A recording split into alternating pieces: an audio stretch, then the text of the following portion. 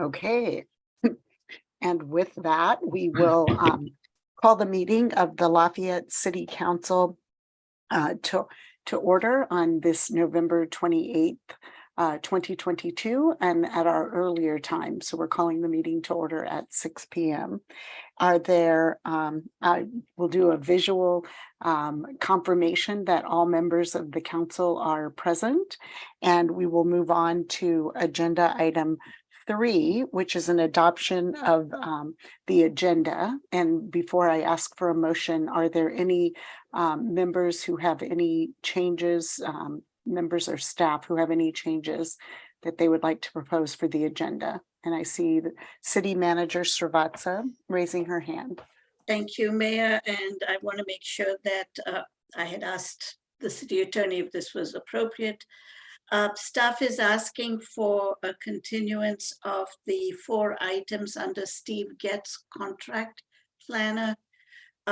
We received some correspondence today that requires us to take a closer look at the ordinance. And so while we will continue, I would ask that you continue to announce this so that people who show up are ready for it. Mm-hmm. We ask that you continue it. Now, given the fact that you have housing element on the agenda for both meetings in January, and given that our consulting planner, Steve Getz, is away in February, we're asking for continuance to March the 27th. That will give the Creeks Committee staff, the City Attorney, enough time to review the matter and bring the changes to you. And if need be, to the Planning Commission as well, if there are changes in that code section. Okay, are there any I don't think questions, but Mala, do we, we approve the agenda, should we approve that continuance now, or will we do that at the end of the meeting when those agenda items come up? I think it would be best to do it at the agenda item time, but I think it was prudent and good for the city manager to mention that that is the plan in case anyone was planning to speak on that. They don't have to wait till the end of the meeting. Great, thank you. And I see that there's a hand up, so do I allow public comment on the adoption of the agenda? Okay. Yes. So Suzanne, will you, thank you. We usually are going right through our agenda items, but we'll follow. I appreciate Mala letting us know what our process is at that point. The person to make a public comment on this item is David Clark. If anyone else would like to comment on this item, please use the raise hand feature in Zoom now.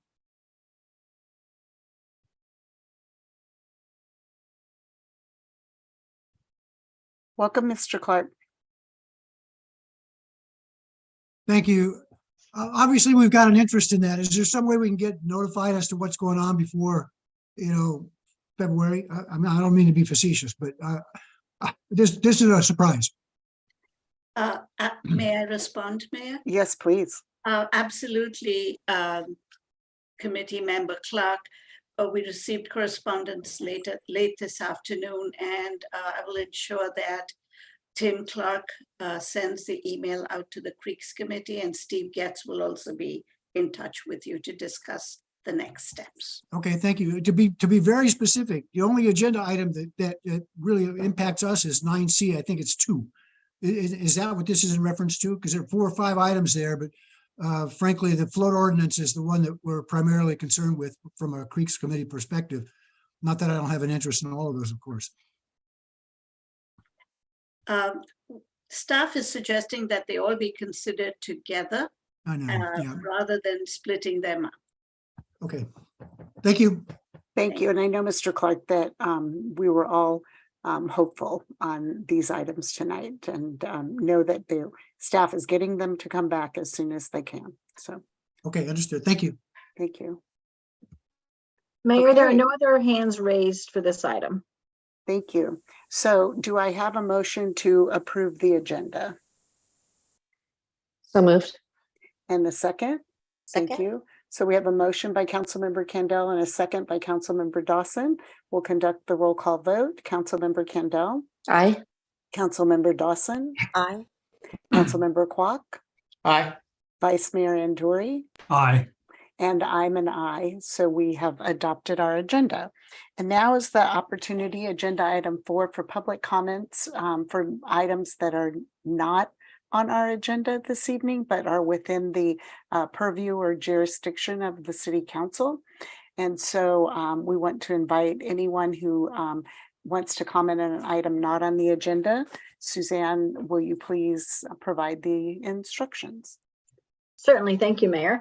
If anyone would like to comment at this time, please use the raise hand feature in Zoom now.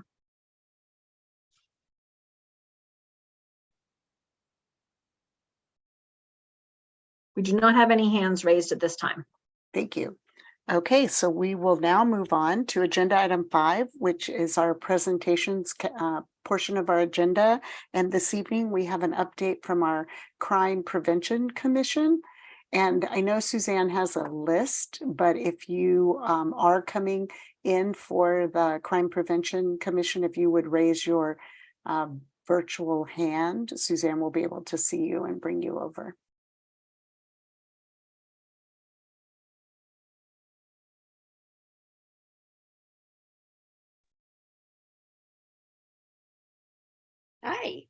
Hi. Hi, Tracy. I mean, Commissioner Riley. Such formalities. No. Nice to see everybody. Hope everyone had a good holiday. Thanks. I hope hopefully you did too. Thank you. Are we ready to go? I think we have a couple, one or at least one more hand raised over here. Okay, why don't you give me the green And the sign? attendees. I will do that. Thanks. And thank you all in advance for your service. And Suzanne, do you have everyone? Almost. Give me just one moment. Okay. And I think I'll just say this in advance, that if some of the people who have their hands raised are waiting to speak to the item later on the agenda, you will have that opportunity. The Crime Prevention Commission does have two, our Chief Aldred has 2 items this evening.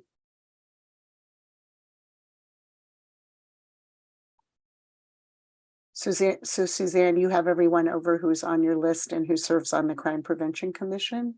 Mr. Horowitz hasn't moved over as a panelist yet. Okay. And then if there's anyone that I've promoted that's not on the commission, if someone can let me know, that's great. Hi. Hi. I don't believe I think I'm due later, so you can remove me. Okay. Sorry. Thank you. No, thank you. We will see you again in just a little bit. Sure. And Mr. Horowitz is here. And so I think, Tracy, you I'll just can go take it ahead. away. Yeah, thank you. Great. Well, thank you everyone for this opportunity. I'm gonna just let you know I'm a little under the weather, so I'll be very brief. But I wanted to just thank you guys for the opportunity with the climate changing and with us able to now get out and engage more people. It's we're starting to have an opportunity to do what we really like to do, and that is, work with the citizens on crime prevention. And so, but first I'd like to take a moment and just name off the commissioners. There's 7 of us. Larry Belusa, Denise Brown, who I see is on, Stephen Gelman, Dan Horowitz, who is also on, Reese Morgan, Judy Peterson, and then myself. So the 7 of us comprise the commission. And I will say that there's a lot of very good, talented people who serve on this commission and bring a lot of different perspectives. So they always have really good meetings. So I appreciate that. Really, I think one of the things that we have been focusing on, besides engaging the community in various activities, the town hall meetings and those type of events really have not come back to the degree that we had them before COVID. We tried doing some things online with the DA's office, doing internet safety. It's been a little bit hit and miss. So, we'll keep kind of feeling it out as far as trying to do more in-person engagements on those topics. But we were able to attend the Art and Wine Festival. We shared a booth with the emergency preparedness. We were there Saturday and Sunday. And it was great. I think that the people, the residents were happy to see us. It was fun, just engaging the community, having good conversation. And of course, our swag is always very popular. So probably the most popular item, of course, still, which is so funny, it's very low tech, is the sticker that has the police badge. It's still by far the most popular item. So go figure. So we ran out actually of most things. Gosh, I want to say by Sunday morning, we were pretty well out. So we'll stock up again for future events.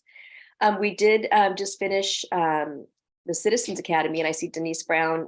She along with Judy Peterson have been running that since the beginning. And Denise, I'm going to call you out real quick. I know there were 7 that were to graduate from this academy. Is that correct? That's correct, Tracy. And good to see everybody, Mayor and council members, Chief Daniel and Tracy. We had a wonderful class. We had a little bit lower number of participants. There were 7 wonderful citizens of Lafayette. We had a little bit of an abbreviated class as far as what, how many weeks we had. We had 4 wonderful weeks of different classes. And due to COVID restrictions, we had to eliminate a few things such as touring the jail and also the coroner's office and 911 dispatch, which are really wonderful field trips. But we were able to host and have a wonderful class out at the firing range, and people love that. It was wonderful. The students were really engaged. They loved to be there. They asked fabulous questions, really appreciated all the officers and the chief who spent their, extra time really helping us out and answering questions and engaging. And it was a really great class. It was really fine to have 7 students. We like to have about a dozen, and hopefully when we hold the class again in the springtime, we'll get back up to that capacity.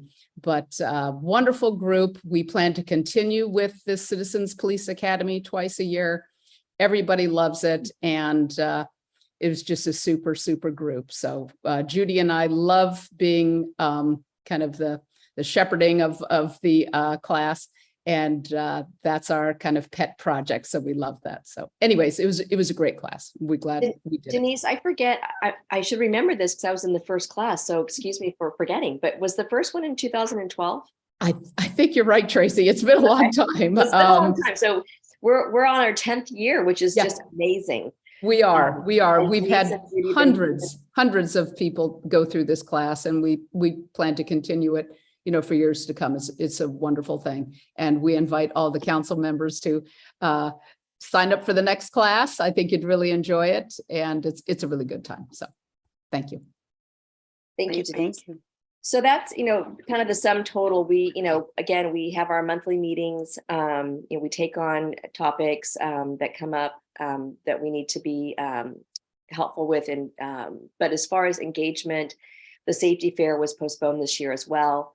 So some of the things that we've done in the past before COVID, some have been a little slow to kind of come back. So once they're back, and we're happy to be, back out there, but it was just really nice to, I think, for the Art and Wine, for everybody actually, to be back out. And then of course the Citizens Academy, as soon as we were able to come back with that, we got that started right away. Cause as Denise said, it's really well done. It's very informative.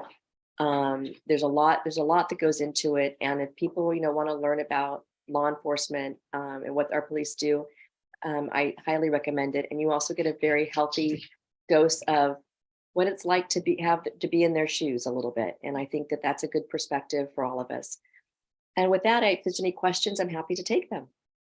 Great, thank you. And before I turn it over to questions, I will say thank you. I know that many of you have been serving on the Crime Prevention Commission for a number of years, and I know that having the Citizens Police Academy back, and I did walk by a couple of times, and your booth with the emergency preparedness was very well attended on a pretty consistent basis. So thank you all for what you do. Chief, did you want to add anything before I go to questions from my colleagues, or? Don't want to put you on the spot. but- I just want to add, I do appreciate our commission. I think every one of them has been on for at least a decade. Because I were with Eric, and I'm coming up on 5 years, so I think easily you could say a decade for every one of the 7 members. Mhm. I do appreciate their honesty and their feedback. They're happy to ask the hard questions of me. They're not shy about that, and I think that goes to having a good discourse and engagement. But definitely looking forward to 2023, bringing back those public events that the Crime Prevention Commission has always been a part of, and of course having a spring and fall Citizens Academy next year. So I just want to tell them thank you for all their efforts and helping me along the way. So Great, thank you. So any questions or comments from council members before we open it to public comment? I see shaking of heads, big smiles, and shaking of heads to the questions. But so Suzanne, if there are any members of the public who would like to comment on this item, please raise your hand now. And Suzanne Erla, our communications guru analyst, will help you do that. Thank you. As the mayor mentioned, if you'd like to comment on this item, please use the raise hand feature in Zoom now. Mayor, I do not see any hands raised at this time. Okay, well, thank you very much. And we look forward to all of the activities that you'll continue and we'll bring back in 2023. And I know that we're going to be thanking you again in just a few minutes for another item that's coming up under public hearings. So thank you. Thank you, everybody. Thank you. And with that, while we're moving people back to the green room, or the attendees side, but it sounds more exciting, the green room. We'll move on to agenda item 6, which is our consent calendar. And are there any council members who would like to pull an item from the consent calendar? Again, I see shaking of heads. Are there any members of the public who would like to have an item pulled to comment on at the appropriate time later in the agenda? Suzanne will help you know how to come over. If any members of the public would like to comment at this time, please use the raise hand feature in Zoom now. Mayor, I do not see any hands raised. Okay, so with that, do I have a motion to approve the consent calendar? So Councilmember moved. Kendall and Councilmember Kwok. So we have a motion by Councilmember Kendall and a second by Councilmember Kwok. I'll conduct a roll call vote. Councilmember Kendall, Aye. Councilmember Dawson, Aye. Councilmember Kwok, Aye. and Vice Mayor Nduri. Aye. And I am an aye, so we have unanimously adopted our consent calendar. We will move through items 7 and 8 to item 9 on our agenda, which is our public hearing section. And we will kick it off with Chief Aldred, Ben Aldred, on ordinance 685, storage of firearms. good evening, council. We'll just start off with back on October 11th of this year, the City Council directed the Crime Prevention Commission to review a proposed safe firearms storage ordinance based on similar ordinances from local cities such as Orinda, Moraga, and Walnut Creek. If in the staff report, I won't obviously go through all 6 pages. We did do a little bit of a background talking about the topic of the ordinance and gun safety, also talking about the California Penal Code and some applicable laws that are there. Also, our city attorney, Mala, had comments that were added to the staff report. I'm sure you've all had a chance to review that. Moving on, in the staff report, there was a discussion. The Crime Prevention Commission met on October 26th. Out of that, it was agreed to have a subcommittee of 3 to be able to review this and get a staff report back to the City Council, working with Kathy Sturgis Moscato, our administrative analyst at the police department, and with myself. We are both liaisons with the Crime Prevention Commission. We had a very healthy discussion. We had some members of the public who probably will be speaking tonight and or have sent comments to this our council already. A lot of engagement on this topic. The Crime Prevention Commission's mission, as directed by the council, was to review a proposed ordinance. And so that is what they did in their discussion and their topic points. They understood the task they were given and strived to look at the facts. The commission appreciated all the public comment and wanted to take a thoughtful approach to what can be a very emotional issue for folks. A balanced approach was important for the commission to provide the council's consideration due to potential legal challenges such an ordinance. Again, I felt, and I want to thank the commission. It was a thoughtful discussion. We did not view our role as picking a side, if you will, but being analytical and looking at it on behalf of the council to provide feedback for your consideration as we move forward on this topic. There's a healthy discussion listed in there. I know commission members Dan Horowitz and Tracy Riley are in the audience if you do have questions during this discussion item. Larry Belusa made up the third member of our subcommittee, but is on vacation at this time, so we didn't want to bug him overseas. I'll jump to the conclusion here from the discussion item. In light of the recent United States Supreme Court decision, the commission believes there are legal challenges to passing the ordinance. Understanding the ever-changing landscape of public policy, it is suggested considering alternative approaches to ensure gun safety in Lafayette. The commission acknowledges that future court rulings and state laws may support some type of overall gun storage in private residences. The commission supports developing public education focused on safe gun storage and overall gun safety. Education and proclamation and other options may be available to support our community in this effort. The proposed ordinance was put together for your consideration by city attorney. I won't go through all the details on that unless you guys would like me to.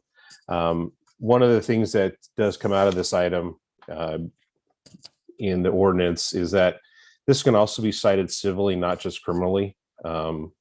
So for your consideration on that, that can be a criminal matter, but can also be considered a civil matter. So just as you consider that ordinance, I want to put that out there. I know that was quick, but I didn't want to read all 6 pages of the staff report.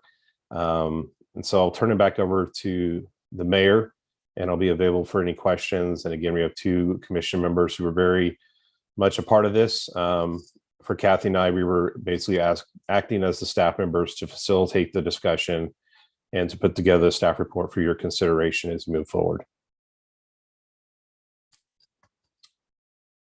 I am unmuted. Great. Thank you very much, Chief Aldred and Mala and the commissioners from the Crime Prevention Commission who were involved in this very thorough report.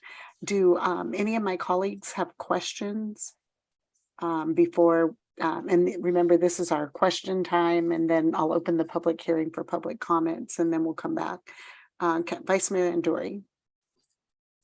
Yeah, Chief, thank you for that report, and thanks to the Crime Prevention Commission for the effort considering it in the meeting, and then for the subcommittee that considered it and provided us our comments. Their comments. I have a question about the posture that this is in, since it didn't come to us with a recommendation. My understanding is that the council can follow one of 3 courses. The first is discuss this and decide not to move forward. The second is to discuss it and decide to introduce this ordinance for the first reading next meeting, or we can discuss it and decide to introduce it at an ordinance for first reading at this meeting. And then the second reading would be the December 12th meeting. I just want to confirm with the city attorney that those are our 3 options. That's correct, Vice Mayor Andori. Thank you very much. Thank you. Councilmember Candell. So I'm a little puzzled because it seems like the city attorney's opinion is different than the crime prevention's, like their recommendation. And I just could you help tease out, because it seems like our city attorney is saying we can enact this, but crime prevention is kind of saying, well, we probably shouldn't. And is there anything that the city attorney, can you offer us to help us make that decision? Sure, Councilmember Kendall. I didn't give any legal advice to the Crime Commission, so I think that there may be, that's part of where there's probably a little distinct differences. But also, as you can imagine, the Second Amendment has been, as you can see, has been litigated recently at the Supreme Court. And so I can understand the Crime Commission's concerns. But as you noted correctly, I do think we can get to a point where you can adopt the ordinance. We did our best to comply with the Supreme Court decisions, including adding certain background information to the staff report to talk about historical context, because that's what that latest Bruin case had requested. So we did our best to include that in the staff report. And as you're aware, many cities have adopted this ordinance. So I do think we feel comfortable, especially given the fact that both the two pertinent cases, the Heller Court and the Bruin Court, have not prohibited this type of regulation. It's just obviously become harder and harder to regulate under the Second Amendment, which I don't want to put words in the commission's mouth, but I think that's the concern that they were pointing out, which is an appropriate concern. But we did our best, I think, to get you to a point where you could adopt the ordinance or introduce it tonight, should you want to, or at a future meeting. Thank you. That was helpful. Thank you. Thank you. Any other, Councilmember Kwok and then Vice Mayor Andori? Thanks for the report, and it was very thoughtful of the discussion and where you've left it. I guess, Chief, I wanted to ask, when you said there are legal challenges, but I think somewhere in there it says, so what if the ordinance fails? Are we just looking at monetary, in the event there's a legal case against us and we lost, that there would be costs involved? Is there anything beyond costs that the commission was concerned about? One of two things, we could have Molly provide feedback, but also have Dan Horowitz in the audience if you'd like to bring him in. I think it'd be more appropriate for one of the two attorneys to just comment on that as far as potential outcomes if we were to be challenged legally. So would you like to bring Dan in? Yeah, let's go ahead and bring Okay. Dan and Tracy, since they sat on the Okay. subcommittee.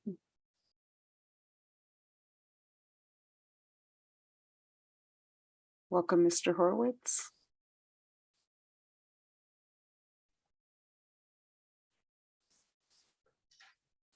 And welcome back, Thank you. Ms. Riley. Welcome back. So Do you Would you want- like me to restate the question? I was just going to No, ask, do we want to I restate can it? respond to it. Okay, Thank you. I have no doubt that the purpose of this ordinance is wonderful. And my only concern is where we want to stand legally. And we can adopt this ordinance with the understanding that it almost absolutely will fall under Bruin. I don't think it's even a close call if you read the case. Because Bruin said, we are going to stop the state of New York from regulating the carrying of firearms outside the house, in essence, expanding the greater protections of in-home possession to the possession outside the home. And if you then try to justify this regulation under some historical precedent, you'll find nothing. The case, for example, the city attorney cited, the main ordinance was a gunpowder ordinance where you can't store gunpowder at home because in those days it would blow up. If you want to look at historical precedent, right after the Second Amendment was adopted, Congress passed a law requiring all young men to join the militia. That's an historical, and own their own guns. That's an historical precedent, but we really don't have any precedent whatsoever where any pre-Constitution time or post-Constitution in the early years prohibited or controlled how you use guns in the house. So it's going to be overturned. Now, there are many cities that have this ordinance. And if it's challenged in your city, besides paying the city attorney, you may have to pay the prevailing party their attorney's fees. On the other hand, if we do pass this ordinance, we're with a group of many, many cities with lots of budget. And there are lots of groups, the American Pediatric Association, tons of groups that will support us, provide attorneys, probably provide funding. So I think if we do take a moral stand and pass this law, because it's the right thing to do, it won't hold up. And we may have to litigate, but I think in the end, it probably won't cost us too much money, but we shouldn't deceive ourselves. Bruin destroys almost every gun regulation out there, and it's just, it's like Sherman going through the South in the Civil War in terms of gun regulations. Thank you. Okay, thank you. Any other questions from council members? Councilmember Dawson? I just wanted to ask, should we pursue this? What was the discussion around enforcement and, what would happen if it needed to be enforced in terms of consequences, so to speak?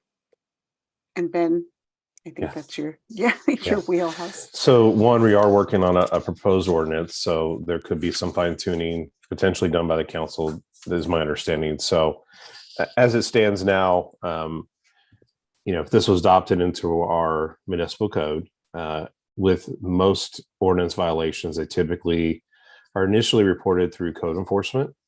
And then the appropriate action is taken. We have a set process for code enforcement that involves notices and warnings to get to compliance. I think, to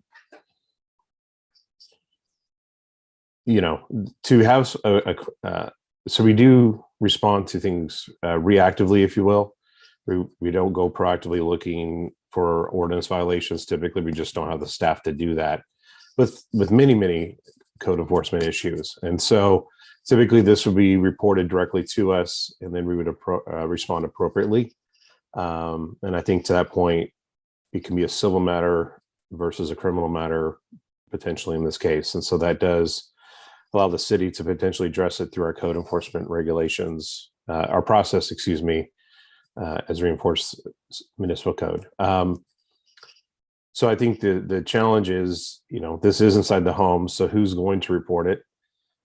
It's probably some friend of yours or someone who was in your home. So I don't know if we'll see many reportings of this. In watching the other cities locally, I have not been aware of any cases that they've had at this point. One of the things from the law enforcement side, we have said when it comes to law enforcement being in the home and potentially having violations of municipal code, the penal code, health and safety code, all the other codes that we're on the lookout for violations thereof. When it involves firearms and we're called to home, there's typically other crimes that are felony crimes when it involves guns and kids and things of that nature. And so if we're legally in the home for another call from the police department side, there's typically other things that are applicable within our penal code that we would use to address the situation at hand. So I'm not sure if that answers your question. I apologize. It does. It basically is would be a secondhand thing, is what you're saying. If you have to, either it's reported or an officer needs to be out at a site. Thank you. And thank you also for noting the, at least to currently your knowledge in terms of the activity related to complaints in other cities. I didn't find anything specific to that, but it sounds like you haven't heard of those cases, Ben. Chief Aldred. Councilmember Candell. Yeah, so following up on Gina's, is that the time, and this is, I guess, for Dan and for Mala, that if we did a code enforcement of this, is that the time where we might get a lawsuit? Councilmember Kendall, you can get a lawsuit either as applied, which is if we tried to cite someone for it, or there's what's called a facial challenge, which is someone just saying the ordinance on its face is unconstitutional. Okay, thank you. Thank you. And any other questions? If not, I will open the public hearing, and I'll ask that we have the Chief and Crime Prevention Commissioners stay until after we have our when we have our deliberation and discussion after public comment. So Suzanne, you want to let people know? Thank you, Mayor. The first person to speak is Carol. If anyone else would like to speak at this time, please use the raise hand feature in Zoom now. After Carol will be Liz, followed by Libby and Anna. Thank you. Welcome.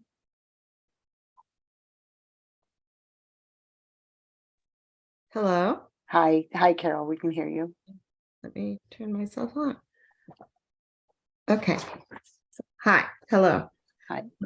I'm Carol Reef, a 33-year resident of Lafayette, residing at 753 Old Jonas Hill Road, and a longtime member of Mom's Demand Gun Sense.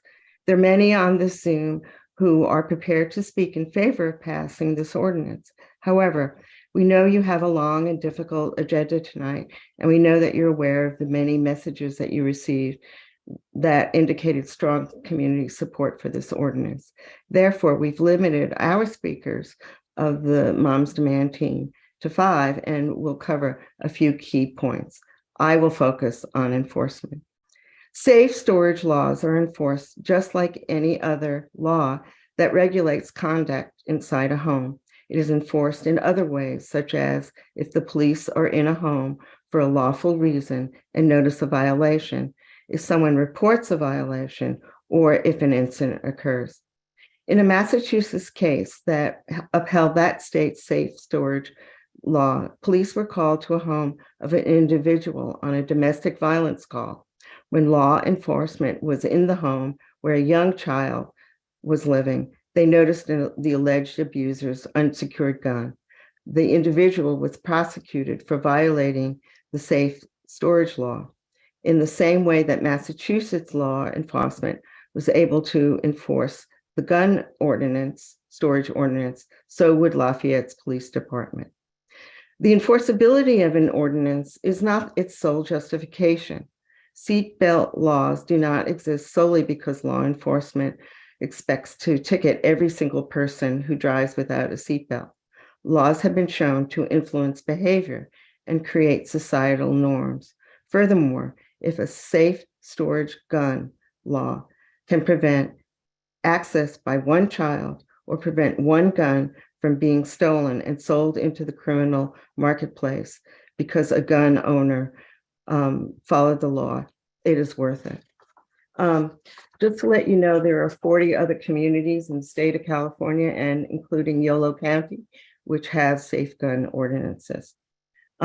This afternoon, I spoke with Kevin Welk, mayor, when Walnut Creek passed its lock gun storage ordinance. He encourages his neighboring community to pass the ordinance. In closing, gun violence is a public health crisis. Solutions exist. Lock gun storage is one of these. I hope that our city council will have the courage to act. Thank you.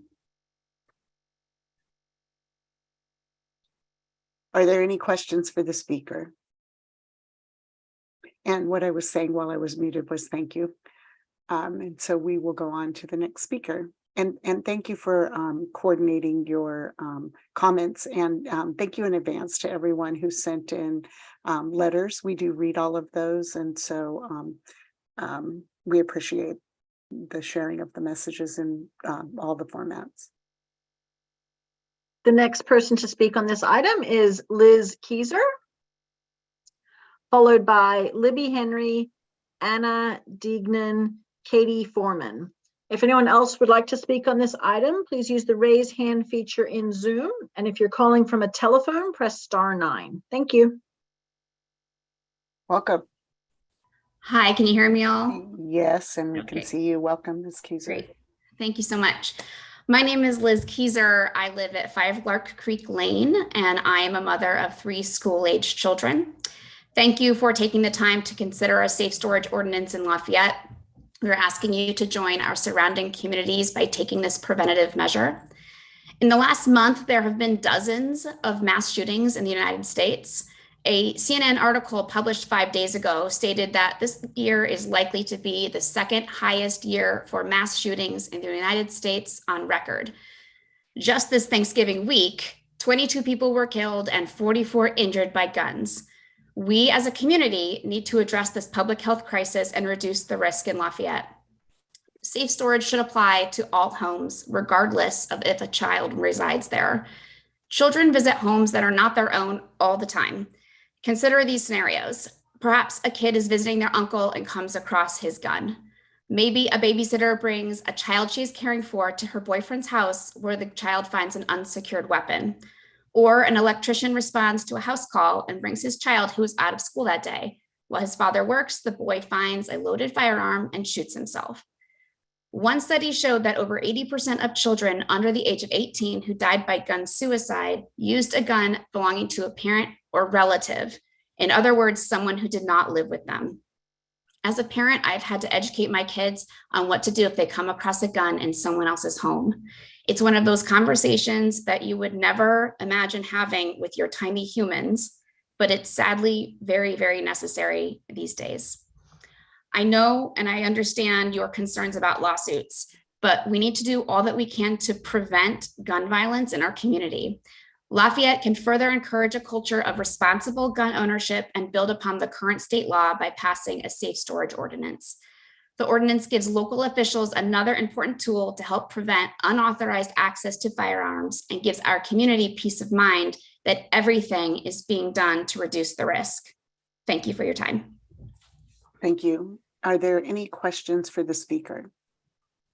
I see shaking of heads, so I will thank you again, and we will move on to the next speaker.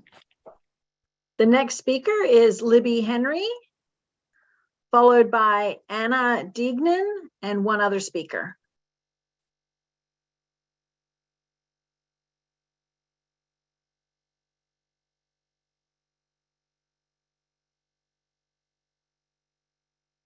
Welcome, Ms. Henry. Hi, everybody. I was asked to, I wrote a letter that I hope you all, but I was asked to present my perspective and support of passing this ordinance from the perspective of a teacher. Now, I grew up in Lafayette, so I know about, the schools in Lafayette, but where I taught in West Contra Costa, I started in the mid-90s, and even then, back then, I dealt with situations where, first of all, the police came to our schools to give us training on how to deal with gang violence. Gangs were actually on our campus. They're, older teenagers trying to recruit fifth graders. And one of the sad things that I will never forget is the fact that my kids, and this is reflective of what Liz just mentioned, my kids knew what to do if they heard a gunshot, which in one way is, a very good thing for their own survival, but a very, very sad thing to think that they live in an environment where that's something that they should know as a life skill. Other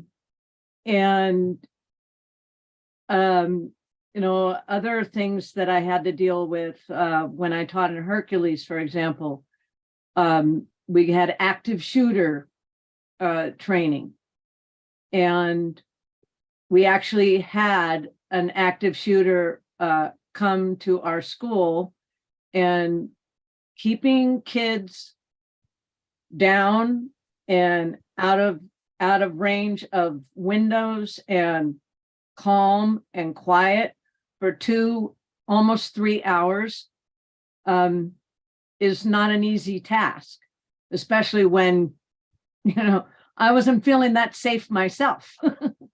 And, the idea that anybody would want to oppose anything for public safety, for child safety, just is, when I'm listening to Daniel and Mala talk about this in terms of legalities, it just blows my mind. And the last thing I just want to mention was, I was teaching in Kensington, and on the morning of December 14th, 2012, and I was crying on my way to school because I was just so overwhelmed by what had happened at Sandy Hook. And I had to make the decision. I said, if my kids bring it up, we'll talk about it. But none of them brought it up. So it was the last day of school, so I let their parents deal with that. But, you know, I mean, how many times does this have to happen? I mean, gun safety is not opposing the Second Amendment. So I don't even know how that even applies here. But Okay. thank you. Thank you. And thank you for your written and for your public comment this evening, Ms. Henry. And we will, Thank you. oh, are there any, I'm sorry, are there any questions for the speaker from my colleagues? Okay, I don't see any. Thank you again. The next speaker is Anna, followed by Katie Foreman and Robert Lavoie. If anyone else would like to speak on this item, please use the raise hand feature, or if you're calling from a telephone, press *9. Thank you. And welcome, and thank you for your patience in figuring out our public comment. Welcome. Sure. Can you hear me? Yes, we can, and we can see you. Thank you. My name is Sandra Jenkins. I was a resident of Lafayette, where I have lived for the past 10 years with my husband and 2 school-aged children who attend Lafayette Public Schools. I'm also a teacher at Akalani's, where I've worked for the past 10 years. Like Ms. Henry, I want to focus on how safe storage correlates to school shootings. School shootings account for a growing share of more than 600 mass shootings that have occurred in 2022 to date. This year, there were at least 152 incidents of gunfire on school grounds, resulting in 50 deaths and 122 injuries nationally. In 80% of these shootings, the guns were used by students that came from their own home or the house of a relative or friend. In addition, every year, 350 children in America under the age of 18 gain access to a firearm and unintentionally shoot themselves. We've all read heroic stories of kindergartner teachers using their bodies to shield their students from bullets, only to die in the process. While brave and honorable, this is not something we can expect of our teachers. The demands on our teachers in my last 10 years here have grown exponentially. Teachers are asked to serve on the front lines of a pandemic, the front lines in the struggle against inequality, and now more than ever, the front line of mass shootings. Teachers are leaving the profession in droves, and it has become harder and harder to recruit new teachers to the field, with teacher shortages reaching record levels across the country. This is simply not sustainable, and I have grave concern that we will be able to recruit new teachers, and I think we're on the verge of a major national crisis. So as a community, I really believe that we must do what we can to help. By passing safe storage ordinance laws, we are telling our community and our teachers that we can look at the problem from different angles. Maybe it's not a perfect solution, but we will try new approaches to do everything we can to reduce the risk of school shootings and keep students safe. Please vote to adopt such an ordinance. Thank you.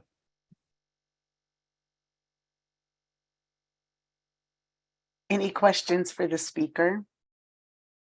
Thank you, and thank you for your comments. And I did want to say to you, and I meant to say to Ms. Henry as well, thank you for teaching. Thank you for what you do. Thank you. The next speaker is Katie Foreman, followed by one other speaker.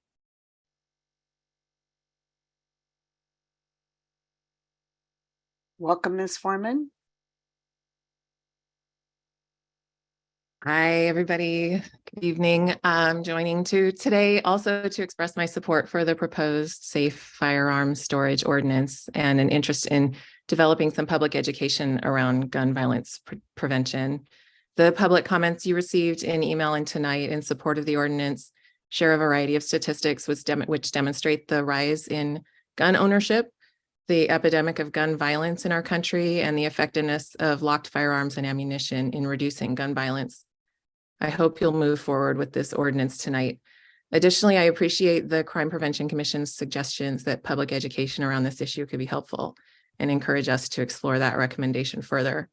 So thanks for considering this and other data-driven, research-based approaches to our community safety. Good night. Great. Thank you. Are there any questions for the speaker? Okay, thank you.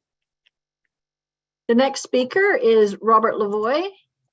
And if anyone else would like to speak on this item, please use the raise hand feature in Zoom or press *9 from your telephone.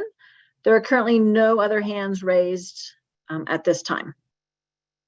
Thank you. Thank you, Suzanne. Welcome, Mr. Lavoy. Hello, everybody.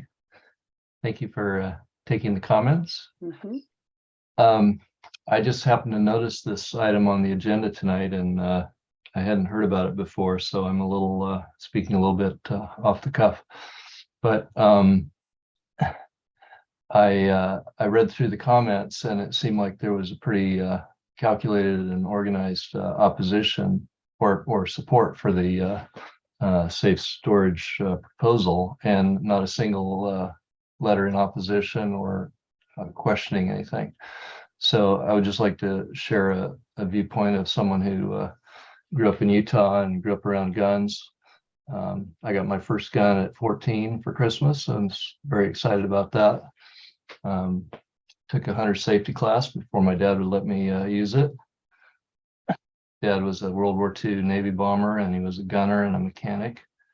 He had his M1 carbine, which is a military weapon, a semi-automatic rifle, under the bed. There was a clip nearby on his dresser, and I knew how to use it, and so did my mom. And if anybody came in our house, if they made it past the Great Dane, they were going to be in big trouble. I'm all for training. I think everyone should know how to handle a gun, even people that don't have guns.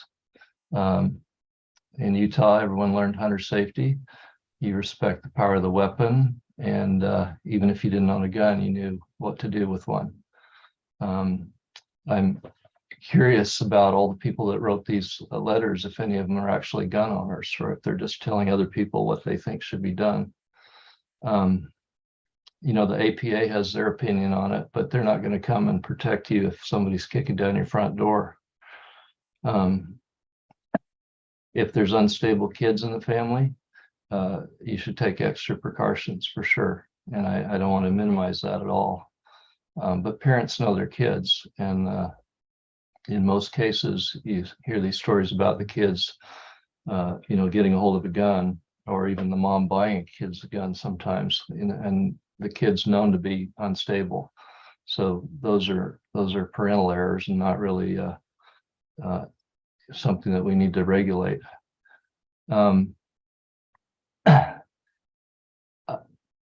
I think the city is sticking its nose in the privacy of our homes, and I just think that this is probably not something that needs to be done. I don't think it's as big a crisis as everyone's making it out to be.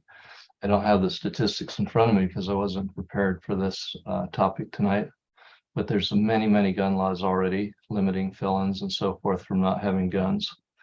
We don't have a Second or 14th Amendment for driving cars. So, you know, the seatbelt ordinance is not really the same thing. You know, the main thing is safety. If someone breaks into your house and you can't get your gun, it's not really any more helpful than a baseball bat. So anyway, I'd just like to see another opinion on this, maybe some information from the NRA or some group that's opposed to regulating rather than just one-sided opinion. Thank you so much. Thank you. Thank you for coming and sharing your opinion. Are there any questions for the speaker? Okay, I don't see any. Thank you, Mr. Lavoy. Mayor, there are no other hands raised at this time. Okay, I was noticing that. So I will close the public hearing and we'll bring it back to the council for additional questions and deliberation. And Vice Mayor Endori. Well, again, I want to thank the Crime Prevention Commission for their consideration and providing their comments. I want to thank everyone who wrote to us, and there was a considerable number of people who wrote to us both in September and this month. I'd like to ask the city attorney, my preference would be to proceed on the third of the options that I mentioned, and that is to introduce the ordinance tonight so that the second reading can be at our next meeting. How can we do that? You would just make a motion, Councilmember Endori, to introduce the ordinance and bring that matter back at I guess it's the first meeting in December. December 12th.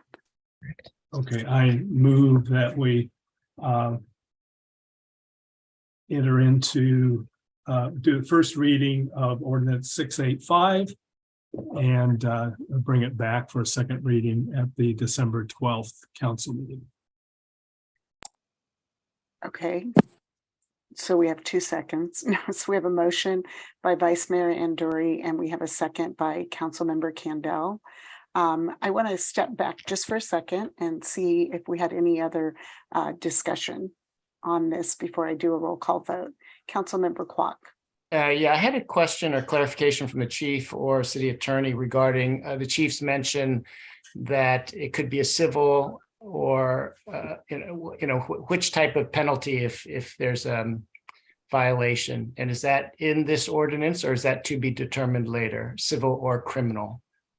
Councilmember Kwok, our municipal code has a provision in the ordinance that any violations of the municipal code can be either an infraction, a misdemeanor, or a civil citation. So it would be determined at the point of issuing whether it be the infraction, misdemeanor, or civil citation. So that's similar to any violation of our municipal code. Okay. Just to add on that, the police department will be referring these kind of violations to code enforcement.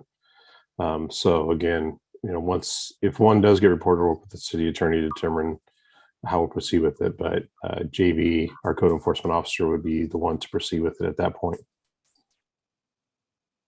Thank you. Okay, any other questions or comments from council members before we do the roll call vote on the motion on the floor? Okay, so we will do the roll call vote. Councilmember Candell. Aye. Councilmember Dawson.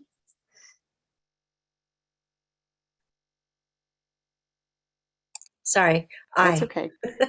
Councilmember Kwok. Aye. Vice Mayor Anduri.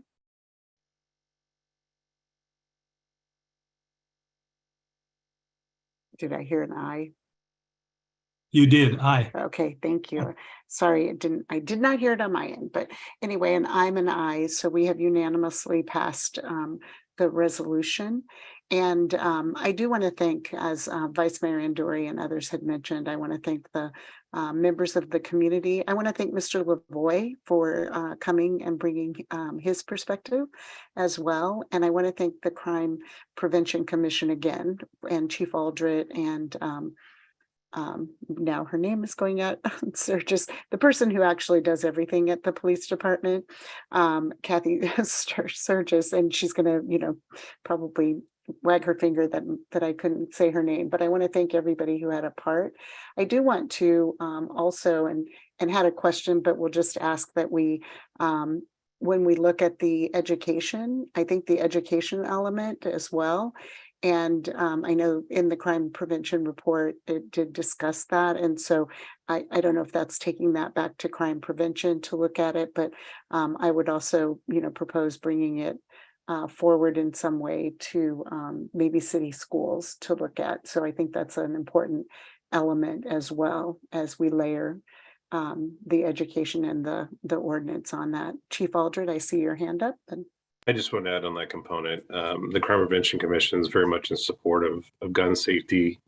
And so one of the things out of this was whether you move forward or not, having the Crime Prevention continue to look at maybe some local, we've had lock your doors, lock your windows type things. So I know Tracy and some other members of the council or commission have talked about other things that the commission can take on the next year to encourage, because that can be sometimes the most valuable thing is that public education component. So I don't think we have to have the council, you can simply direct us to continue to talk about it, and we can do that on our agendas in the coming months. Great. Thank you for confirming that that it had a life in the crime prevention. I'm not surprised at all. So thank you for making sure that we continue that as well. So with all those thank yous, we will move on to our next agenda item. And I am watching, and we're still an hour before we have our first sort of break in our meeting. So we will move to agenda item 9B, which is another public hearing, and we'll invite Greg and Renata and Diana to come forward to continue our discussions around the housing element. and Greg Wolf, Renata Robles, Diana Elrod, our planning staff and consultant. Thank you, Mayor Geringer. Good evening, members of the council, members of the public. We are back before you again to further discuss the housing element. You'll recall at your last meeting 2 weeks ago, this topic was discussed and the council gave direction primarily related to the EIR and the opportunity sites. The General Plan Advisory Committee, the Planning Commission, and City Council have all discussed the opportunity sites along with extensive public outreach, members of the public engaging throughout that process, identifying opportunity sites, and as you'll recall, the first submission to HCD, the state, in end of June, had BART included as an opportunity site. 2 weeks ago, we discussed and got direction based on the hurdles for including that. Currently, the direction from the council was to focus on a downtown only option, which was studied in the environmental impact analysis report. So we're bringing back to you this evening 2 options which lay out some potential tiering, which was direction from the council to explore. And so this evening we'll talk to you. Our focus was intending to be the programs, the housing element implementation programs, the tiering of the downtown only option, and then at the end we can touch base on schedule, which is outlined in your staff report. But with that, I'll turn it over to Diana Elrod and then Renata Robles, and we're happy to entertain any questions you have. Renata is going to bring up our fairly brief presentation. Do you want to kick it off or do you want me to? Happy to. Sorry, I'm negotiating monitors. I know the feeling. Good evening, council members and members of the public. So as Planning Director Greg Wolf provided as an overview, we'll be discussing in particular, the programs involved for the housing element, which is the implementation plan for the document. We'll also discuss 2 new opportunity site options, which were presented in the staff report, as well as the projected timeline and next steps to get to housing element adoption prior to January 31st, 2023. So tonight we are looking to provide the council with information, conduct a public hearing, have some discussion on the programs and site inventory options, and receive direction from the council. And I will give it over to Diana. Thank you. Just as a reminder, when we're talking about programs, how do they fit into the housing element? That we basically start with the goals, which were general direction setters in various areas. For example, producing housing or preserving housing. Policies are general statements of how that decision making would be guided, and the programs are the implementation measures. Next slide. And HCD provided a lot of detailed comments about the programs. We made revisions to the programs based on the comments received in the comment letter. Every program received more definitive timelines for completion per HCD's letter. Gone are the days when we can say, we'll look at this, we'll consider this. It's like we need to make a commitment at least to say, we're going to look at this, we're going to bring recommendations to the Planning Commission and our council, and it will be implemented. Those recommendations will be implemented at another date. So we are committing to doing something. Secondly, some of the programs were revised to include additional required information or actions. These were things that the state has required us to, for example, move up in the inventory. I mean, in the programs implementation plan, because they were concerned that they needed to be implemented earlier than we had projected in order to receive maximum benefit. Thirdly, there were new programs added that were required by law. You'll see all those on the implementation plan. Those are the ones that are in red. The entire item is all in red. If part of an item is in red, that's the language we had to add.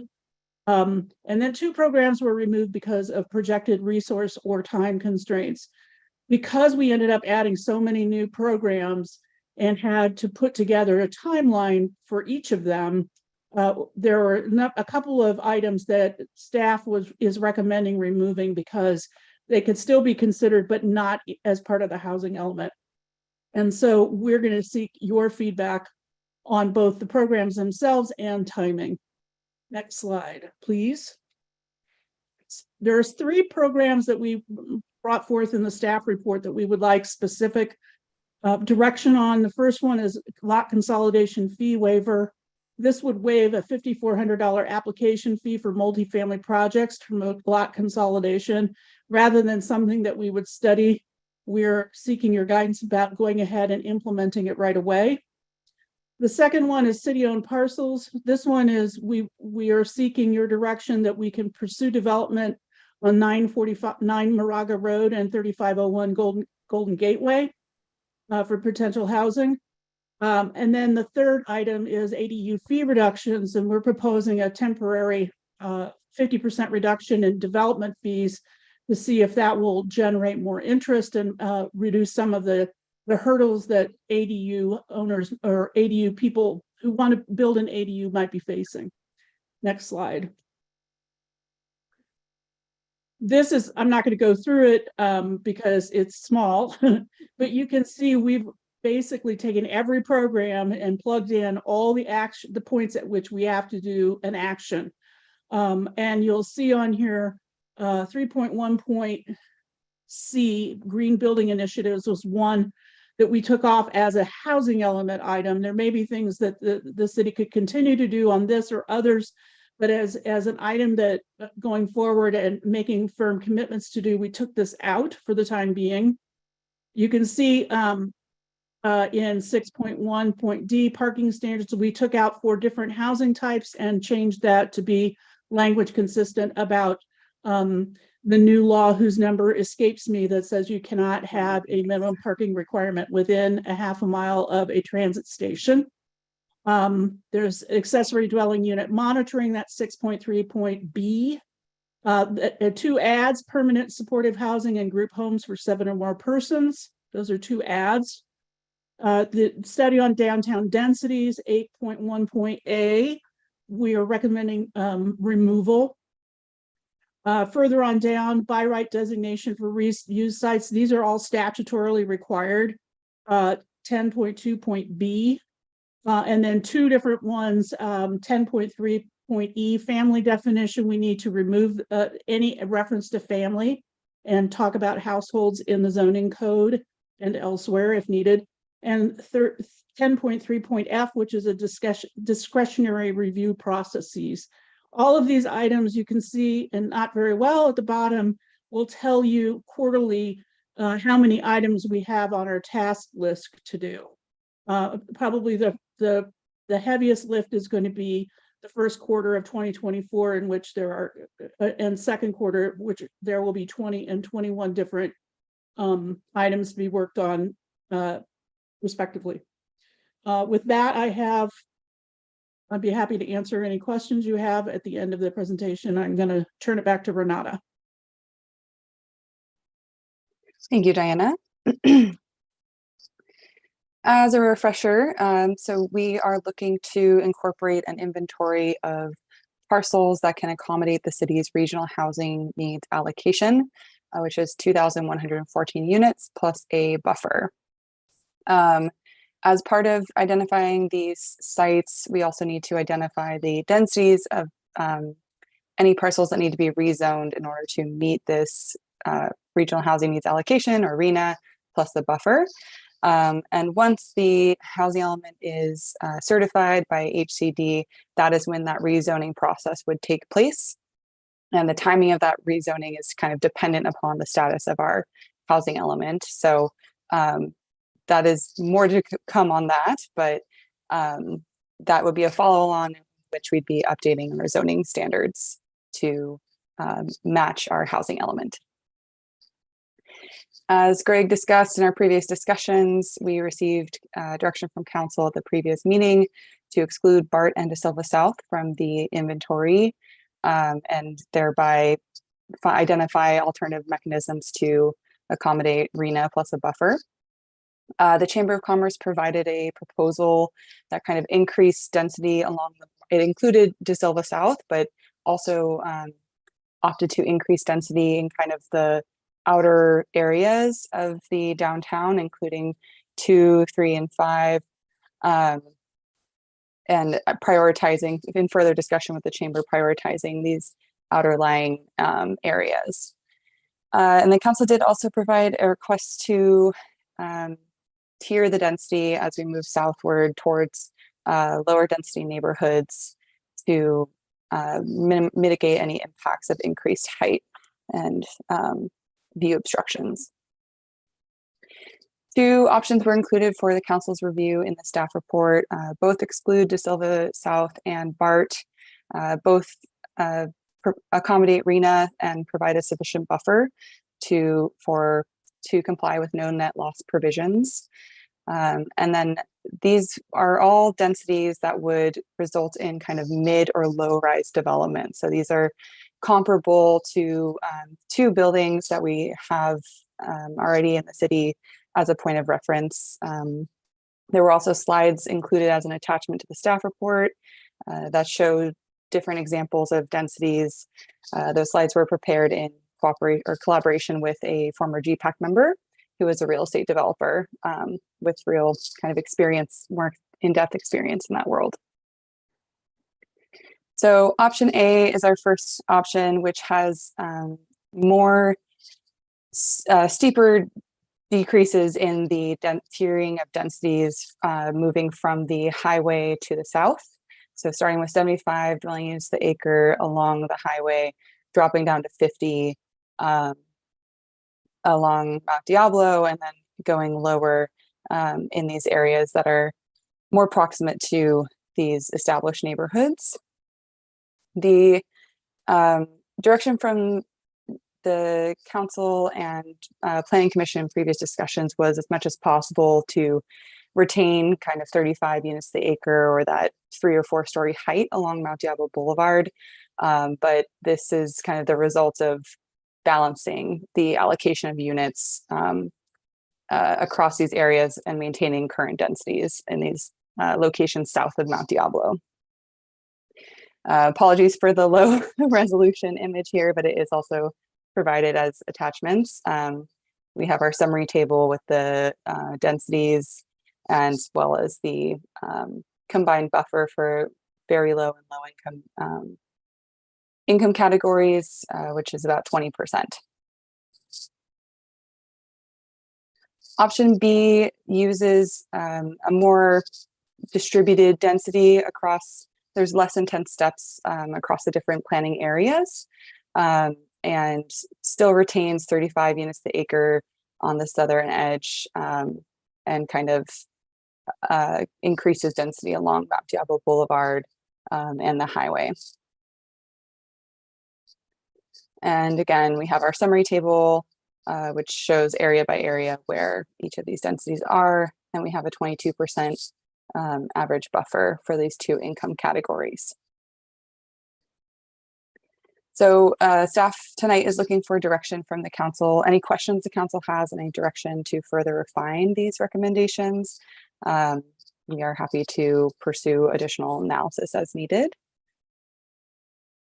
And this is an important, this is an important step in the development of the revised housing element as we've discussed previously, the opportunity sites inform many other parts of the housing element. And so we're looking for direction kind of early in our revision process to then incorporate throughout the document to have the whole housing element align with the opportunity sites inventory. And this timeline was also provided in the staff report, kind of a brief look back and a look forward on the next steps for the housing element. So we discussed opportunity sites previously, received in direction from council. Tonight we are discussing programs and these new options for the opportunity sites. Staff anticipates using the December 12th council meeting. What exactly will be discussed will be provided to the council at a later date. And then in the new year, we'd be starting to return to Planning Commission and revisiting City Council over the course of 2 meetings, one of which would be a special meeting prior to submitting for the January 31st state deadline. One point of clarification is that we would need to certify that housing element, or the housing element environmental impact report, then adopt the housing element and these kind of project specific items. And we can do our best to provide more background on that for any questions the council may or public may have. As a reminder, we are looking for to conduct a public hearing and have the council discuss the options presented, including those 3 programs that require some council input, as well as the 2 options included in the staff report for the opportunity sites inventory. And that will conclude our report. Thank you. Thank you. Excuse me. Thank you. And again, thank you for the very thorough report. Are there any questions from council before we open the public hearing? Vice Mayor Andori. We've received quite a bit of public comment, so I would like to ask questions of the city attorney and colleagues at BBK and city staff that'll help clarify my understanding of some of the basic issues. And I'd like to do that now. And then I'll come back after other council members have asked questions, ask specific questions about the programs. But I've got just a few questions here. First, just want to confirm, is it correct that we cannot approve the housing element until we certify our EIR? That is correct, Vice Mayor Andori. Okay, and if we don't certify our EIR and approve our housing element before January 31st, what are the consequences? What risks do we incur? The one that you may have heard of quite a bit during at the press level is builder's remedy. Builder's remedy is a provision in state law under the Housing Accountability Act that provides for a developer to submit an application for a project that is somewhat affordable. It needs to be either 20% low income units or 100% moderate income units. And that project does not need to comply with our zoning or our general plan if we do not have a housing element that is adopted by the council by January 31. So that is, I think, one of the biggest implications of not complying with the January 31 deadline. In addition, there's other potential risks, such as there are numerous grants that require that we have a compliant housing element. I think many of them are typically tied to approval from HCD. So those may not be as impacted by the Jan 31 deadline, but they'll start to be impacted the farther delayed we are in potentially submitting to HCD and getting HCD's approval as that moves on. And then as well, if we don't comply with the deadlines, it can affect the timing for rezoning. If we don't adopt our housing element and have HCD certify it by May 31st of 2023, then we would, if we did it by that time, we have 3 years to rezone our parcels. If we don't do it by that time, it gets dropped to 1 year. And then eventually we have to rezone. If we don't do it within 1 year, we have to rezone all of our parcels before we can have a compliant housing element. And then last but not least, we could be subject to lawsuits by either private parties. Many cities in Southern California have received lawsuits from private parties. And then the Attorney General could also sue if we don't have a compliant housing element. Okay, and then third, to address an issue that's been in several of the letters that we've received. If at this point we decide that an impact is now significant, would we need to recirculate the EIR? And if so, would we be able to certify the EIR by January 31st? I'm going to also ask my colleague Charity Schiller. Sarah, who you are very familiar with, happens to be on vacation, but Charity is another expert in CEQA from our firm who has gotten up to speed on the issues in Lafayette. And I would ask Charity if she could help answer that question regarding timing and recirculation. Happy to. Good evening, Mayor. Good evening, honorable members of the City Council. I'm Charity Schiller from your legal counsel's office. And yes, if the city were to identify a new significant impact at this point, that would be one of the triggers for recirculating the environmental impact report. That is because CEQA does require recirculation of an EIR when significant new information is added. And one of those circumstances is where a draft EIR identifies a less than significant impact and a city wants to modify that conclusion to identify a significant impact. With regard to the timing, just procedurally, if the city were to change its conclusion, that would require your CEQA experts or consultants to do additional environmental analysis to update the EIR throughout. The city would then be required to circulate the revised portions of the EIR for a 45-day public comment period. Written responses to the comments that are received on that revised document would need to be prepared. And at that point, the city's CEQA findings, statement of overriding considerations, and other items would need to be updated, and the matter could be re-agendized for processing before the city. So I think in our estimation, that is a process that would take at a minimum several months. Okay, fourth question. If we were to include opportunity sites in the very high fire hazard severity zone, such as the BART lots and the De Silva site, would we need to revise the EIR? And if so, would we be able to certify the EIR by January 31st? So if the city were to include those sites for housing, the analysis, in order to be consistent with the new Attorney General guidance, would need to be revised. And so that revision process would be in parallel and exactly the same as the one that I just described to the council. So in order to bring the EIR into compliance with the Attorney General's recommended guidance, those revisions would need to take place. Okay, fifth question. If we remove the BART sites from the opportunity sites, and this is important, from the EIR project description, which we asked to be done at our last council meeting, and we go on to approve the housing element and certify the EIR without them, and if we then next year want to adopt a transit overlay district for the BART lots, would we need a new EIR or a supplemental EIR before we could adopt the overlay district for the BART lots? Gotcha. So two-part answer.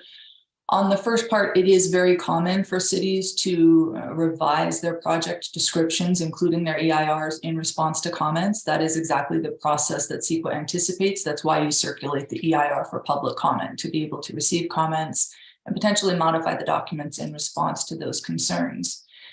Here, if the city excluded the BART site from the EIR and from the housing element, and you're quite right, the city would want to make sure that its documents were clear and exclude those items from both the housing element and the EIR. You could later come forward with a proposal to do an overlay zone or some other separate and independent action.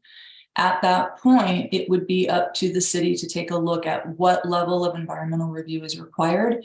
And I think you are quite right, council member, that it would likely be some form of supplemental EIR or other environmental review that tiers from or relies at least in part on the good work that has already been done in the city's EIR. So you would be looking at site-specific analysis, potential impacts, mitigation. So there is some work to be done, but it likely would be narrow and focused in scope. Okay, and final question. We received a number of comments about what our neighboring city of Orinda has done.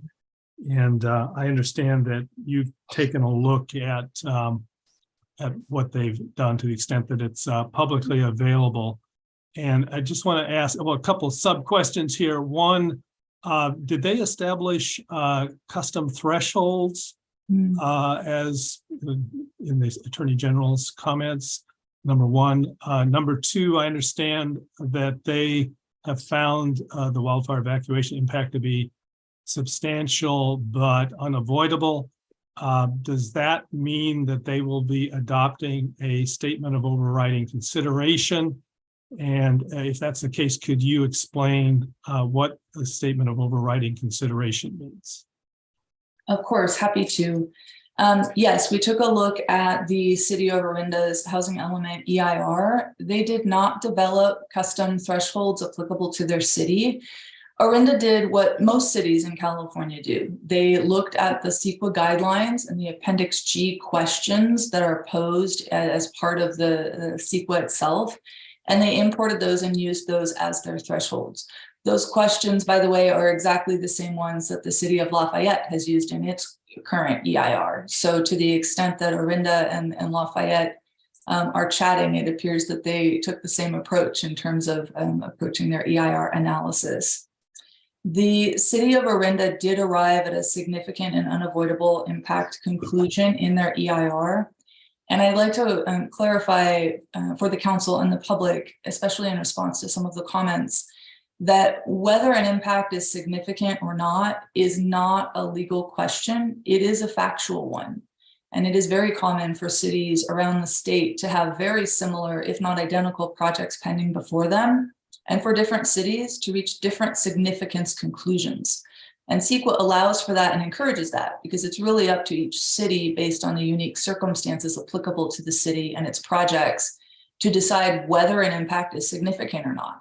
There just is no ironclad definition for what that means. So it is a factual call, and the City of Orinda, in an abundance of caution, made its factual call and said that it's significant and unavoidable.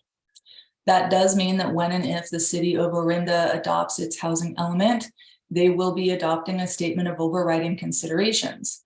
And what that means is that the city will need to set forth all of the potentially significant and unavoidable impacts that they have. And then they will need to identify the overriding considerations or the benefits of the housing element that they think are important and outweigh those impacts. So a statement of overriding considerations is just the process used by a city or any other public agency to say, we realize there are impacts here, we are nonetheless approving this project. The other thing I should mention for the council, just based on the City of Orinda's EIR, is that they did, because they have a significant impact, they identified some mitigation measures in their EIR. And those mitigation measures are, as you might anticipate, things that most cities around the state would impose as standard conditions of approval or may already be required by law. So there are things such as having fire extinguishers on site during project construction, ensuring that adequate fire flow is available in the event of wildfire, things like that. They're not site specific. So I think that the City of Orinda would anticipate that if and when it adopts its housing element, it will continue to look at mitigation options as part of any specific site-specific proposal. Okay, thank you very much. So before I go to other council members, I do have one question that was also in at least one of the letters and relates to sort of these timing and clarification questions that Vice Mayor Anduri has been asking. And I'll leave it to the two of you to decide who answers it. But it was noted that the housing element, that there's a grace period. And I want to understand if there is a grace period and what that actually does to things like the builder's remedy. Does it, if you get a grace period of X amount of time, does that apply to when other impacts start? So the builder's remedy. Thank you, Mayor Geringer. There is no grace period. The deadline for the council to adopt the housing element is January 31, and the Government Code 65587 provides for no extensions of time by the Director of Planning and Research. So there is no grace period.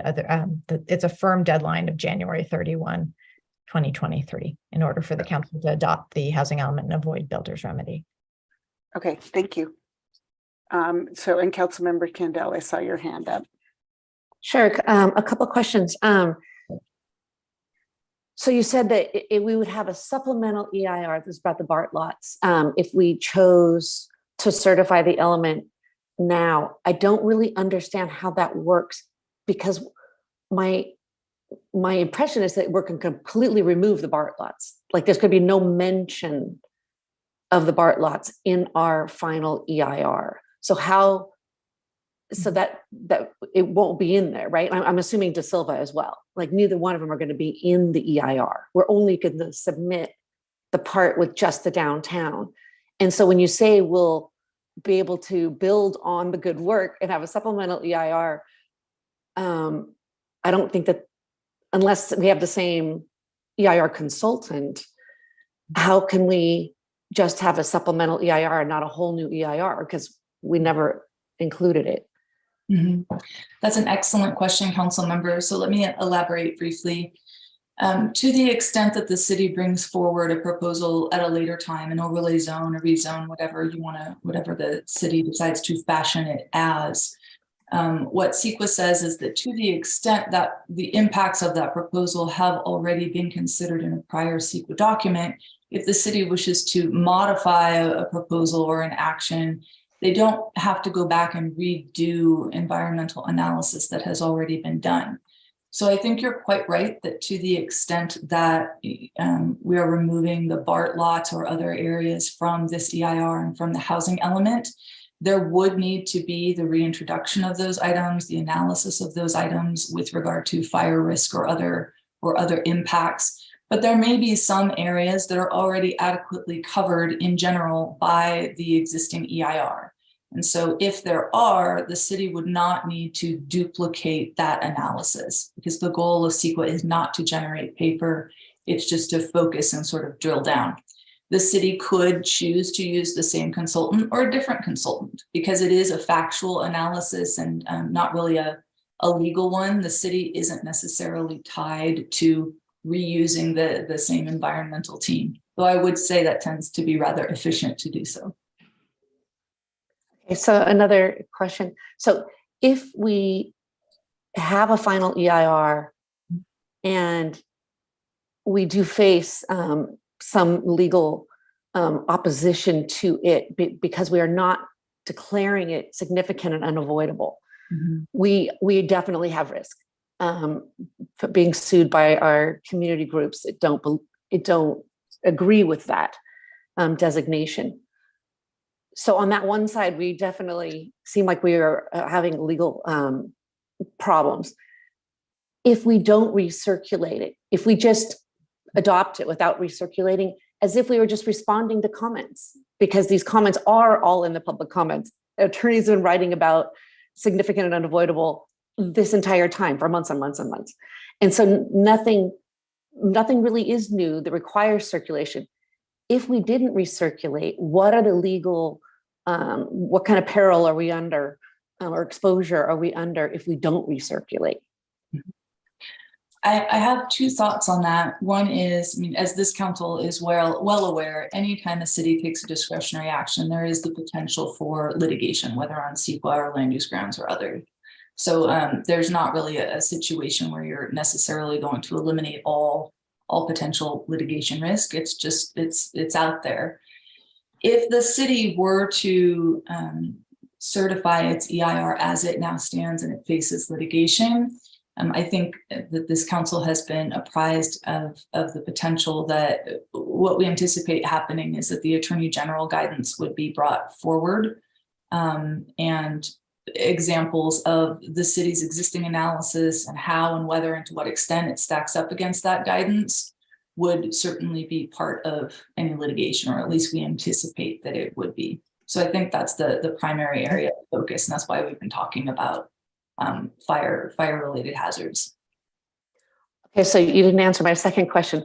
What happens if we change the designation to be significant and unavoidable, include all the things that Bonta's letter put in, throw in no, we don't allow the evacuation times to get any longer than they are now, and include Attorney General Bonta's all of his mitigations in there as well. So we just put that in there and we don't recirculate it. what kind of legal exposure do we have in that situation? Mhm. So two things. One is going to be still a timing issue in terms of how long it may take your consulting team to do that work. That is not a light lift necessarily. So there's a timing issue. But on the litigation and exposure side of things, I think what you will see are arguments related to recirculation. Certain commenters have already asserted that recirculation is necessary now, even without changing your significance conclusion. Were you to change that conclusion and add mitigation and identify a significant and unavoidable impact under CEQA, under the state CEQA guidelines, that is one of the circumstances that necessitates recirculation of the EIR. So there is a potential you will see challenges from failing to recirculate. But would that, so assuming we got the wording in there in time and did everything by January 31st, how would that, any of these things, how would that affect the legitimacy of our self-certification of the EIR and housing element? So the city could still certify the EIR. It's just that if you faced litigation, if somebody disagreed with the approach taken by the city, whether on this issue or any other issue, one of the arguments they may make is that the city added a new significant impact without recirculating the EIR, and that is a procedural violation of CEQA. That is the argument that they would make. Charity. How does that? Okay, thank you. Councilmember Kanda, I think I was trying to get to the point that you're trying to make, Councilmember Kanda, is Charity. I think the next step is that the remedy is to for anyone who would challenge our EIR for failure to recirculate is to unwind the approval of the housing element. Thank you, Mala. Yes, I'm sorry, council member. I understand your question now. That is correct. The remedy, the outcome of a successful CEQA challenge is an order from the court that rescinds the city's approval of its housing element, rescinds the certification of the EIR. That's correct. What happens if we get sued, if we certify it now? I mean, it's like we face that from both sides, both solutions, correct? There is a risk of litigation, yes, with regard to any option taken by the city. That is correct.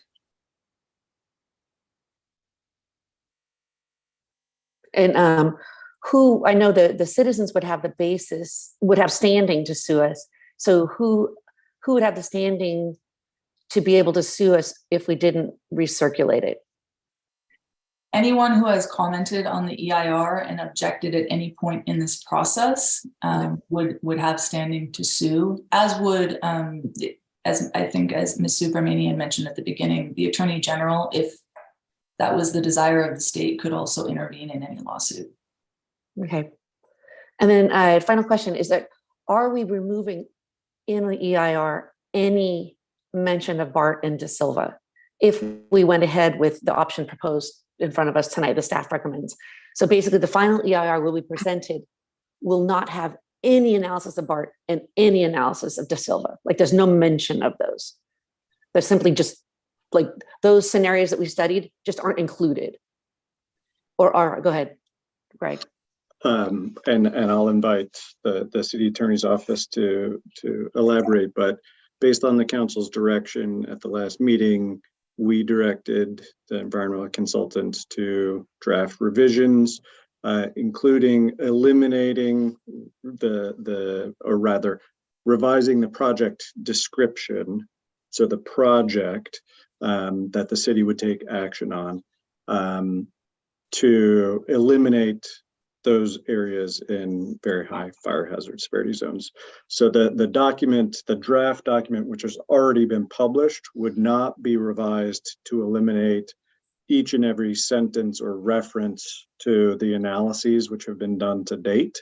However, the project description, which is the upfront, this is the project that's being analyzed, and if the council so decides, certified and with a adopted housing element, the project description would be revised. And so any action based on that revision to the project description would be limited to that project description. So as Ms. Schiller said, any subsequent action by the city related to the BART sites and zoning or whatever, the future TOD consideration for zoning would require some form of additional sequence analysis, an addendum, or other appropriate document. So, but to be clear, we would not be starting essentially anew and going back through the entire draft of the previously published draft EIR and striking every reference and analysis to areas that are in very high fire hazard zones. Okay, so one last final one, sorry. So the Orinda downtown, I'm under the impression that the downtown Orinda is not in a very high fire hazard severity zone, even though they declared it significant and unavoidable. I haven't done a detailed review of Orinda's map, but they do have a map. You're right, that shows the high fire hazard severity zones, and it appears that some of their opportunity sites either abut or partially overlap a portion of those zones. And so, in an abundance of caution, they did say it's a potentially significant impact. Okay, thank you. Okay, thank you. Councilmember Kwok. Thank you for the analysis, really helpful to all the community's questions, Charity. I do want to ask a follow-up question related to your Orinda example, where you mentioned that they read the description of the impact on evacuation planning for wildfires, and they came to a conclusion of significant and unavoidable finding, right? But then you continued to say that they would need to come up with a statement of overriding concern and move forward anyways. Is that correct? That is correct. If they wish to approve their housing element, they will need to adopt a statement of overriding considerations. Right. So as just a hypothetical example, if if for our situation here in Lafayette, in the BART situation, if we built on the BART parking lot, there's been a lot of community concern about coming to a finding of significant and unavoidable impacts for emergency evacuations, a finding we have not yet found, right? If we were to come to that conclusion through whatever process, and then if we said, okay, we agree that that's significant and overriding concern, but we go forward and we make a statement of overriding consideration and move forward anyways, right?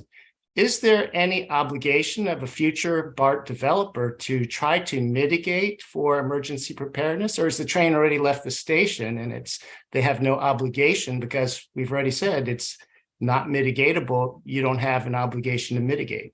Mm-hmm. It's sort of a two-pronged answer. If the project is consistent with the housing element and they are proposing to build in exactly the manner identified in the EIR and they're consistent with the mitigation measures, they would be able to proceed unless there's new information showing that there is new mitigation that is feasible for their particular project. So there is an obligation on all public agencies before they take subsequent discretionary actions to consider whether there's new information, new technology, new mitigation that happens to be available and feasible for a site-specific activity that can be imposed to reduce an impact. So a developer would, in consultation with the city, of course, would need to at least consider that. Okay, thank you for that answer. Thank you, Councilmember Dawson. Just in follow-up to that question, as it stands now, if there was development, it's already deemed at BART insignificant in terms of the project as it is in context itself. So should there, if we put this overlay in place later, be development, because that's deemed insignificant now, kind of in parallel to Councilmember Kwok's question, will that basically preclude the project-specific EIR for that BART development later, that supplemental that we were talking about? Yeah. So then at that point, it could include maybe what community members see as significant risk to their evacuation time. Like, how could that complement, I guess? So there would be, in that situation, there would be two opportunities to consider whether there's feasible mitigation. One would be if and when the city proposes an overlay, you would undertake whatever CEQA process is appropriate at that time. That might include the identification of potential impacts, new mitigation, those sorts of things. Then subsequent to that, if a site-specific proposal is brought in that has impacts of its own, the city would again have the obligation to consider, all right, what type of CEQA do we need for this proposal? Does it have impacts that are different or unique from those previously disclosed by the city? Is there mitigation for those impacts? So there's sort of a stepwise analysis and multiple opportunities to impose potential mitigation. Thank you.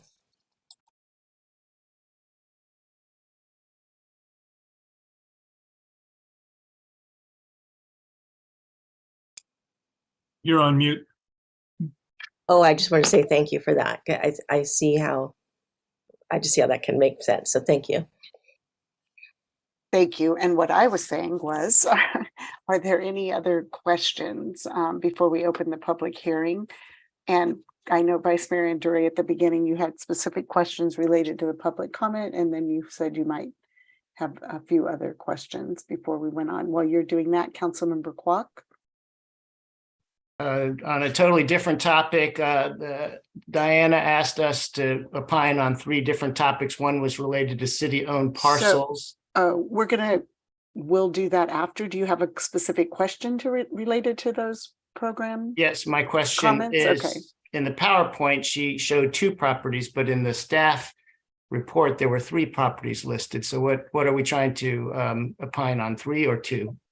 2, and I'll let Greg explain. Well, thank you. We discussed this earlier today, and in our mind when we were, so the third property that is referenced in the staff report, which is the northwest corner of Mount Dable Boulevard and Oak Hill Road, is a city-owned property, and initially it was identified as a contending opportunity site. My recollection is it was opportunity site 3-4, which was presented to GPAC. And through the public process with GPAC, my recollection, it was a March meeting, and took votes on each of the sites and affirmatively included or affirmatively excluded sites. This fell into the latter category. My recollection is because it was ultimately less than half an acre in size and had no net benefit to inclusion with respect to accommodating any of our below market rate RENA allocation. So we're asking for direction on the 2 sites, the Golden Gate Way city-owned Oak Bridge parking lot, and oh, embarrassing. I'm 949 Moraga. Thank you. Yeah. Okay, clear. Thank you. Thank you for that clarification. Vice Mayor Anduri. Yeah, a follow up to Councilmember Kwok's question. The Park Theater adjacent, the parking lot, that's 4.2. I understand. I just want to confirm that. And then what's the site ID number for 949 Moraga Road? Happy to look that up. I'm not sure I could find that on the list. Very good. Actually, I'm pretty sure I couldn't find it. So somebody's got to point it out to me. Okay, we will come back to you with an answer. Okay, thank you. And let's see. I'll defer to anyone else who has a question. Not seeing any hands up.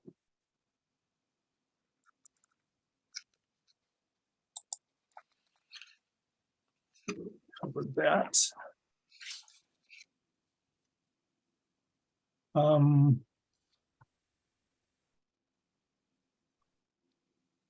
Okay, well, let me ask Greg, in Inclusive Lafayette's, you and I discussed this earlier, but I want to ask it for everyone's benefit. Inclusive Lafayette, one of their recommendations on the last page of their letter is that the council explore a resolution to waive impact fees for 100% affordable housing. And I'm just wondering if you could give us, have we considered something like that before? Is that a new suggestion? What are the implications? This is, in the moment response. I think to date, the city has less than a handful of 100% affordable projects. The most recent I recall is the Eden Housing Project, which the city participated in financially. Belterre, I think it's 46 or 56, very low income. And I don't recall what the city did with respect to specifically impact fees for that project. However, we contributed multiple millions from our redevelopment agency housing set aside fund.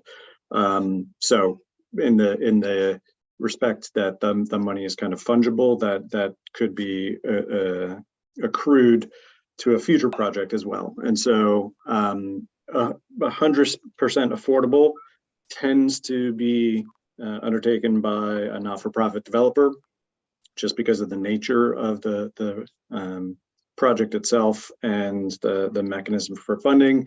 Diana can speak to more to the complexity and time frame associated with getting those multiple funding sources pulled together. I think Belterre took 7 rounds for them to ultimately achieve what they needed to accumulate to bring it to fruition. So to my knowledge, the city hasn't considered that as a broad policy or implementation program, but we certainly could. And I would advocate that we do that, certainly for projects that are serving very low and low. If it's 100% at that level, I think the city could and should support that. If it's 100% moderate, I think there probably is room for a fee reduction, but perhaps not a full 100% waiver. Okay. And then finally, a specific question. We saw the photographs of buildings as examples of density. Can you remind me, what is the dwelling units per acre for Town Center 3? What is the density on that project? Can we come back with that answer? Sure, absolutely. Thanks. Thank you. Okay, any other questions? Process or clarifying or otherwise? Okay, so I'm not seeing any. It is 7:52 and we will be opening now for the public hearing. I would like to suggest that maybe we take a quick 5-minute break just before our 2-hour point and then come back in and open the public hearing. And I see a general nodding of heads. So if everyone will we'll come back just a little bit before 8 o'clock. So about 7:57 or so. Diana? Do you want to remind people about the items that are being postponed or continued to another at this point, in case there are people on here? We can, it just thank occurred you. to me. Yeah, we can. That's a good idea. So we will do that before. So for those of you who members of the public who are here, on item C, we had an update at the very beginning of the meeting. All of the items under item C 1, 2, 3, and 4. When we get to that point, the council will be taking a recommendation from staff to continue that to March 27th. So we will not be taking, I'm going to look at Mala. We will not be taking public comment this evening on those items. So I thank you, Diana, so that we're giving folks a heads up that if you're waiting to speak to those, that will not be happening tonight. And we will keep people apprised of any action, any steps or any news that needs to come. But for right now, it's looking at a date certain of March 27th to continue that. So with that, we will take a 5-minute break, which means we'll come back about 7:58 or so.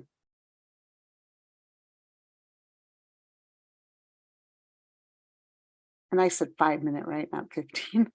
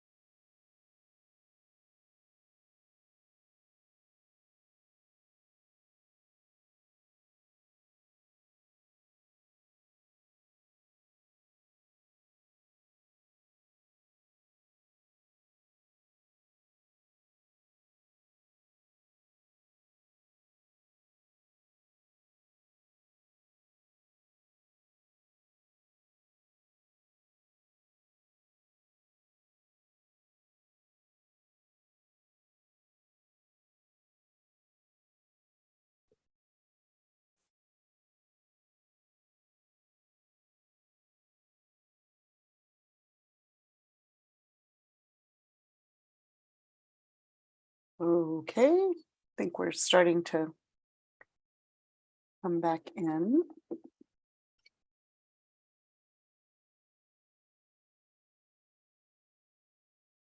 Excuse me. Okay, do we have all council members are here? Suzanne, if you are ready, we will now, I'll open the public hearing on item 9B. And Suzanne, if you will, please invite folks in, and just reminding everyone that it's a 3-minute time limit. And I don't want to cut people off, but I will, if we don't wrap up right at the ending of that 3-minute time limit. Thank you, And with Mayor. that, I was going to say, and with that very nice, invitation, Suzanne, please invite members of the public to provide us the comment. Thank you. Thank you, Mayor. The first person to speak on this item is Elliot Hudson, followed by Alan Yu, Allison Hill, Gabriel Lav Newman, and 4 others. If anyone else would like to speak on this item, please use the raise hand feature in Zoom now, or if calling from a telephone, press *9. Thank you.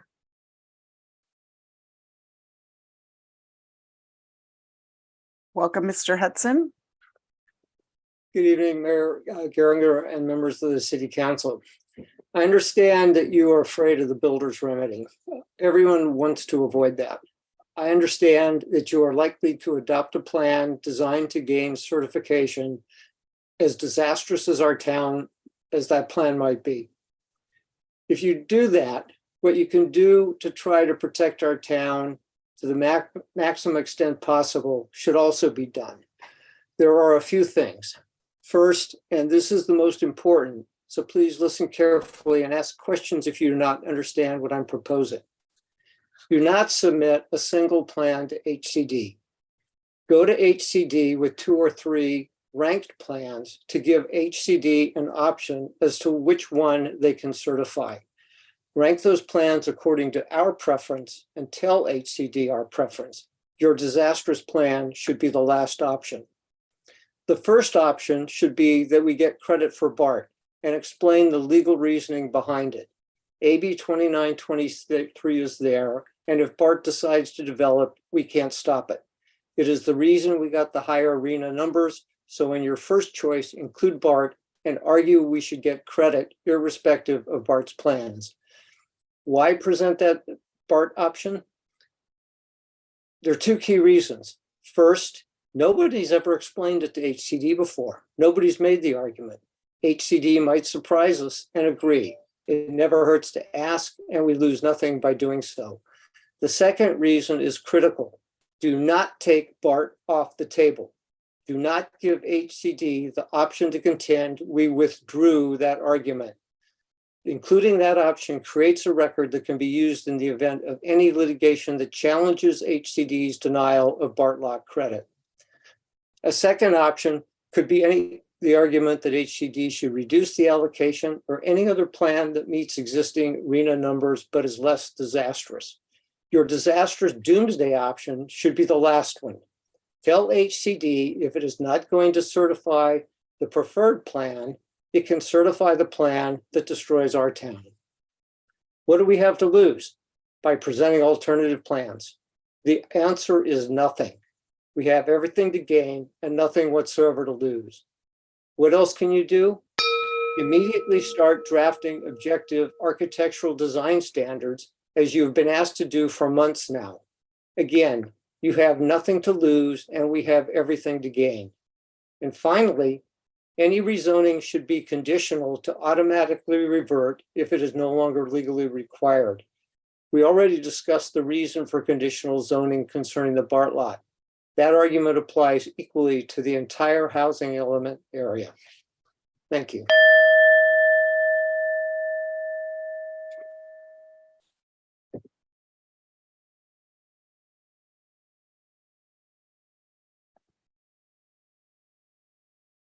Sorry, I'm having a harder time with muting and unmuting tonight. Are there any questions for the speaker? I know you all know that was what I was saying, but Vice Mayor Henduri. Yes, I'd like to ask Mr. Hudson, on that scenario, how would you handle the EIR? Well, you can handle it. Actually, I'm going to defer to some of the other speakers on the EIR, particularly Mr. Summer, who is more expert on that than I am. But there's really no limit on the number of options you could propose. And I said 2 or 3 because it's a manageable number, but in theory, you could present 4 or 5. So I do think that it is absurd to say that the fire risk here is not significant. I mean, it's absurd on its face. I was here when they had the evacuation because of the fire toward the tennis court. My neighbor got evacuated. If we hadn't had an exit toward Walnut Creek, we would have been stuck by the fire engines that were there. So that's absurd. But Vice Mayor Dory. I have a follow-up question. If it were just the first option that we were submitted, how would you handle the EIR? Oh, in that one? With the BART lot included? Well, I do think that the impacts are significant and unavoidable. I mean, I think that's just clear. Then you should require mitigations, and you should, if necessary, if the only alternative is the adoption of overriding concerns, then that's what you have to do. But again, I really will defer to Mr. Summer on that. He's more expert on the EIR issues than I am. Thank you very much. Thank you. Any other questions? Thank you, Mr. Hudson, and thank you for your written comments as well. The next speaker is Alan Yu, followed by Allison Hill and 9 other speakers.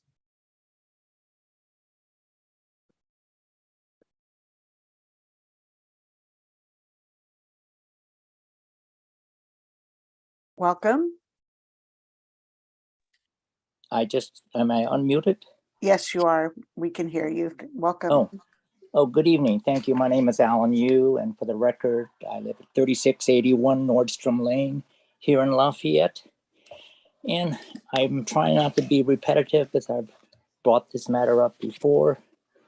But frankly, it seems only Council Member Susan Kendall seems to understand why this is such an emotional and significant issue for us.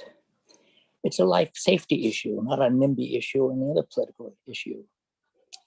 But there's been no statement from any of the other council members why they don't consider this to be a significant hazard zone. They just stand by staff's and consultants' analysis and their published positions, which I understand have had questionable errors pointed out by 2 land use attorneys in their written remarks. And they are very familiar with housing element, EIR, and CEQA matters. And Elliot Hudson's comments and his earlier letter today, among many other letters that you've received over the last several months, strongly point out why this is such a significant issue to our community. I don't want to make this personal, but I would like to hear their reasons, the other council members, why they want to decline the life safety issue. Also remember that parcels now can build anywhere from 2 to 4 ADUs. So when properties are sold, new owners can build 2 to 4 more units on there, thereby increasing additional population in our community. I've been told that the Glen is badly misinformed on this issue, but I've not heard any details of this so-called misinformation. So I just want to ask respectfully that you declare that the Glen is a significant fire hazard zone on the issue of life safety. Thank you. Thank you, Mr. Yu. Are there any questions for the speaker from council members? Thank you for your comments. The next speaker is Allison Hill, followed by Gabriel Leov Newman and 9 other speakers. Welcome, Ms. Hill. Thank you, Mayor Geringer. First of all, I'd like to thank council staff and consultants for all the hard work they have already done and even more have yet to do by January 31st. This is a massive task. I have tried to keep up with it and it is overwhelming even at my level. I really appreciate Vice Mayor Anduri's clarification questions, and I wish that more of our community would have listened to those and paid attention to those, because I find that very relevant to the situation in that we do not have a lot of choices. I do support additional housing in Lafayette. I think it's as a moral issue. And certainly there are all kinds of judgments as to where it should be and how it should be done.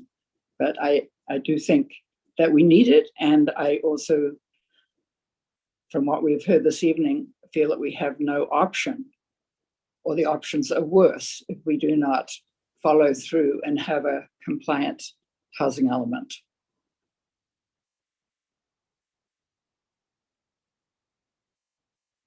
I'm a little concerned about all the housing being concentrated downtown, particularly if it's mostly between Mount Diablo Boulevard and Highway 24. I think that's concentrating it in too small an area. I think it would be better to be more spread out, both for the density, but just for the livability and the mixing people up more. And that could be an affirmative housing issue also. But in general, I certainly agree with the letter that I was part of from Inclusive Lafayette. I also appreciate all that you are doing to make this work, and the argument that you're not doing what the citizens want may be unfortunate, but you are doing what's best for the city and obeying the law. And I feel strongly when people attack you personally on that, because you're doing what you believe is, and I believe is in the city's best interests. Thank you for your time. Thank you, Ms. Hill. Are there any questions for the speaker? Thank you. The next speaker is Gabriel Leov Newman, followed by Will Lovett, Max Henninger, and multiple other speakers.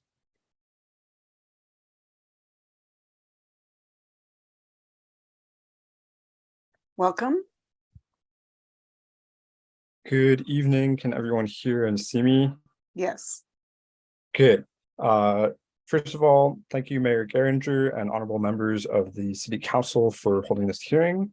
I wanted to come and speak tonight from my apartment off of Carroll Lane in favor of higher density in the east and south side of the downtown corridor. I've noticed that there's been no change to the 35 dwelling units per acre density in that area in either plan. And I think that this is a great opportunity for a more walkable area with higher density that I believe would contribute to a better sense of space and better sense of community in this area. So I wanted to speak very strongly in favor of that. I know that that may not be a shared opinion amongst multiple folks here, but from my personal view as a renter who lives here, I would like to see that very much. So I hope that the City Council will consider that possibility and may look into adding greater density in this area of the downtown corridor. Thank you so much for everything that you're doing. I know that this is a difficult process and a very long and tenuous one. I've been following since the very inception, and it has been difficult to keep up with the work that you're doing. So I appreciate it very much. Thank you, and I wish you all a very good night. Thank you. Are there any questions for the speaker? Okay, I don't see any hands. Thank you for coming to provide comment. The next speaker is Will Lovett, followed by Max Henninger and 8 other speakers.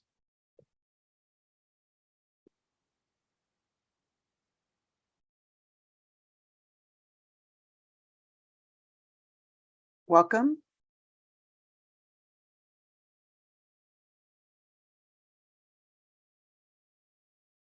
Sorry, there you go. There you go. Okay, thank you very much. Good evening, everybody. Will Lovett, 3686 Hastings Court, and I live in the notorious Glen. Just as an aside, I was very happy earlier to hear the opinion that CEQA was not meant to generate paper. First, I want to say Patty Battersby has been the spear carrier and the tip of the spear for our neighborhood for a long time, and she simply cannot be here tonight, which is unfortunate. She certainly would if she could, but it's frankly impossible.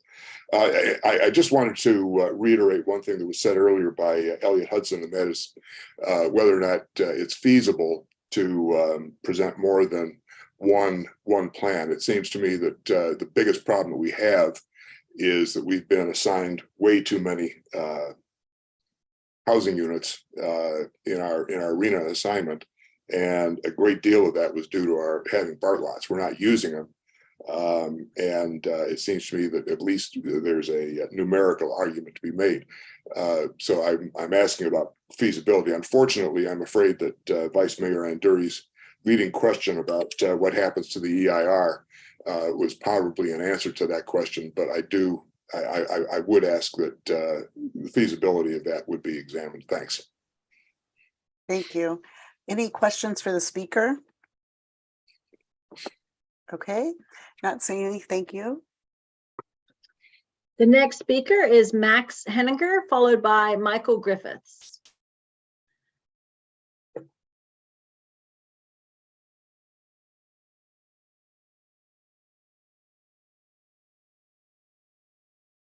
Welcome.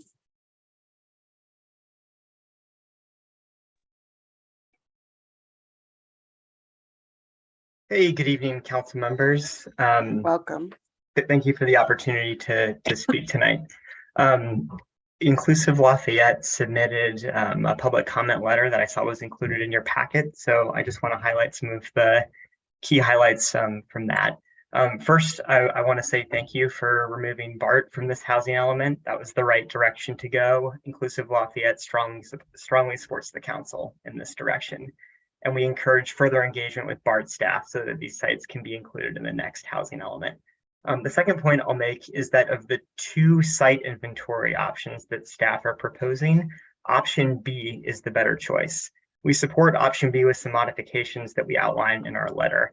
Option A overly concentrates the low-income housing along the freeway, opening up a very clear, affirmatively furthering fair housing challenge, as well as having some fairness issues that Allison highlighted earlier. The third point I'll make is, it was also in our letter, is around some policy recommendations that would improve the plan and make it more likely that HCD approves it in their next review. And the one that I'll flag for you tonight is on the development of publicly owned sites.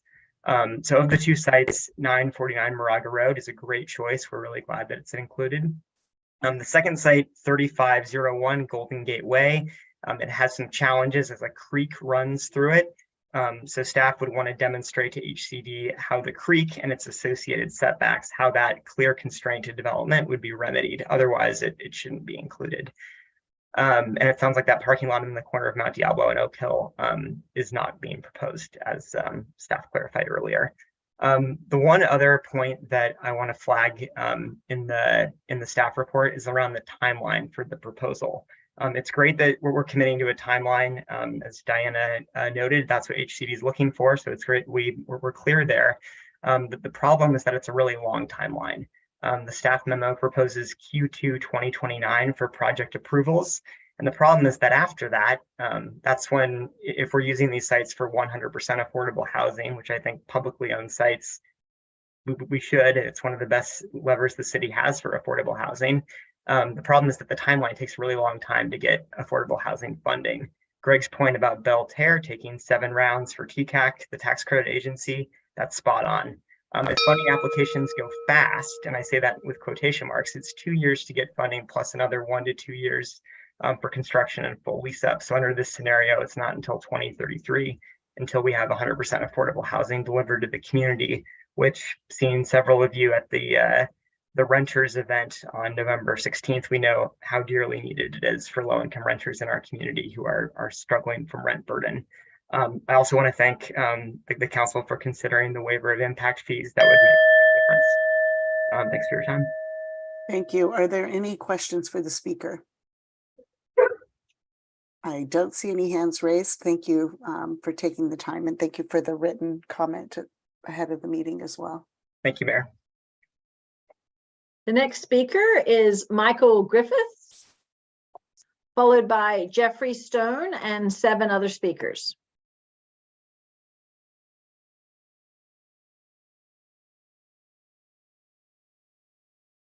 Welcome, Mr. Griffiths.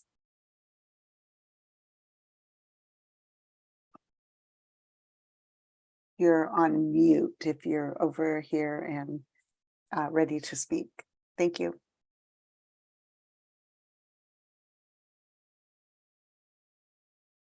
I'm here now. Sorry about that. No, that's okay. Thank you. Welcome. Sure, thank you. I know you faced the difficult balance between addressing the requests and needs of the residents and balance that against the requirements put upon you by the state. So I empathize very much with you. So that's really going to be the focus of my remark this evening. At its last meeting, the council rejected more than 18 months of hard work on our housing element performed by GPAC, the Planning Commission, and importantly, our residents. The council decided not to include Bartle to the Silver property, but instead to add around 3,000 units in our downtown. This decision was made in the face of 95% of the survey responses from residents who rejected urbanizing Lafayette, and in disregard of the community-supported mission statement that calls for promoting Lafayette's small-town community with semi-rural ambiance, a phrase that Mr. Anduri provided. The high wildfire risk of the Happy Valley Glen residents, amongst others, also remains unaddressed. So I'd just like to point out that residents worked hard and long to achieve a housing element that has broad support. And that's not the one that's on the table tonight. I encourage the council to represent the wishes of its residents, consider other options, such as Elliot Hudson just outlined, available to the council of a solution which would avoid the upzoning of downtown and yet satisfy the RENA requirement without missing the January 31 deadline. There are those options available, and I would hope you would take the time to listen to them intensely, because they're not provided lightly. Just as I mentioned, people have been looking at this project or situation for 18 months and with intense personal interest because they live here. So they are trying to achieve something which satisfies the residents and satisfies the state. So thank you for your time. Thank you. Any questions for the speaker? Thank you, Mr. Griffiths. Sure. Thank you. The next speaker is Jeffrey Stone, followed by Eric Law and 6 other speakers. Welcome, Mr. Stone. Thank you. Good evening, council members. Thank you for having me. My name is Jeffrey Stone. I am the CEO of Diamond Construction. I am currently building out Lucas Ranch in Lafayette, 3742 Mount Diablo in Lafayette, 950 Huff, which we're breaking ground in April. And I currently have a 53-unit project at 1001, 1003, 5, and 9 being merged together at Oak Hill, which is the first project that you will see entering our city. I come and I want to just address the staff report. The regional housing needs allocation updates are incredibly challenging. I empathize with all of you in making these decisions because they're a balancing act for which the housing shortage has put us in this position where we have to make hard judgment calls. Program 6.1.E, a $5,400 application waiver, of which I'm one of the only ones that has done merging in Lafayette. I'm trying to merge 4 lots in Lafayette now at 1001 to 1009. That doesn't make a difference in a $50 million decision. If you're trying to incentivize developers to merge lots so that they get the proper parking and density on these types of projects, you need to properly incentivize them and their neighbors to work together to see how a joint contiguous conversation can actually lead to a better development for our city. The second and only other issue I want to address this evening is this. First, I think staff has done an outstanding job trying to balance the units that I personally feel should be associated with BART. I think it's unfortunate what we see happening with those 800 units, but as such, and with those allocations, we have option A and option B on the table this evening that you're going to be voting upon. The thing that you need to consider is the height, parking, setbacks, type of construction, rental or sale, and the traffic and circulation impacts of each of these plans. A is going to lead to a much higher density type 1 construction type of 8 to 10 story buildings to satisfy the density to get to 75 units per due acre. I have a project in front of you at Oak Hill for 54 units at 6 stories, which is already causing heartburn in the city. And I'm at 35 per due acre plus my density bonus utilizing the SB 330 application. The option B is a better distributed model that will lead to hopefully less height within those corridors, which won't put us in the situation where we feel as if we're driving down Mount Diablo and we have 5 and 6 story buildings standing tall on us to catch the impacts.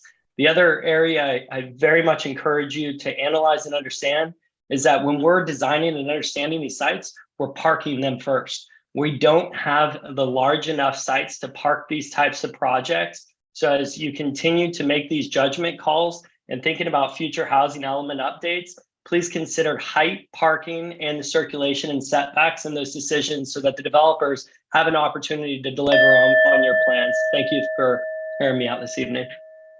Thank you. Thank you for coming. Are there any questions for the speaker? Councilmember Kwok. Yeah, thank you very much for your views and speaking as a developer. I just wanted to clarify that when the cost of building taller buildings, 8-story buildings versus 5 stories, because in our staff report and it indicates that those taller buildings actually cost more per square foot, say for a high rise or a mid rise compared to a low rise building. And therefore, I'm just wondering if we were trying to hit our affordability targets, is it actually harder to hit when you're building a tall building? Because the cost, let me ask, sorry, first of all, is the cost per square foot higher for an 8-story versus a 5-foot story? Yeah, so we as developers talking types, type 5, type 3, and type 1 construction. Type 5 is typically a podium with 1-hour firewalls up above. That's a standard project of 5 stories. When you get to type 3, which is 950 Huff, we have a 2-hour firewall on the exterior. We have so you have fire materials that are built in plywood, et cetera. It's more fire code. It does cost more money to build a type 3 than a type 5 building. And then when you get to type 1, that's just a steel and concrete building that you see in high-rise towers. That's by far the most expensive to build here. When you get over 8 stories, you get to type 3 to 8 stories, which is typically the most you'll see is a 3-story podium with 5 stories of stick above. Once you get above that, you get to type 1 construction, which is steel and concrete.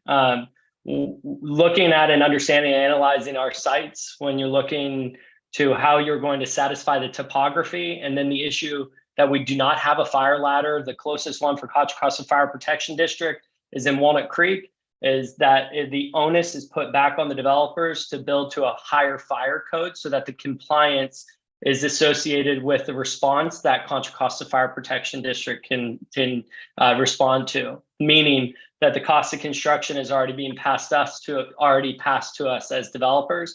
And yes, that makes it more difficult for us to build inclusionary housing because the inclusionary housing is yet another anchor on our underwriting. And to summarize, can you give a ballpark of what is the cost per square foot these days for Lafayette for type 5 versus type 3 construction?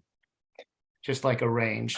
Yeah, it's a very hard question because it's a flat site versus a topography site on Oak Hills. Difficult to really get into, but if you were looking at flat sites and how we're underwriting a type 5, we're looking $400 to $500 a foot. You're $500 to $600 a foot, maybe $450 to $600 a foot in type 3. And you're onward and up there when you get to type 1. I have towers that I'm building in downtown San Jose right now that are over $1,000 a foot.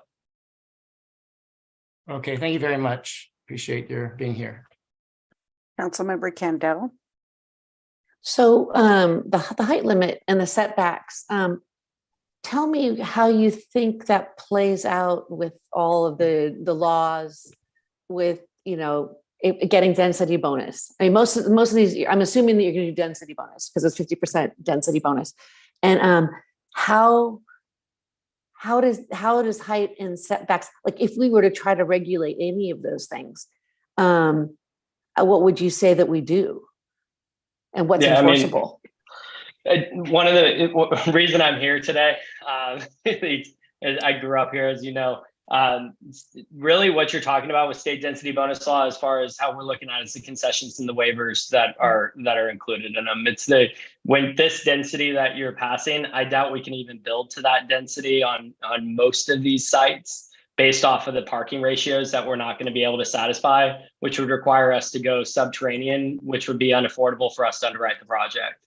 So the concessions and waivers that we would be looking at would be to maximize the gross footprint of the building to provide the greatest amount of net sellable or net rentable square footage with commercial terms in our mind of how many parking stalls do we need to provide today per unit. I mean, 20 years from now, that might be different, but unfortunately, developers that are doing something for sale are looking at when they're getting to revenue. And currently for a Lafayette marketplace, we have to have some sort of parking stalls.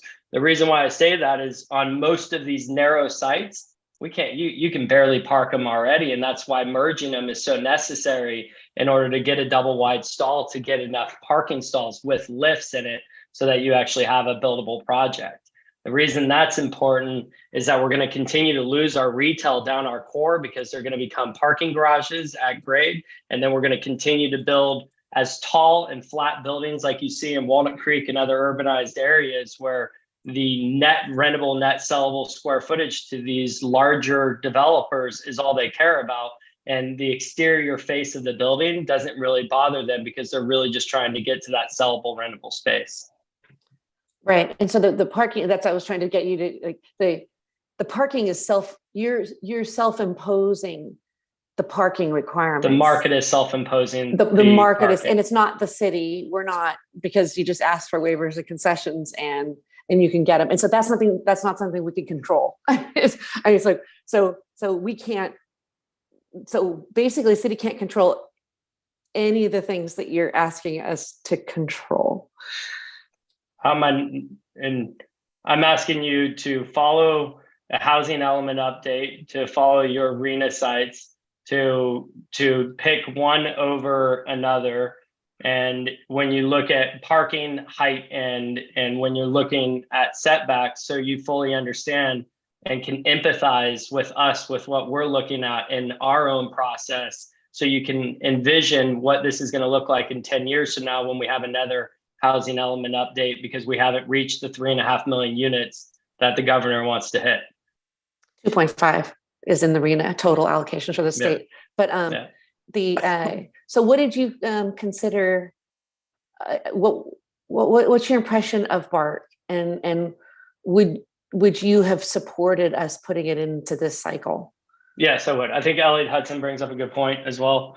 It's very unfortunate for our city, and I think it's unfair, it's imbalanced, and it's going to continue to be legislative. How it feels is unfairness for local municipalities because of where the state finds itself with the housing shortage.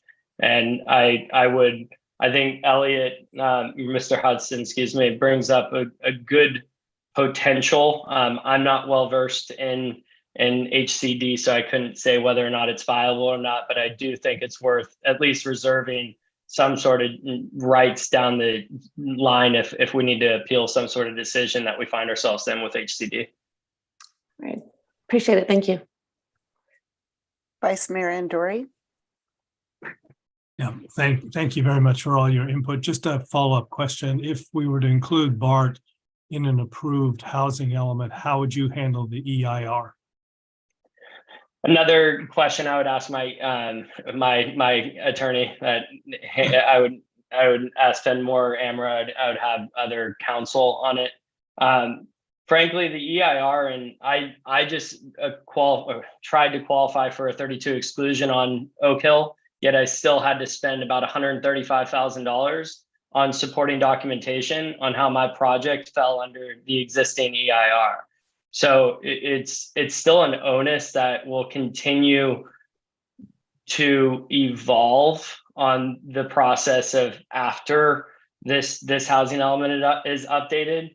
But from the timing sense of this, it's my most nervous side that someone's going to come in and use the builder's remedy against Lafayette.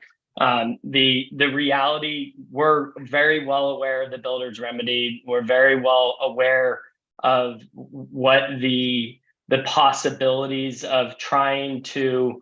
I'm a local developer, so I'm not going to build a high rise in Lafayette, but there are those that are out there that might. And I think staff is doing a very good job making the community council commissions understand that we need to do something to at least qualify and move this process forward. Otherwise, we might fully lose control of how we see this city develop. So I think in that EIR, you need to show the process moving forward, but I don't know strategically what you should do, Mr. Anduri. Well, that was going to be my follow-up question. You know, how would you move forward to certify an EIR by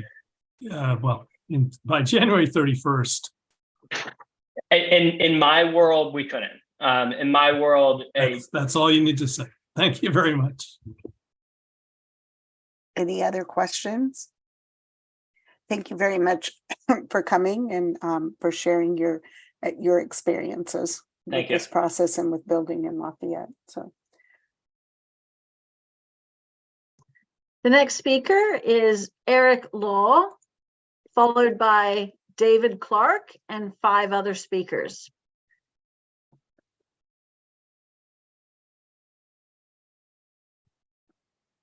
Hey, good evening, Lafayette City Council. Thank you guys for your time. So after Jeff's wonderful comments and obviously education of all of us on developers and how they work, I changed my comments.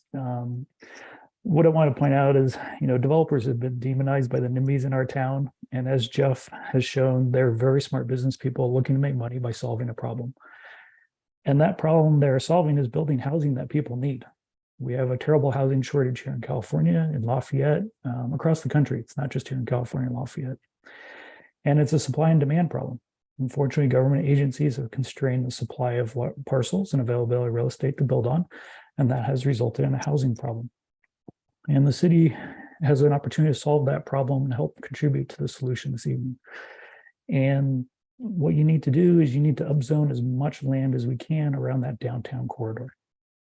By upzoning around the downtown corridor, it minimizes the amount of that building that goes towards parking and focuses on housing, right? The only reason why people need parking is because transportation is poor the further you get away from downtown cores. We have a great opportunity here in Lafayette to solve that problem and to build lots of housing in the downtown core where people can walk and bike, and we can save our downtown retail. Our downtown retail is about 25% vacant right now, and that's because people are shopping online, right? It's not a COVID thing. It's not a fire scare thing. It's just things have changed. And the only way to save that retail is to increase the number of people that live downtown, because people are spending less dollars per person on their local retail. So you got to grow your audience for those downtown retailers to survive. The other thing I'd ask you to do is include those BART lots. Those lots sit empty about 75% of the time. If you look at an average 9-hour day commuter and you take that out across 365 days a year, those lots are empty 75% of the time. They're a complete waste of real estate. They're an eyesore. They're an environmental disaster. We should include those as an opportunity to develop. They're the largest parcels we have for large development, like Jeff pointed out. I would also recommend that the city council spend more time with developers. Like Jeff, the city of Emeryville has an excellent track record of working with developers to reduce costs, reduce delays, and reduce uncertainty, and work to solve the problems. That's the problems of building more housing. And the city of Emeryville has done such a great job that they get bonuses, they get extra money from the state, they don't get mandatory requirements, they don't get builders' remedies forced down their throats because they're progressive and they work ahead of time. And so my final comments is please upzone all of downtown, save yourselves hundreds of hours of your time. If you don't, you're going to be back here in February after your plan gets rejected, and do the right thing for our town, for our planet, and let's solve the problem at hand. Let's move ahead for our current residents and our future residents. Thank you guys very much. Thank you. Are there any questions for the speaker? Councilmember Kendall? So how would you resolve the EIR problem with the BART lots if you want us to include them? Your EIR problem. I would bring the people in that are threatening the lawsuit and say, stop. Attorneys don't solve any problems. We have to grow. We know the challenge at hand is we need more housing. We cannot be part of the problem. And ask them if they want to join us at the table as part of that solution. What does it really take to mitigate risks? And what are those real risks? Unfortunately, there's been some red herrings where some folks have thrown up, fire safety. Living in California, there's a natural fire risk. I have been chased by fires since I was about 6 years old here in California.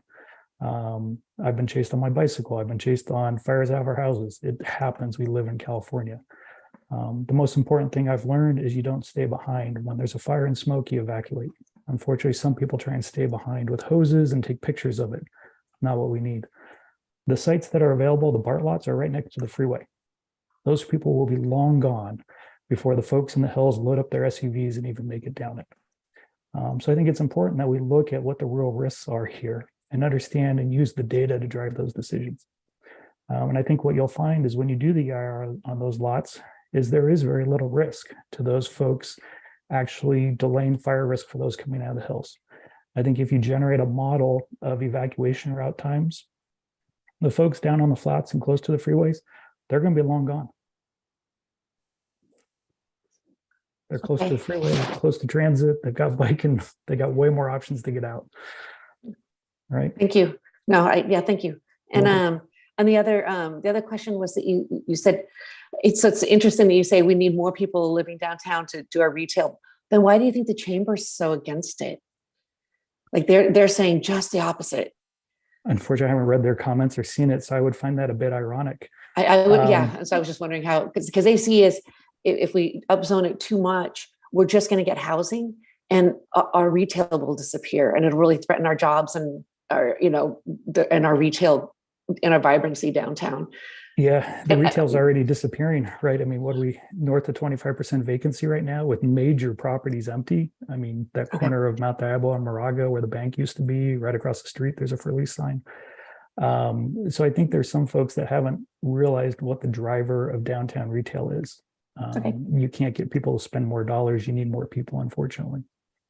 Okay, thank you. Okay, thank you. Any other council members have questions? Okay, thank you, Mr. Law. Thank you, guys. Have a good evening. Thanks. The next speaker is David Clark, followed by Libby Henry and 4 other speakers. If anyone else would like to comment on this item, please use the raise hand feature in Zoom now.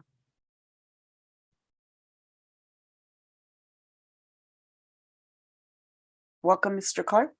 Hi, thank you. I have a fairly targeted comment about builder's remedy. I think we've overstated builder's remedy a little bit with respect to the submission on January 31st. And I think it's necessary to keep in mind that what keeps builder's remedy at bay, I think, is substantial compliance. So filing on time is important, but if filing on time is, if we file something which is substantially compliant on time, I think that's probably the best of both worlds. So, there's a government code section, which I've tried to point out previously, but I'm going to repeat it now. It's a relatively new section, I think past 2020, but it's section 65588 parens E parens 4 parens cap C parens 3 little sub I. and it's short, so I'm going to read it. What it says is that a jurisdiction that adopts a housing element more than 1 year after the statutory deadline, which is in our case, January 31st, we're not going to do that. But what this code section creates a negative implication, I think, that there's a protected period, which is why I want to read it. But more than 1 year after the statutory deadline shall not be found in substantial compliance with this article until it has completed the rezoning required in, and there's a reference for that. So a court, the negative implication of that section is that a court would look at that as clearly being not substantially compliant. Therefore, there's an argument that something that falls outside of that is, from a legal perspective, substantially compliant. So if we can submit something to HCD, which is substantially compliant at the filing date and continues to be substantially compliant until it's finally adopted, it seems to me there's a window there that we can submit updates. So if you were to ask me, I'll save you the question. If you ask me how to handle the EIR, I would say, and this is partially an outgrowth of questions that Vice Mayor Anduri and Councilmember Candell were asking, is either self-certify so that there's something to file with the housing element submission on January 31st. And at the same time, in fact, the first step is begin the recirculation process as of now. Ms. Schiller said that it may take a couple of months to complete the recirculation process. Well, it's the end of November. We got until the end of January. We might be pretty close to being able to do it on time, but presumably we could get something in by the end of February or March. So we've been substantially compliant the whole time with a project that we've self-certified until then. Then at that point, it seems to me we could substitute the recirculated version for the self-certified version, whenever that is, and then move forward with that. But it seems to me that there's some wiggle room that we could take advantage of with respect to not having the builder's remedy apply until that whole process is finished. Thank you. Thank you. Are there any questions for the speaker? Councilmember Candell.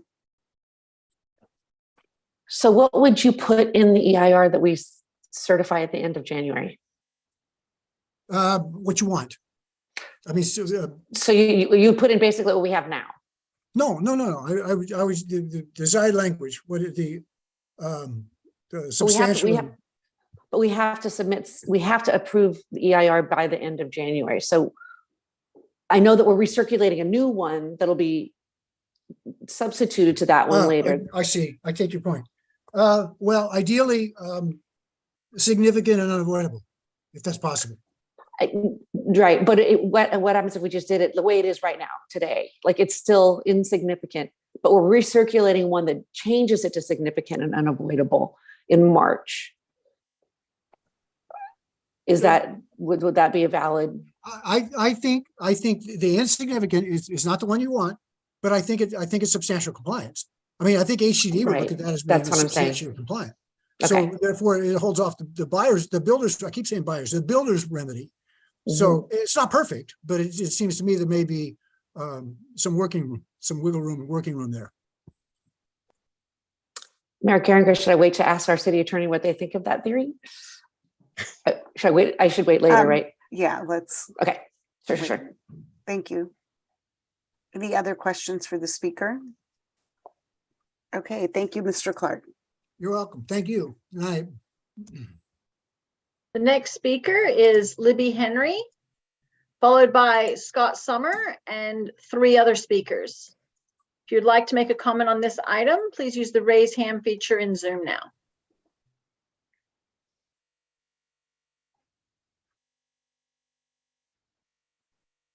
Welcome back, Ms. Henry. Hi again. You know, I was going to start by saying something, but I just have to say some of the misinformation that's being presented here tonight by certain people is very bothersome to me, including saying that there is a housing crisis. There is no housing shortage in the state of California. And as far as vacancy, San Francisco has almost 20%, almost 10% vacancy rate in their residential. And yet, they have their, but getting back to what I really wanted to talk about was, I know that, we're obviously stuck between a rock and a hard place. And I guess that's one of the things that I wanted to talk about was, and I've mentioned it before, and it seems like, it's not even a consideration, is the fact that we were given our RENA numbers before the AG's report came out. So to me, doesn't it stand to reason that if they are in that report saying that we cannot use the BART parking lots because they're in the high fire severity zone, then why can't it should also stand to reason, in my mind, that we should also be able to disallow or reduce our RENA numbers.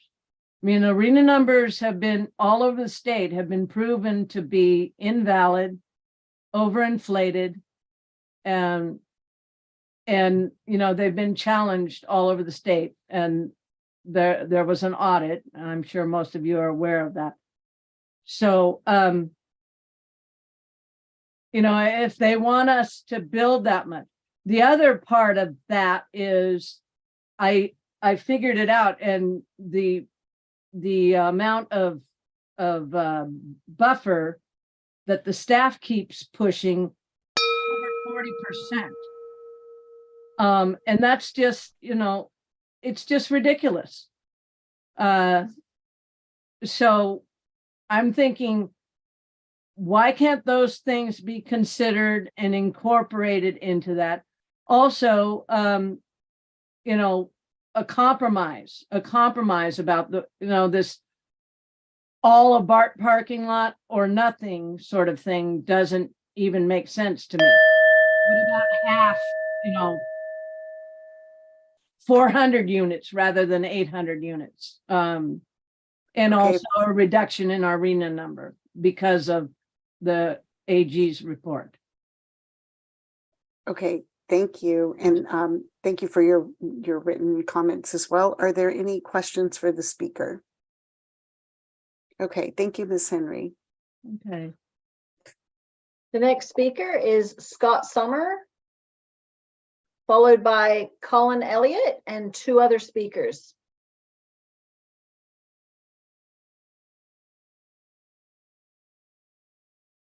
Welcome, Mr. Summer.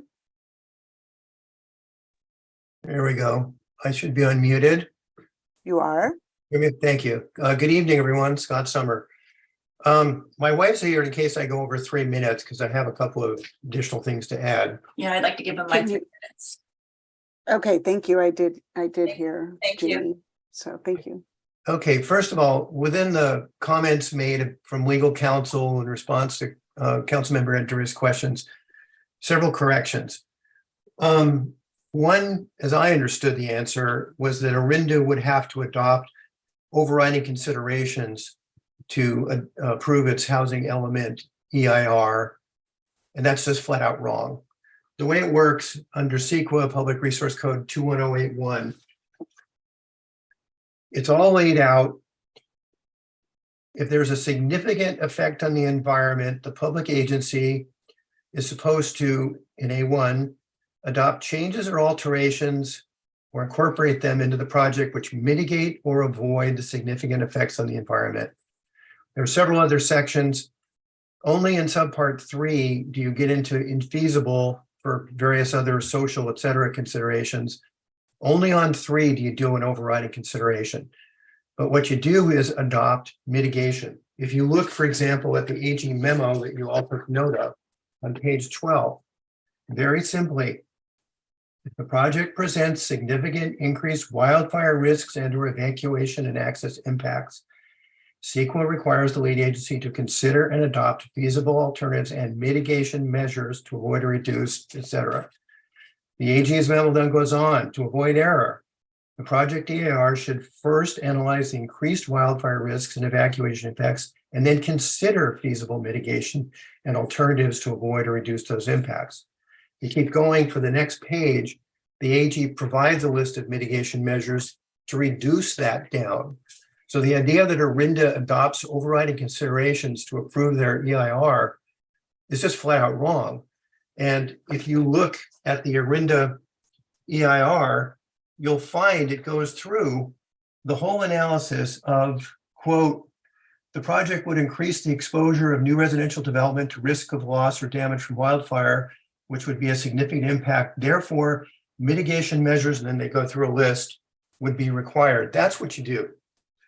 It's not an automatic overriding considerations. There'd be no point to mitigation measures if the answer you got was correct. That's why you do that. Another one was on recirculation. You were told, as I heard it, that declaring wildfire to be a significant unavoidable impact would require recirculation. To be more specific, this is governed by a CEQA guideline 15088.5A.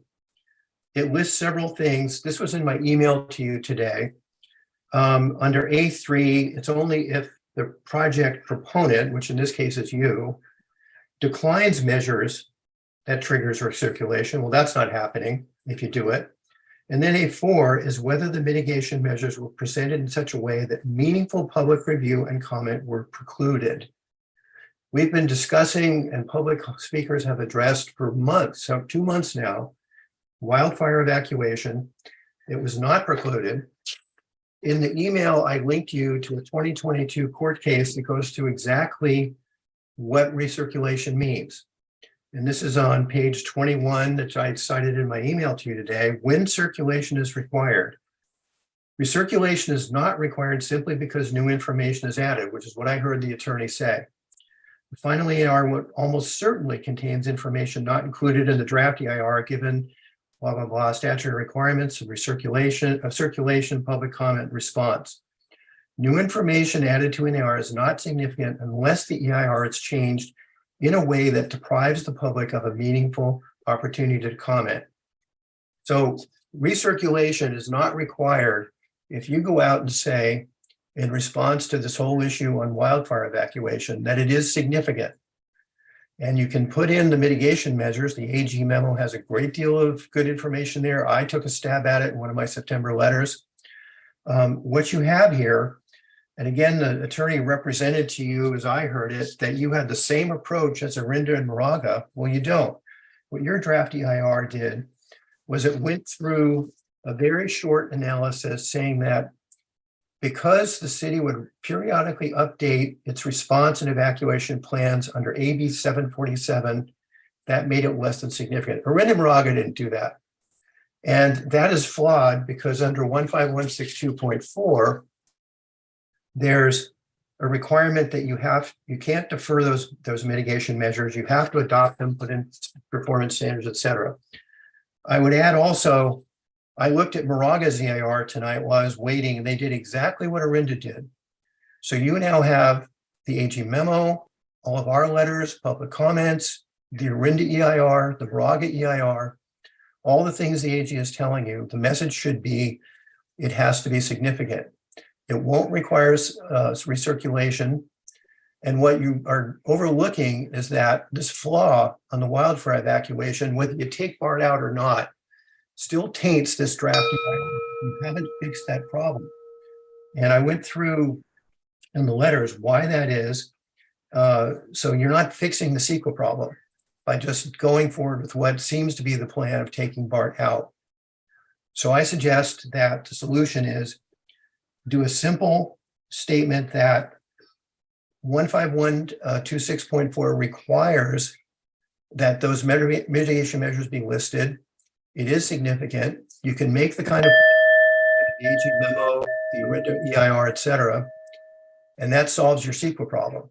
How to handle the housing element, I will leave to others, and I don't have time anyway. But that's the answer to the question tonight by several of you. What do you do with the EIR? And right now, you're still facing a major flawed document that hasn't fixed the original problem we started calling your attention back in September. Any questions? I'd be Okay, happy. thank you. Are there any questions for the speaker? Councilmember Quat. Sure. Thank you for writing to us today, this morning. You sent us an email at 11 o'clock, and I think it made it to the public domain. And in that, you did send a link to the Orinda documents. And so I appreciate having a chance to quickly read that beforehand. And just now, I had a couple questions, but one of them you just talked about it being, and I think we're all focused on how would we pass an EIR in time to submit by January 30th. Potentially that might be a question that's on people's minds. It's on my mind. So you said just now that we could come to a finding of significance because we haven't come to that before. In order to come to a finding of significance, is it your view that we would or would not, according to Attorney General Bonta, establish thresholds of significance in order to know what that level, in order for us to say we're above that threshold of significance?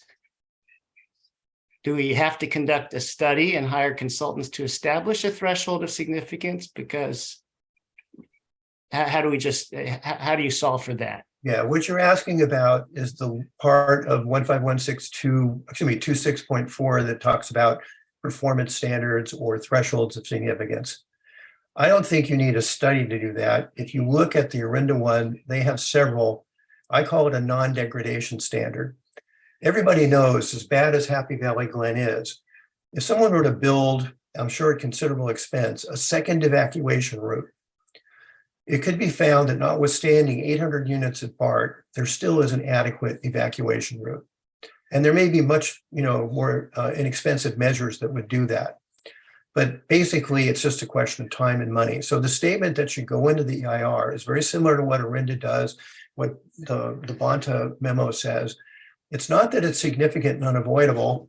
In fact, I have a nice fat EIR that I've handled for someone in Southern California. And you go through the column of, is it significant? Is it potentially significant unless mitigation incorporated? And that's what Orinda's doing.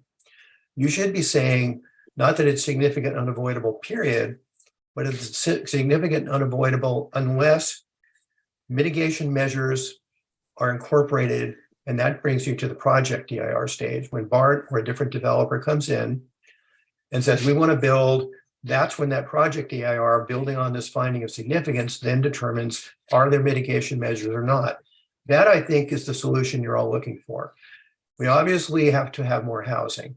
We also don't want to create dangerous conditions for citizens, such as in Happy Valley Glen. So I think that's the answer to your question. It's not unavoidable, period, but go through the mitigation process and list the items. I don't think you need a study. You just need to say we have a threshold of, I call it non-degradation. Okay, thank you. On the Orinda that you referenced, you said that they don't have to come to a finding of significant but unavoidable, and that they were going to move. But they actually did say, here are the wildfire challenges, according to the link you sent, and it said, here are the things we're going to do to mitigate 1, 2, 3, 4, 5. But each of the conclusions I read after those said, this is significant but unmitigatable. And so they are moving forward to a finding of overriding concern and saying that we're not going to actually mitigate against those risks. So that's what I saw on your link. I don't think our situation is the same as Orinda, or maybe I'm confused. Did I read it the wrong way? I don't read their EIR quite that narrowly. And if you go through the various sections, they have WFR 1, 2, 3, 4, and so forth. Yes. They simply say that mitigation measures would be required. Whether those are going to work or not, none of us could say now. It depends on where's the project, how big it is, the configuration, the road situation, and many other factors. But I don't think they're saying it's unavoidable, period. I think they're saying, quote, mitigation measures, and they're going through the list, I'm on page 4-14-19, for example, would be required. And that's as far as a program EIR can go with it. And hopefully a developer would come in and say, I can mitigate. Or, and only if the or comes in, because if you look at the Bonta memo, it literally says,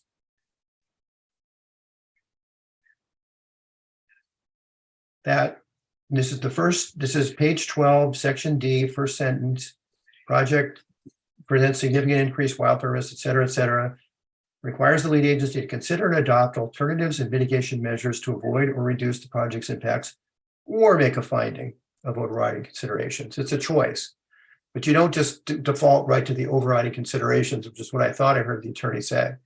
And that is the process I'm encouraging. And I don't think Better into EIR reads that narrowly, Councilmember Clark.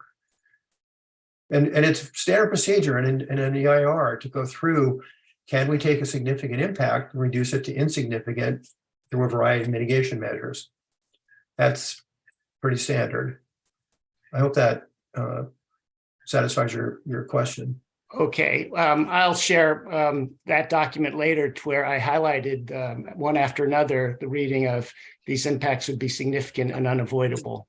And so it just can, if we could find that, hey, that would be great. But in looking at the document you referenced to me, I can't find that language. I think Orinda came to another conclusion that it was significant and unavoidable. Let me just switch gears. I have another question related to also what you said about specific performance standards, because I read the link where you reference how perhaps when you submit an EIR, you may not have to recirculate if you do three things. Number one, the city commits to mitigation. Okay. Two, that you adopt specific performance standards. Now, whether we hire a consultant to establish what you said, like no degradation, meaning zero reduction in evacuation time, or whether we say 10% or 20 or 50% is a threshold that we could live under. So we'd have to adopt a specific performance standard. And third, it says you must also identify the types of potential actions that can feasibly achieve that performance standard. So I think that's the third one that's hard for me to figure out. How would we do all of that by January 31st, especially number three, to prove that we could, first of all, have a standard and then have mitigations under which we would fall under. Could we do that? 3 is the subpart 3, and you're in CEQA guideline 15126.4, which we've been citing over and over. 3 is the list of mitigation measures. I threw some of them out in a letter in September. The AG memo from November 1, I think it was, has quite a list of about a dozen bullet points. That's what 3 is. It's a list of mitigation measures. Orinda came up with their own short list, as you may have read today. That's the answer to what that is about. You don't think the list, you have to apply the list in a way that it achieves the performance standard. It's not just having the list and saying we're going to do it. You have to prove it achieves the standard you've established. Am I reading it wrong? Yeah, no, you're correct. That's what 2 and 3 together would mean. I concur. Okay. And what 2 says is you adopt a performance standard. Courts like to call it a threshold of significance, but basically you're talking about some standard that you're going to hold it to. And you're absolutely correct. You could have a somewhat relaxed standard. I happen to think no material impact on wildfire evacuation times should be the standard, unless, and I put this in my initial letter, you had a city expert who's not a developer consultant certify that it's still a safe evacuation, plan for that particular neighborhood. Maybe there is a way to evacuate Happy Valley Glen and have certain impacts, but if it's still safe, if an expert that's a qualified person says that could be part of your standard. I call it non-degradation, or at least non-degradation to the point where there's no material risk created for safety reasons. And this is where your housing objectives and the RENA HCD process and the safety of residents all coincide. I think the council should come up with a solution that does all of the above. Okay, well, thank you again for providing all the materials today. It was very helpful. And I'll try to answer your question, maybe in a follow-up email. Thank you. Thank you. Any other questions for the speaker? Okay, thank you, Mr. Summer. And as Suzanne is bringing Mr. Elliott over, if there are any other members of the public. Yeah, I had a question. I thought Carl had put his hand up, so I paused. Sorry. Oh, no, sorry. Okay, so Mr. Summer. I think Scott is still here. He's still here. Mm-hmm. Yeah, I'm still here. Okay, so I guess that was a question to follow up for Wei Tai, is that do you think we could get those changes in a reasonable amount of time? Like, even if our current, attorneys think that they don't have the bandwidth to do it, are there other attorneys out there that could do it in time for the January 31st adoption without recirculation? I don't think recirculation is needed. So all that time period that was mentioned on that goes away. I also don't think that the threshold of significance or performance standard is particularly complicated. I don't think you need a study for that. I think you could just adopt a non-degradation standard, as I keep calling it. So I think you can make it. I think you've got enough time between now and the end of January. You've got 2 months to accomplish that. And the alternative to avoid lawsuits is there's a CEQA challenge to this, whether you take BART out or not. You're not solving that problem. Whereas if you declare that draft EIR statement about AB 747 is incorrect, which it is, and moot the issue by saying it's significant, I happen to think that's the best answer on your CEQA dilemma. And as I said, I'll leave the housing elements to people like Elliot Hudson and others who suggested a approach there. I'm not addressing that or disagreeing with it, but I do think you have time to make it. And the other thing that you should remember, it hasn't been mentioned, CEQA has a very short statute of limitations. It's 30 days. It's 15112 on CEQA guidelines. Once that notice is given, once you've certified, if no one files a suit in 30 days, you're there, you're home. It's now time barred. So you don't have to sit around for months waiting to see if someone's going to challenge this. If you adopted this, whatever date you pick, it was tonight, there'd have to be a lawsuit filed by the end of December. So it's a manageable risk that you should keep in perspective. And I seriously doubt someone's going to challenge this finding of significance, because you're not going to be saying no BART. You think you should put in the properties that you like and deem appropriate, and then hopefully the 30 days runs and you're there. If not, you can go back and take mitigation steps.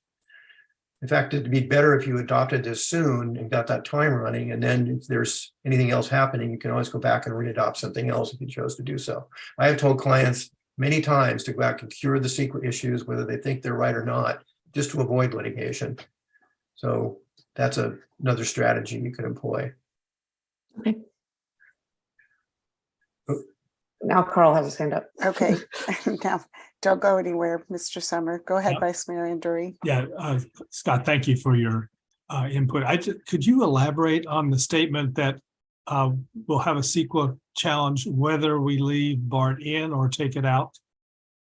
The defect in the draft EIR is that section, page 4.17-11, which said residential projects, et cetera, and then it goes into AB 747. Regardless of BART, the downtown, et cetera, that's not going to survive a CEQA challenge because it doesn't work under 15126.4. And for example, again, this is in one of the emails. I realize you get a lot of material the day of the hearing, but if you look at Appendix G, Roman numeral 20, you're supposed to have studied everything near the high fire hazard safety zone, severity zone, that could impair an evacuation plan, expose occupants to pollution concentrations from wildfire. There's a whole bunch of things that weren't done even as to the downtown. I'm not suggesting that, I would identify anyone to bring a lawsuit over it, but technically your EIR still doesn't work and survive the 15126.4 issue, and it doesn't meet all the near and other impacts required under CEQA guidelines, Appendix G 20 and 17 and 15126.2, because they weren't studied. All you did was say AB 747 will come along. That's still what your draft EIR says, and I haven't heard anybody change that for the final one. So I'm just pointing out that I don't think that solves your CEQA problem. I do think you can declare this to be a significant unavoidable impact, subject to the things I was discussing with Councilmember Clark. I think that's your best CEQA solution. And I don't think people could bring a challenge on that because you converted it to significant, and I don't think recirculation is required for the reasons I just stated, including that Southwest case I was reading from. Thank you. Okay, any additional questions? Thank you. I'm looking again at hands, but thank you again, Mr. Summer, for coming this evening, answering the questions, and for your written comments and providing the information. The next person to speak is Colin Elliott, followed by Kevin Burke and Lauren Herpick. If anyone else would like to speak on this item, please use the raise hand feature in Zoom now.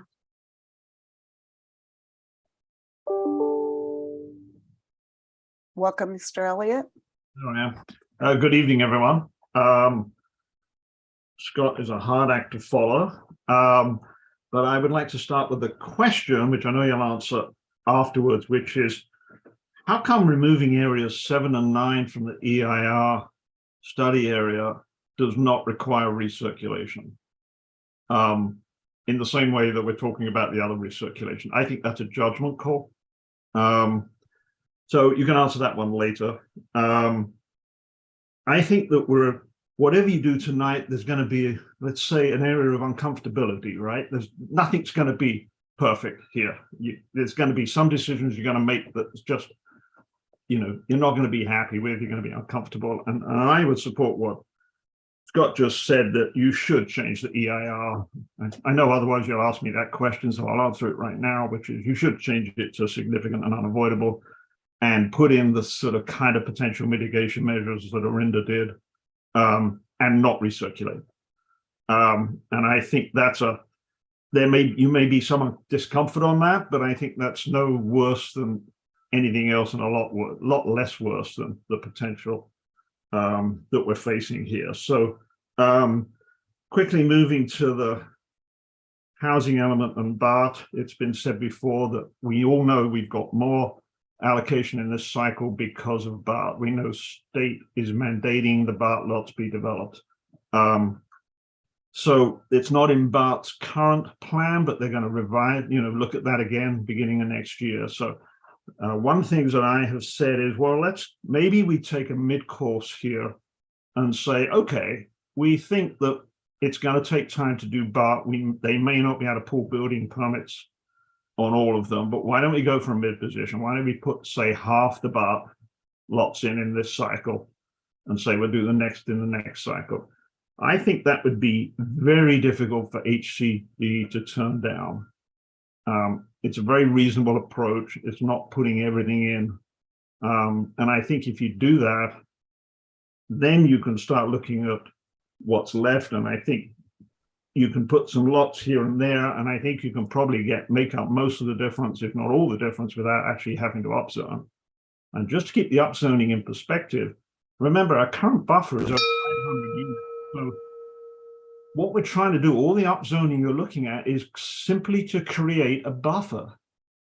It's crazy if you actually stop to think of it like that, that you would make this much change to your downtown, ignore what the chamber says and everything else, just for the buffer. Now, I know we're in the math of how that works, but I do think that the ideas that Elliot put out, maybe you go with 2 options to HCD, one with just the downtown, another with a BART or part of BART, is probably a better way to go at this point. Okay. Thank you. Thank you. Are there any questions for the speaker? Councilmember Kwok. Yeah, thanks for joining, Mr. Elliott. I had a question. If we could do ranked choice and submit 2, Plan A and Plan B, and Plan A was using the BART, but Plan B was not being able to use it and then having to pick between the staff report today of option A or option B. Do you favor one of the other, of option A or B, as a backup plan? Well, obviously, I don't like either of them. Probably B. I think Jeffrey Stone made some very good points, and it was good to hear him. And I work in the same, industry, so a lot of what he said was right. And one thing he stressed is that with density bonus, you're going to get taller buildings than you've been shown by staff in these illustrations. Everything's going to be 50% bigger, so there are cost implications on that, as you pointed out, but I kind of agree with him that I think it's better to go with B, where you're not starting with a higher density at least. But my preference would be to obviously go back to HCD with at least some of the in at this point. Yeah, of course, for sure. Okay, just curious. Thank you very much. Okay, thank you. Thank you. Any other questions? Okay, thank you, Mr. Elliott. Thank you. The next speaker is Kevin Burke, followed by Lauren Herpick, and there are no other hands raised after Lauren at this time.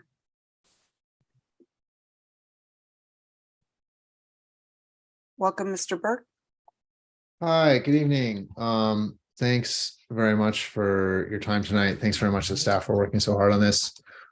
Thanks for taking the BART site out of the EIR. I want to second the comments from Mr. Stone that height and parking and setbacks are all really important components of whether projects pencil or not. Particularly for setbacks, shade is really nice on hot days, and if you set back a building 30 feet from the street, you don't get shade at the sidewalk level, which can increase the risk of heat stroke and other stuff. Also, if the entrance is set back, it just makes it 30 feet further to walk to your destination, which adds up when you set more stuff back. So I think it's actually really nice to have stuff that is right on the sidewalk, and think that you should consider setbacks as part of your process. I disagree that there's nothing the city can do about parking and parking requirements. The city could set the parking minimums to 0. Setting the parking minimum to 0 doesn't mean that developers can't build parking. They can still build parking. They just don't have to build a minimum because the city is requiring them to. I mean, just a few weeks ago, we had a developer in front of the city council who wanted to build less parking, and staff basically bullied the developer into building more parking as part of that project. So I really urge you to set the parking minimums to 0 to make as many projects pencil as possible, especially in the downtown core. You have a lot of cities that you don't even expect, like Lexington, Kentucky, or Anchorage, Alaska, waiving parking minimums. It's something that you can do. I also just want to give a reminder about why we're doing this. New condos in Lafayette are a lot more affordable than most everything else that's on the market in Lafayette, which can sell for more than $3 million. So, new condos are affordable compared to that. And then on top of that, you have inclusionary, so you're going to get more affordable housing on top of that. There's a ton of folks who are just deciding they don't have a future in our state, and they're moving to Arizona and Texas and Colorado every single day. I think that's a shame. It's not sustainable. We're the only state in the country that lost an electoral college vote in 2020, which means all of our votes for president aren't worth as much in the next election. Lafayette is really temperate climate, which means for climate change, you don't have to run the AC as much when you live in Lafayette.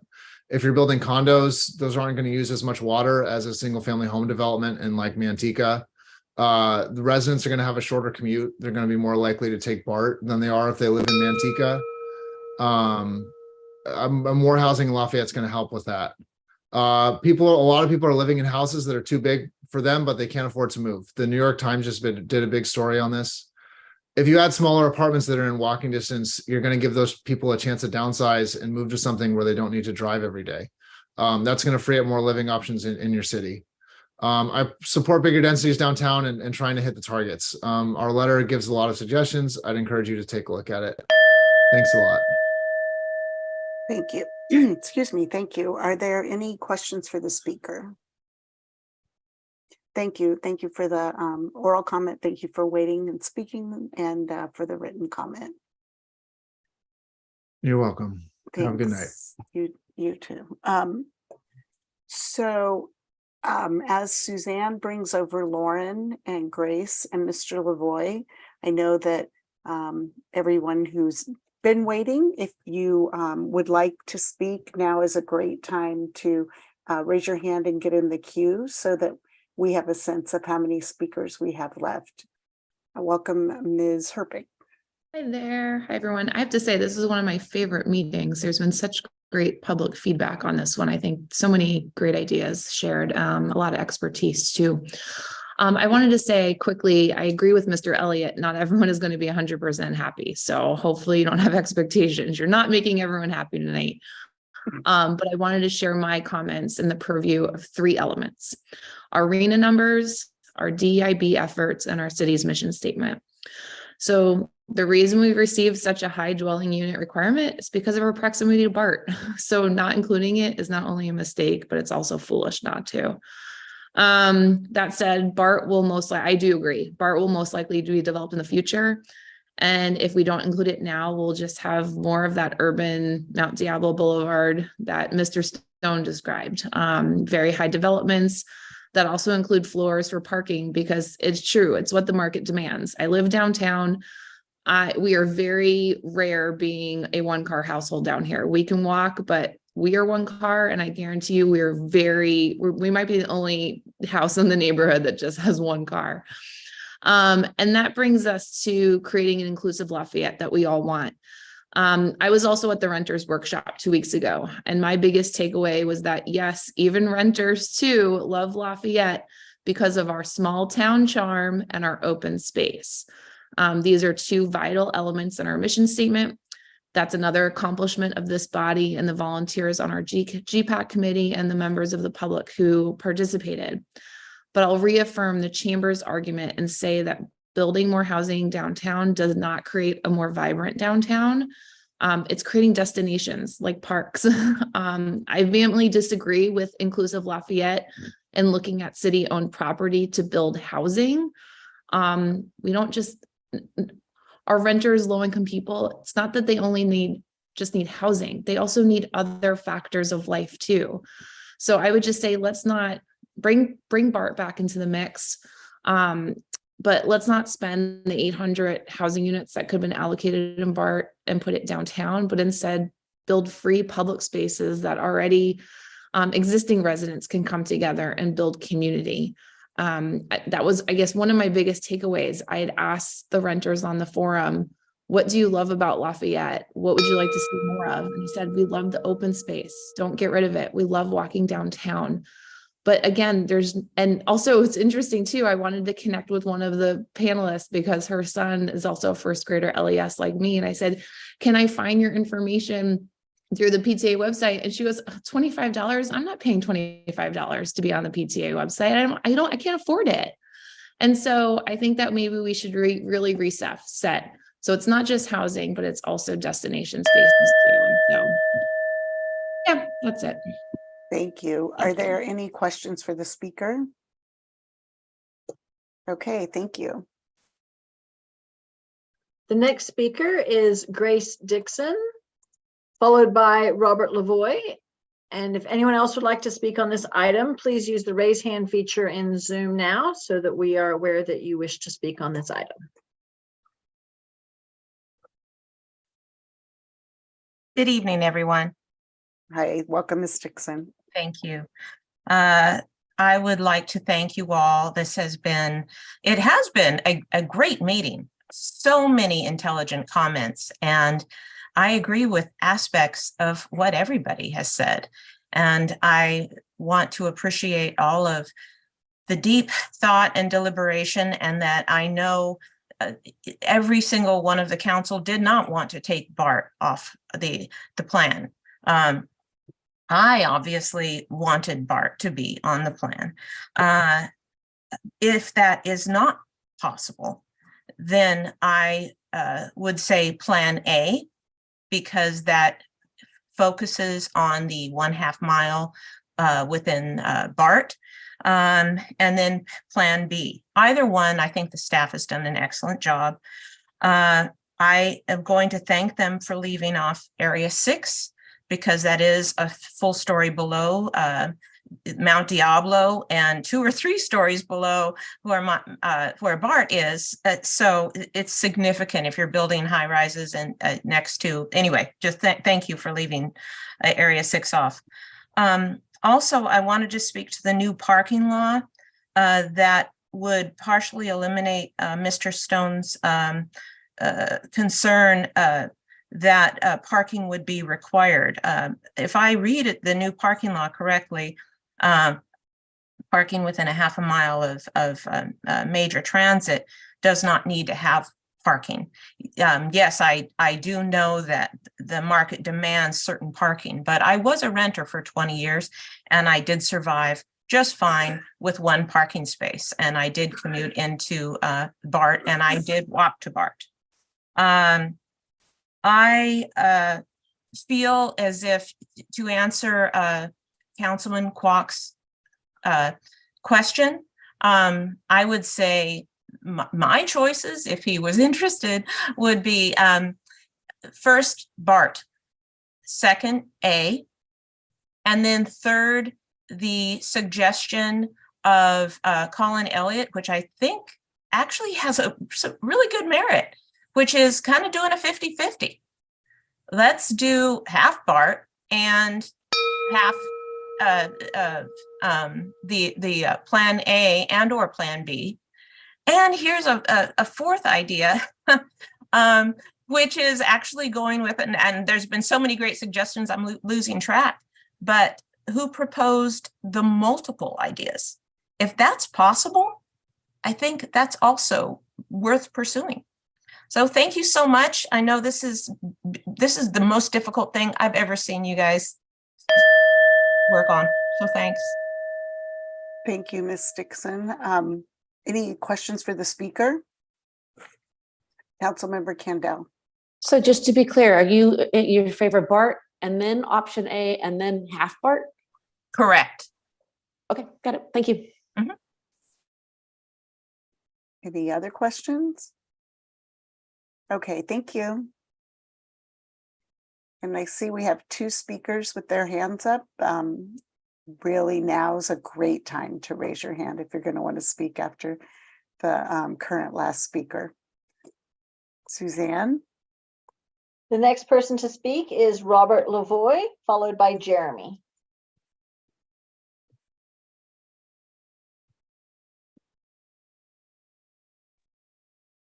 Welcome back, Mr. Lavoie.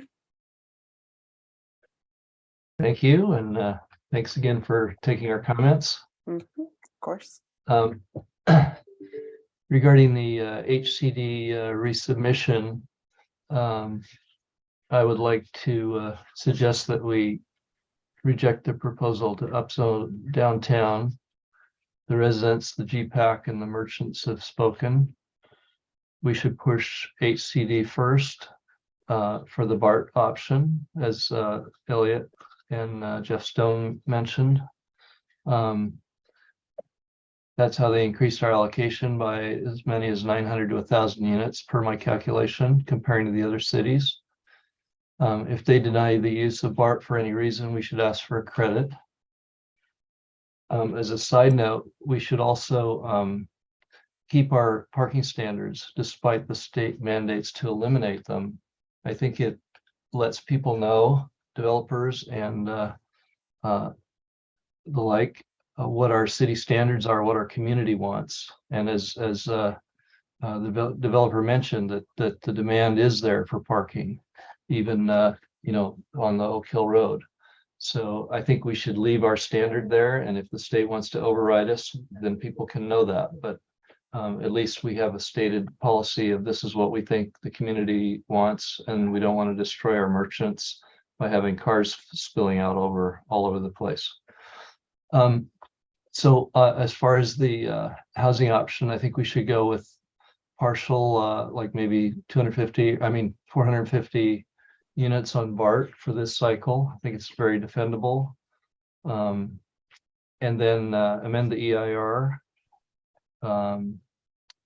amend the yield to 95% everywhere. I don't know what they're using right now, but there's no new projects under 100%. So I think it's ludicrous to be at anything below that, including Mount Diablo Boulevard.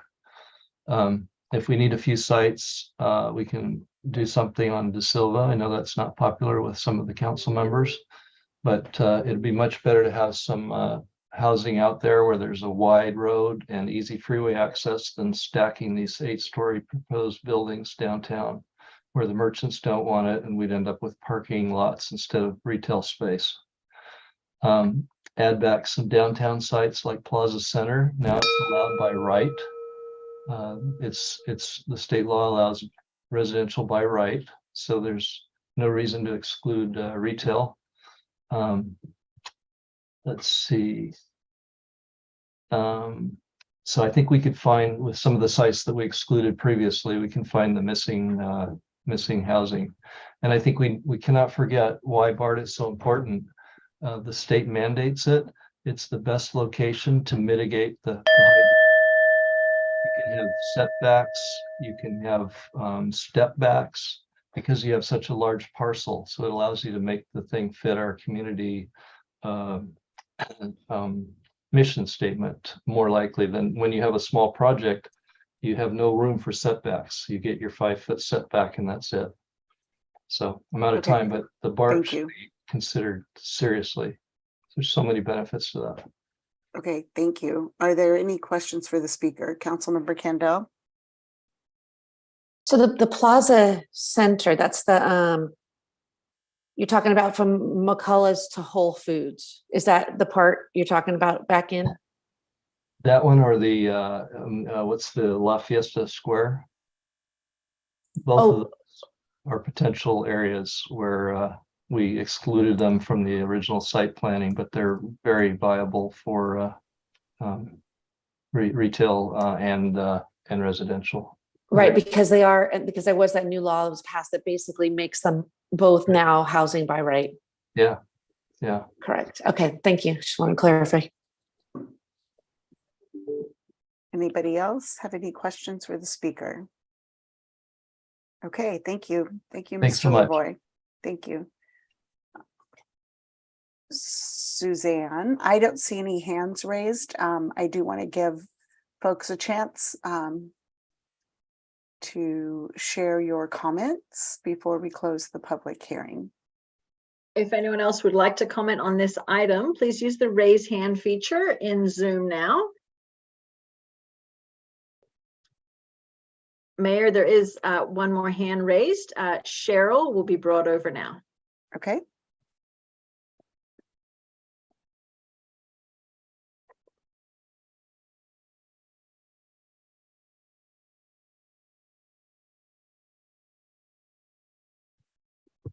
Welcome, Cheryl. Hi, it has been a really great discussion, and I particularly was impressed with the developer and with Scott Summers and Colin Elliott and Elliot Hudson with very thought-provoking testimony or comments. I just don't want to forget about their comments and to see if we can somehow work out a timeline that we get all this done before January 31st without recirculating. I think their points were worth. Scott Summers put a lot of legal codes out there, then I think they should be worked at and looked at firmly. I'm not sure that the decision should be made tonight, considering all their comments. But saying that, Rob Lavoy made a comment about it, and I forgot about the new law that the downtown center should be thought about, and Lafayette Square is another possibility. Thank you once again for keeping this Area 6 out. And I am in support of also doing the half BART if that helps us get our numbers and taking some pressure off of downtown. I'm kind of frustrated a little bit with how much we're having to put downtown as is, and keeping the semi-rural character seems to be going away. And the chamber was so adamant and strong about their view about the downtown, preserving it as hard as we could. Housing by right is a serious situation, and I'm really worried about losing a lot of the commercial area, and then they have like the old Pleasant Hill because of housing by right. I don't think a lot of the small areas are going to be redeveloped with commercial on the bottom level, and I'm really worried about that. So any pressure we can take off the downtown by having half BART, I'm in support of. Thank you. Thank you. Any questions for the speaker? Okay, no questions. So thank you, Cheryl. And this is the last opportunity or an opportunity for anyone else to raise their hand and speak to the council. Mayor, there is another hand raised. The next speaker is Janet Thomas. And if anyone else would like to speak on this item, if you could please use the raise hand feature in Zoom now. Thank you, Suzanne.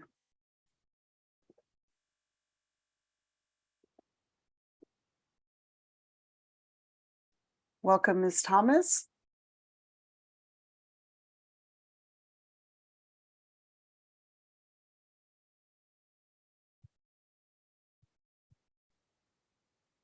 I think you're still muted. Okay. There you go. I really don't have any comments, well organized, but I just have to share my feeling, having followed this whole process for so long. A couple of things, and one is that I don't want us to face the builder's remedy. And I think there are so many propositions have been presented tonight about ways that we might craft things potentially to pass legal muster, but I would yield to the lawyers here and make sure that in fact they will. And I know we have a deadline. I've been very disappointed that we couldn't use the BART property. I feel it's unfair, and I think it would have been a prime site. But I realize that is the case. I've followed this from the beginning of the process, and would like to see more housing in Lafayette, more affordable housing in Lafayette. I feel strongly that people, as a public school teacher who bought here 40 years ago, I know I couldn't afford to live here as a teacher now. It's so important that we have properties where our service workers can live. So I feel that we need to embrace the fact that I think the BART has a lot of potential for the future. We may not be able to make it a part of this year's plan, but we need to start now to plan for the future.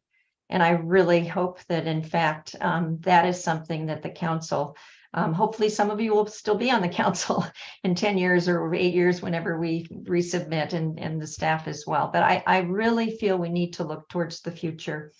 As far as density downtown, I agree with many of the comments made tonight. I feel that a family can do with one car, and in the future, I think that especially if the housing is within walking distance to downtown, and I hope that the city will consider that. I feel we really need to respect the chamber's wishes for that we support our businesses, our commerce. I personally was in favor of building the De Silva property. I certainly hope that might be reconsidered too in the future. But you are faced with an incredible task. I thank you so much. I feel the staff has been so professional in responding the way they have, and to city council members, and my gratitude to you. Thank you. Are there any questions for the speaker? Thank you, Ms. Thomas. Mayor, I do not see any other hands raised at this time. Okay, well, with that, we will close the public hearing and we will bring it back to council. I know that there were lots of great public comment and a couple of questions. I think that Councilmember Kendall, you had one that you wanted to ask the attorney relative to, I believe it was David Clark's questions about, I'm going back up there. Right, it was the David Clark, keeping our current EIR, right? And that, well, but then starting to recirculate the new one. Correct. And right. The whole argument of substantially compliant and start the right process of recirculating. Is that a viable option even to us? So with regard to the EIR, once the EIR is certified and an approval is issued, that record closes as to that approval. And therefore, whatever EIR is certified prior to the approval is the EIR that the city would need to defend in the event of legal challenge. There isn't really a situation where you certify an EIR and then you go back and spontaneously revise it after the project approval. I mean, in a circumstance like that, you would really only revise your EIR if you have another discretionary action to take, which would be a new statute of limitations and a new record. But in terms of defending the adequacy of any approval this council may take on the housing element update, the EIR that you have at the time of that approval is the one you must defend. So in the, and I'm seeing if I can, but it also had to do with that you have 1 year after the statutory deadline to provide additional material. And as long as at the time of January 31st, and we're substantially compliant, does that still apply, that the EIR? So it's not the 30 days, it's not that certification, it's that we would begin to, and I'm clearly not a lawyer, that we would begin the process of begin the self-certification recirculation process now, get something in so that we have a housing element, and then we make changes later. It's so confusing to me that it doesn't sound like that it actually works, but I think that's where it was, Charity, not just the whatever the EIR is at the time, and unless that's the answer. But it sounded like that David Clark thought there was some other. Right, that was the second part of his argument, was that we don't have to self-certify by the January 31st, but there is this 1 year. Right. So somehow the builder's remedy can't go in as long as we're working towards it. Yeah, no, I think sense. Councilmember Kenda, I do think that was what Mr. Clark was referring to, but there is no 1 year grace period. January 31 is the deadline to comply with the housing element in terms of adopting it. And so if we don't have an adopted housing element that's substantially compliant with housing element law by that date, that's when builder's remedy will go into effect. I think he was trying to argue kind of an implied negative argument that if, that we had an extra year, but that's not an argument that I would like to defend in court. I think we need to adopt a housing element by January 31. Okay. So the other question, and if others remember questions that people asked, was Colin Elliott very, specifically said, how come or removing areas 7 and 9 from the study area don't require recirculation? So pursuant to this council's prior direction, my understanding is that your CEQA expert consultants are actually writing up the fact-based reasons for why removing those areas from the EIR does not result in new significant impacts.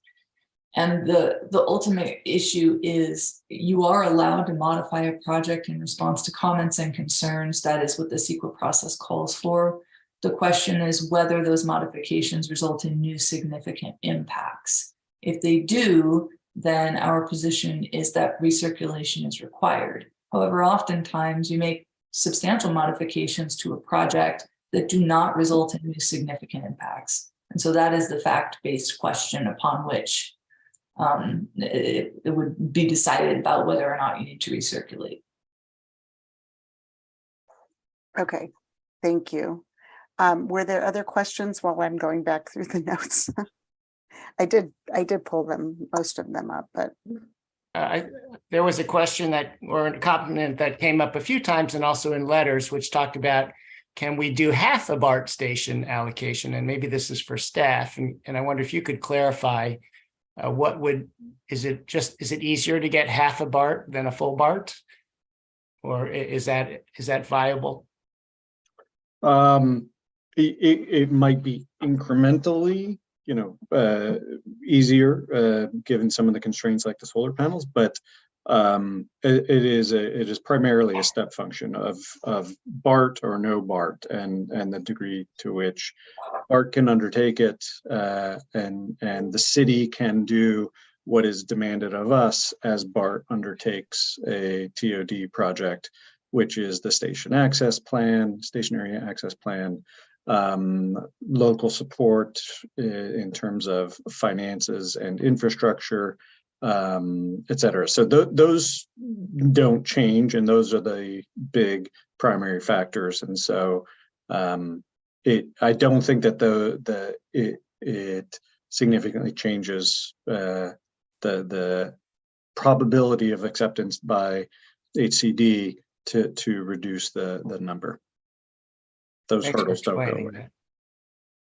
Thank you. And then Charity, on Mr. Summers, I saw you writing some notes as he was his first statements, lots of information, and then in response to questions, but his first statements about responses to Vice Mayor Anduri's questions, and that the Orinda having to do overriding considerations. And Councilmember Kwok, when I went back and looked, and I didn't pull up the Orinda thing tonight, it did appear that that your response earlier was in the Orinda document, but around overriding considerations, and that Mr. Summer didn't agree that they would have to do those. Yes, so I was just pulling up those pages again as Mr. Summers was speaking, and I have the same reading of Orinda's document as Councilmember Kwok. Specifically, the Orinda's draft EIR says that this impact would remain significant and unavoidable. This impact would remain significant and unavoidable. So they do say several times that even with the mitigation-like measures that they have imposed, that there's not a way to demonstrate that the impact will be reduced to below a level of significance. So they find it significant and unavoidable, which means that before they issue an approval, procedurally, they would be required to adopt a statement of overriding considerations. Okay. And then Councilmember Kendall. As much as that's important, it's not all that important. I mean, it doesn't change the outcome, right? It doesn't change our situation, whether we go into overriding considerations or not, right? We're still going to go through all this process.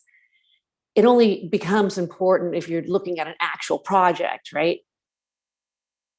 Like if we were approving an actual project and we said it was significant and unavoidable, that's when the overriding considerations really hit the boots to the ground. On this, whether they put it, whether it was significant or unavoidable in the housing element EIR, doesn't really impact any of the projects. I see. So a couple of things. One is you're quite correct that what Orinda writes has no precedential effect on Lafayette. I mean, you can reach your own conclusions about that.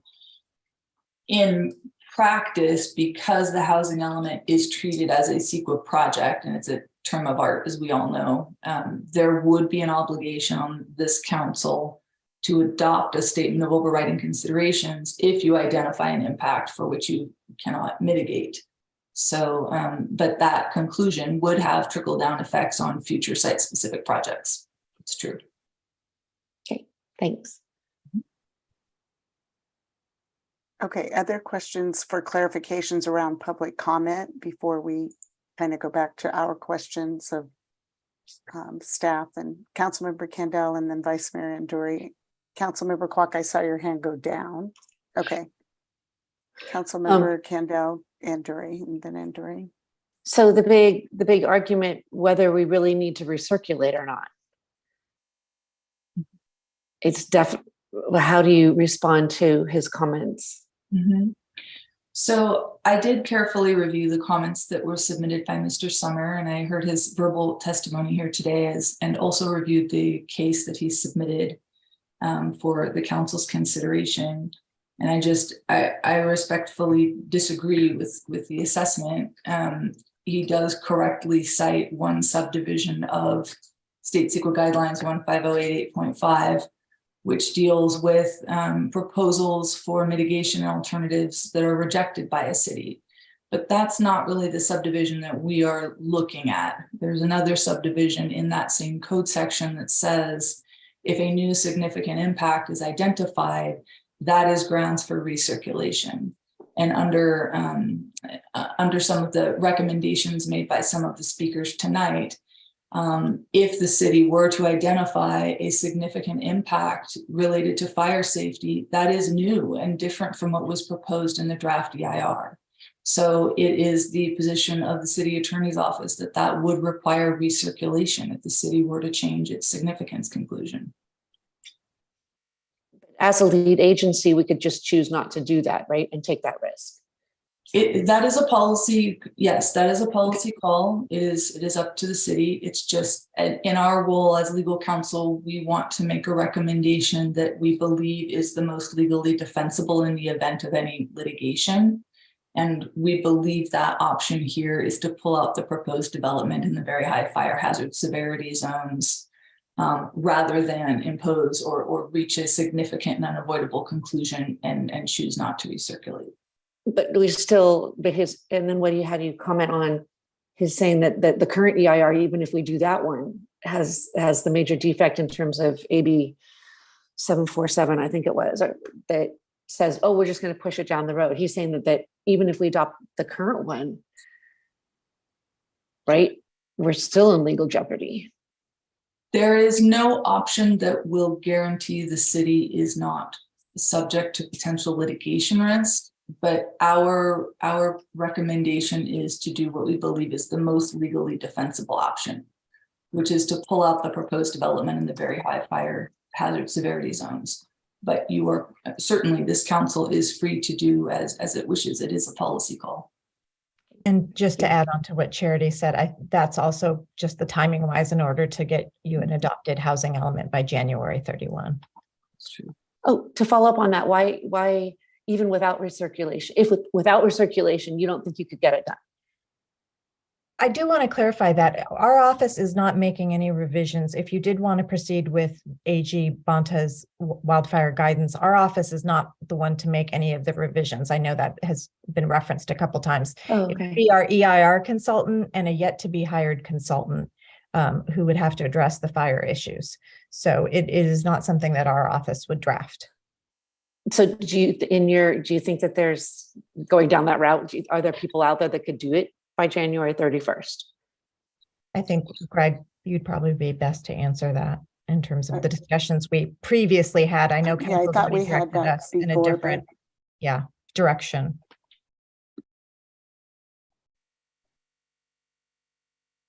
Yeah, I don't think it is feasible, but I wanted to just advise that I know that there have been multiple public comments about the EIR and they weren't addressing in discussion.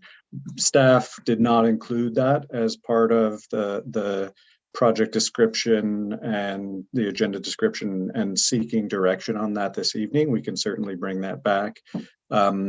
Given the prior direction and discussion from the council's last meeting. And so when you're ready, we're happy to reiterate kind of what our scope of request was this evening with regard to the programs. And I can also answer Vice Mayor Nduri's questions that he posed before the break. So thank you.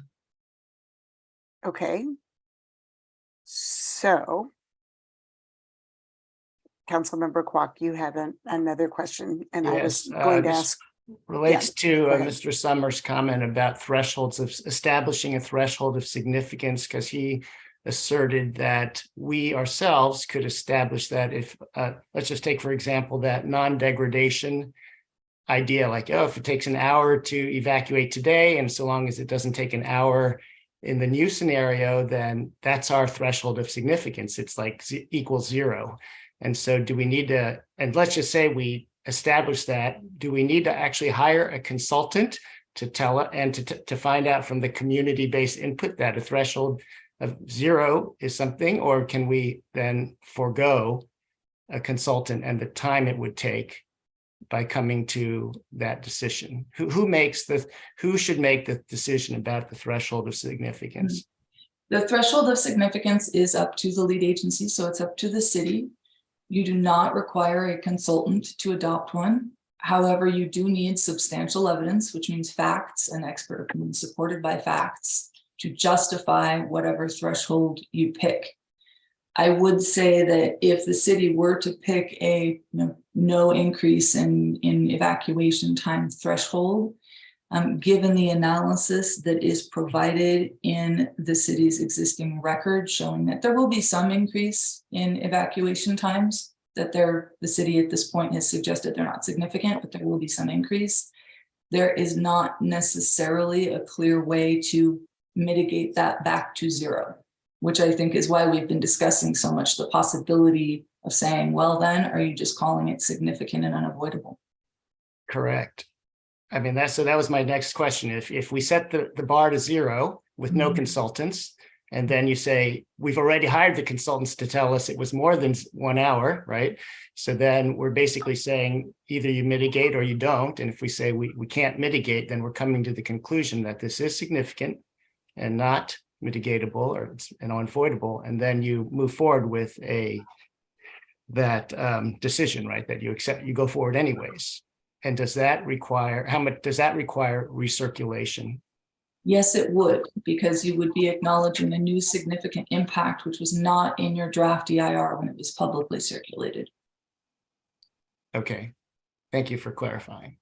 So Councilmember Dawson, and then if others have their questions queued up, I think I would like to, after Councilmember Dawson, move us to where Greg was just talking about and our comments on the 3 programs and then the 2 opportunity sites. And I think some of these questions will circle back in when we get to that, but I'll ask Greg to remind us what we're being asked to provide input on, and then any other input based on public comment or our research that we want to ask staff to look at. So Councilmember Dawson. I just wanted a quick comment on what Councilmember Clark mentioned was that threshold. I think that would be tough to establish anyway, because different neighborhoods have different times of evacuation. And if it changes like an extra night, say half hour in one area to make it an hour and a half, but it's still not the 3 hours someone else would wait, like how would you weigh that? That's kind of just an interesting comment. But I have one route I want to go down that may not be popular, but I just want to talk about the BART numbers that everybody is talking about. We appealed the RENA numbers, and we did base it on BART being in the high fire zone, and we lost that appeal. And I think one of the answers to us was basically, you need to find your numbers elsewhere if you're, not going to go that route. Which obviously left us in that limbo place of do we do it, do we not, which we're in now. But we got these numbers for reasons because of different reasons. The RENA methodology was we're a high resource area, we're next to transit, we're auto, pretty close to other job opportunity places. So regardless of the BART numbers, we still had high numbers. So even if you were to back it out, it's not necessarily the 822 units. So I just want to remind people that it's really just to build those houses that were more affordable in our area. In fact, Lafayette had an equity number that was also tacked on, because we do not have a good ratio of available homes, affordable homes. So that is also one of our reasons why our RENA numbers, just to get us more into parity where we should be, to have a good selection of opportunity sites and places people can build those houses and people can live. So I just wanted to put that out there to remind people that that's why we also need to look at the feasibility of building not just at BART, and it's not just as narrow as the BART location in the wildfire zones. It's where do we get affordable homes across our community? And to Mr. Stone's point, it's going to be hard to build those no matter what. So I think it's more programmatically that we really need to figure out, even if these numbers are there and they're upzoned different places, it's going to be hard for developers to build those numbers that we need to hit in each income zone. So I'm don't want us to go down too far that track of the BART station, because we will build there. Eventually, we'll probably will build there. It's inevitable. But right now, I think focusing on just getting clear of the builder's remedy is a good way for us to go. Because there's other things we could consider, but we're not. SB 10 across other areas was something that we are not opting to consider because we don't want to. We want to put our building more into downtown, into that transit area. So there's all different options, and this right now is where we've narrowed it down to. I guess I'm just saying I don't want to put all these eggs, so many eggs and so much time that can take us away from where we really need to be, which is focusing on how do we distribute and how do we these numbers across town so we keep that our corridor vibrant. I agree that Chamber, it is something we need to protect, is that ground floor of commercial retail zoning, because that's going to be tough. You might have a lot of residents down there, but if you're not going to walk to the stores, if there's no stores to walk to, you're going to lose that vibrancy. That is definitely part of our character. So I think as we consider these numbers, we definitely consider the feasibility of keeping commercial as best we can on that first floor, working with developers, but where do we want that growth to be? Do we want it to be within that half mile, or do you want to distribute it around? So I kind of wanted us to focus really on that vision. What do we see in that future? That's just my thoughts. Thank you. And Vice Mayor Anduri? Yeah, I had my hand up earlier for questions. I have Okay. two very quick questions. First, I agree with what Senator Dawson said, but two quick ones for Ms. Elrod. The first question relates to one of the speakers, and that is Mr. Hudson suggested going to HCD with ranked plans, not one plan, but ranked plans. Here's our number one choice. Here's two. Here's three. Right. Could you comment on the feasibility of doing that? Well, unfortunately, HCD has not been willing to actually meet with jurisdictions to do that kind of discussion.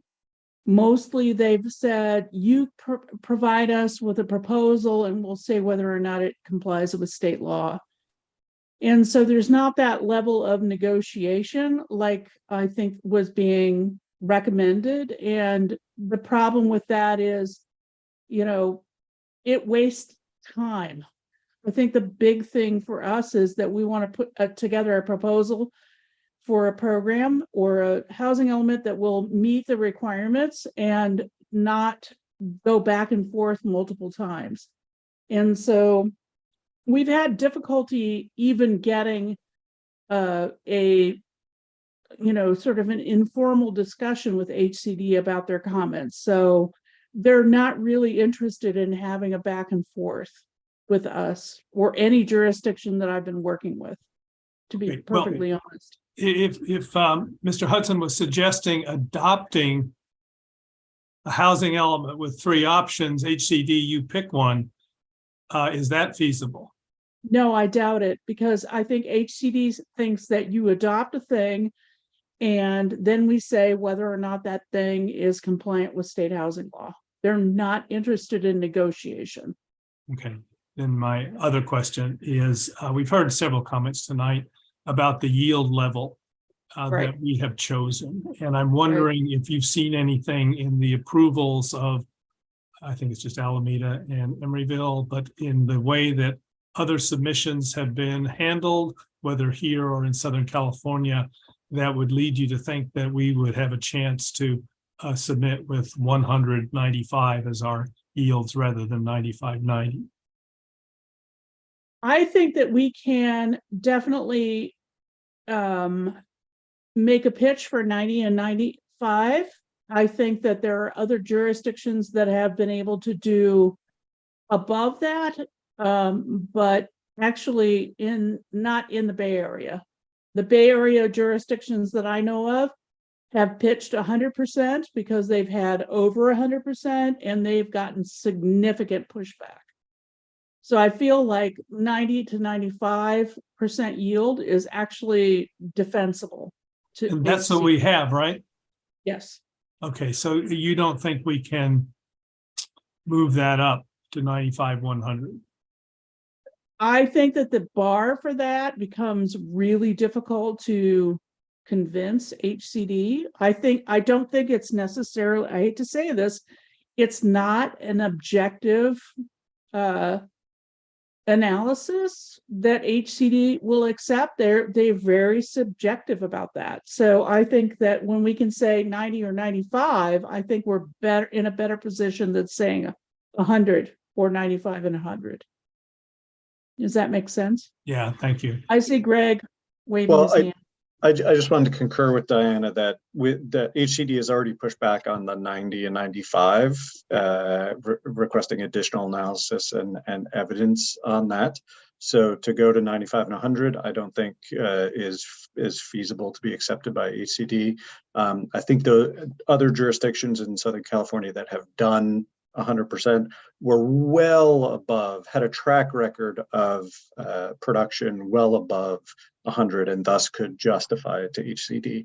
We too have a track record of all of the recent projects in the last 5 years, over 100%. However, it's, I think, 111%. So it's above, but it's not an order of magnitude or half again as much. And thus, we feel we can continue to make the case, and a stronger case, for 90 and 95.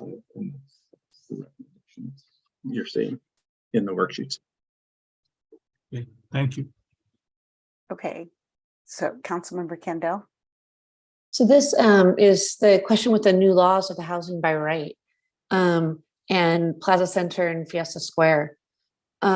Because of those new laws, right? How does that change those sites? We have a letter from Dave McCullough, right? We got a letter from him. Correct. Yes. Dave Berzoni did submit a letter. I'm sorry. Sorry. Encouraging the city to include Plaza Shopping Center and their Rosedale, St. Mary's, Moraga Road site. And the latter being vacant, the former being an operating shopping center with low vacancy. And so in conversations with Mr. Berzoni, they desire to keep their options open and have as much potential in their real estate holdings as possible. And so, but at the same time, would not be interested in, essentially scraping the site and building new housing there. It would be highly selective and highly difficult to knit new housing into the existing shopping center. And that would be the character of what they would do there. So the new state laws, and I'm happy to have Diana or the city attorney's office correct me, but the housing by right in commercial areas, that was part of our 5th cycle housing element. But not in the core, Well, right? I think, yes, housing by right in the core, not along the boulevard on the ground floor. Exactly. So in a very limited frontage, the ground floor would need to be commercial. And so in that narrow strip, if you will, at the ground floor, that might have some incremental effect on yield.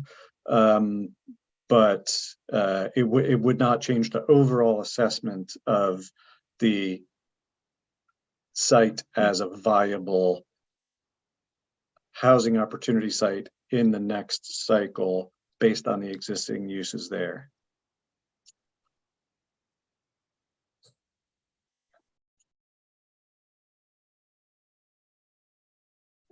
Did you have follow-up questions, Councilmember Kendall? No. Okay.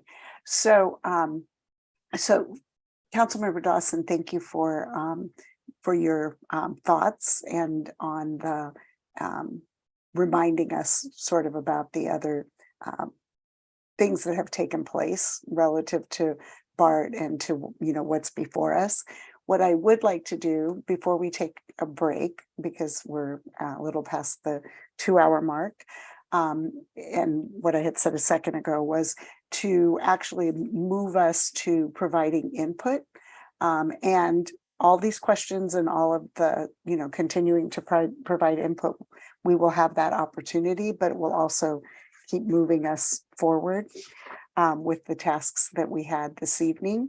And Greg, I have the recommendation in front of us, but if you want to remind us, or Diana or Renata, what areas we want to talk about. And you have mentioned that opportunity sites, having that discussion will very much drive the additional work that you'll do between now and the next meeting. So if you would let us know which, doing the 3 program elements or the opportunity sites, or how you would like us to structure that for the most efficient discussion and input, that would be great. Happy to, and I ask your forgiveness to first address Vice Mayor Nduri's 2 questions. Okay, that we were going to please. respond with answers. Oh, yes, yes, thank you. First question related 949 Moraga Road, which opportunity site is that? In the table, it is 13-8, and as part of a greater site associated with the church parking lots. So 13-8, and then density for Town Center 3, and the which is 1000 Dewing Avenue for those watching at home. The site is overall 1.47 acres, and there are 69 condos there. So dividing those 2 numbers yields 47 dwelling units per acre. However, I'll point out that only 1.08 of those acres are actually developed. There's a significant portion which is the creek, and so I actually included the BART path in the calculation that follows. So the developable area, or the developed area, is 1.08 acres. And so if we divide that into the 69 units, we get to 64 dwelling units per acre. So at minimum, it's 47. More realistically, it's 64 dwelling units per acre. Okay. And then, thank you very much. You're welcome. Turning to the recommendation and requested direction. If we can begin with the when we return from break, any and all comments on the programs, and those specifically called out in the staff report and in the presentation. We're happy to bring those back up on screen. And then the tiering, or the opportunity sites breakdown in terms of density that we explored at the direction of the council. So option A and option B, and then For if the we have additional questions, I think we asked a lot of them that came up, but I'm sure there are more. So we will take a 5-minute break. So that brings us back at just, 10, let's call it 10:25. That's more than 5 minutes, but we'll see you between 10:23 and 10:25.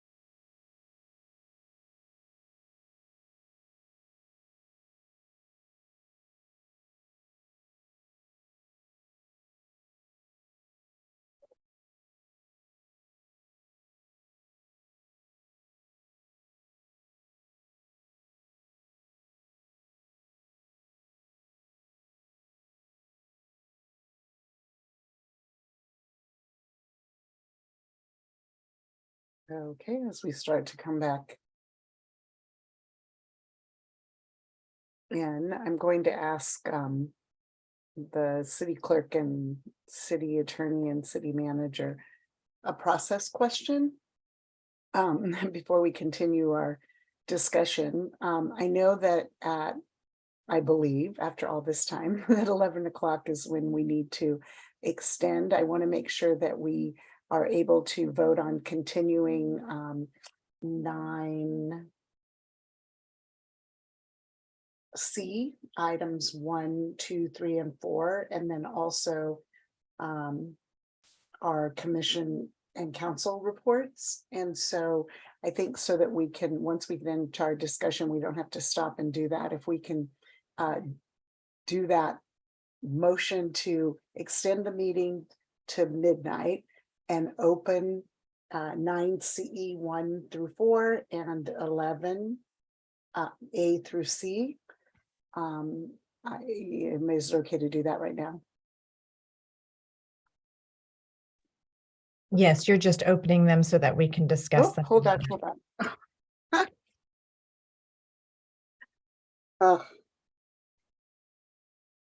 It's too late. Too late in the evening. So what I wanted to do in being efficient, but didn't have my headset in. So I apologize to everyone. I want to. We did hear you, Teresa. Oh, Yeah. okay, great. Yeah. Great. So moved. But I couldn't hear you guys. So great. Thank you. And a second by Councilmember Kendall. So we'll do a roll call vote. Councilmember Kendall. Aye. Councilmember Dawson. Aye. Councilmember Kwok. Aye.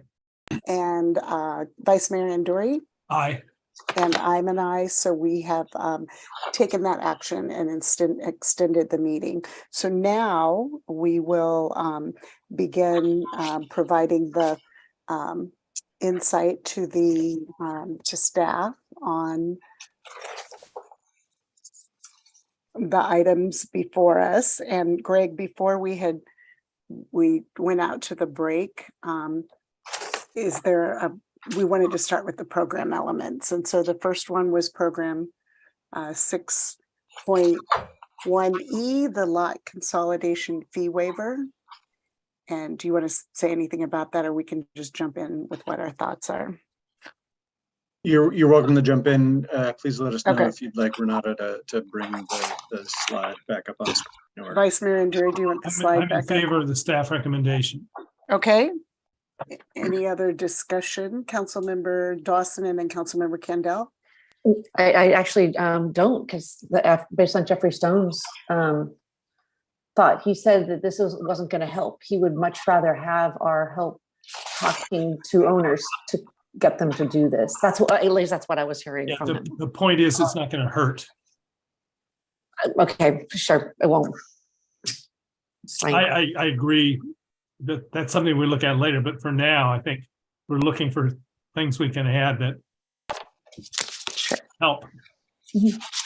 And Vice Mayor Kendall, thank you. I was going to bring up Jeff's comments, but I do also agree with Councilmember Vice Mayor Anduri that it doesn't hurt and actually can help and is an action that we can take and that is, I believe, necessary to add to the responses from HCD and strengthen our programs in this area.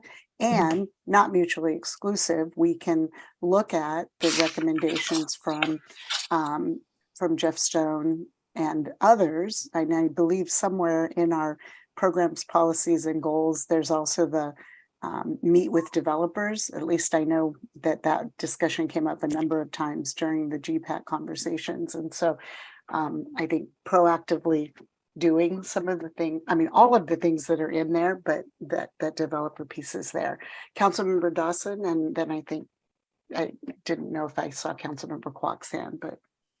Yeah, I was actually going to go down that route too. Like this, if it's just something that's great. My thought is there anything we can incorporate to kind of also include mention of, I don't know if we can do incentives, but at least towards more of the low income and very low income. So at least we kind of get a nod to that in waiving these fees.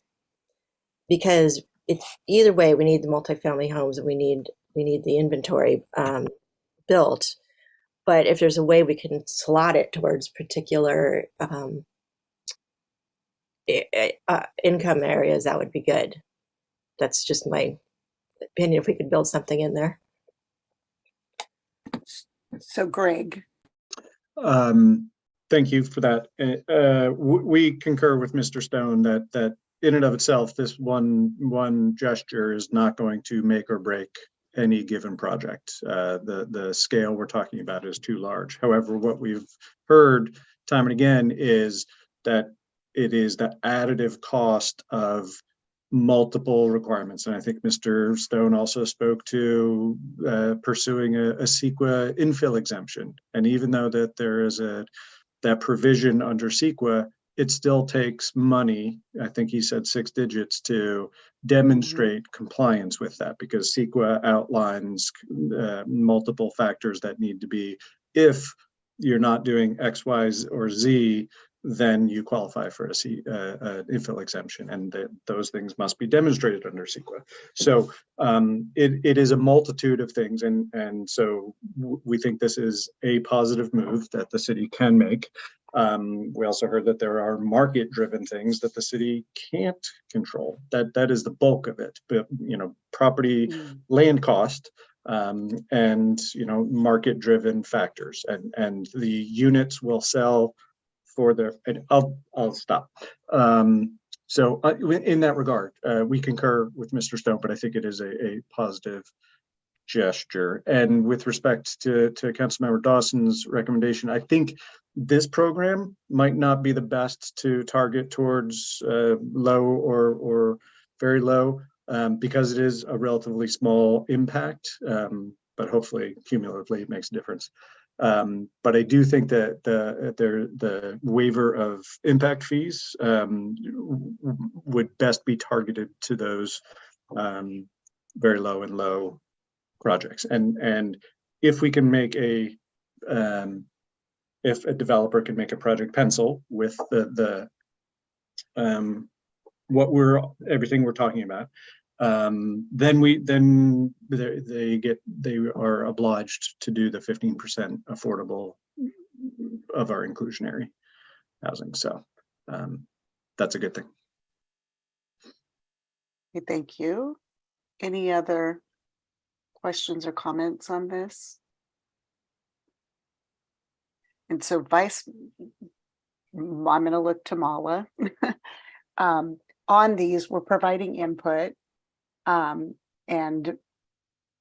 we're going to continue to do that over a couple of additional items. Do we need a motion on each one of the? Okay, thank you. Yeah. Okay, so next, if I'm going in order, we have the program 6.1.G, the city-owned parcels, of which there are 2, not 3, and we now know where they are.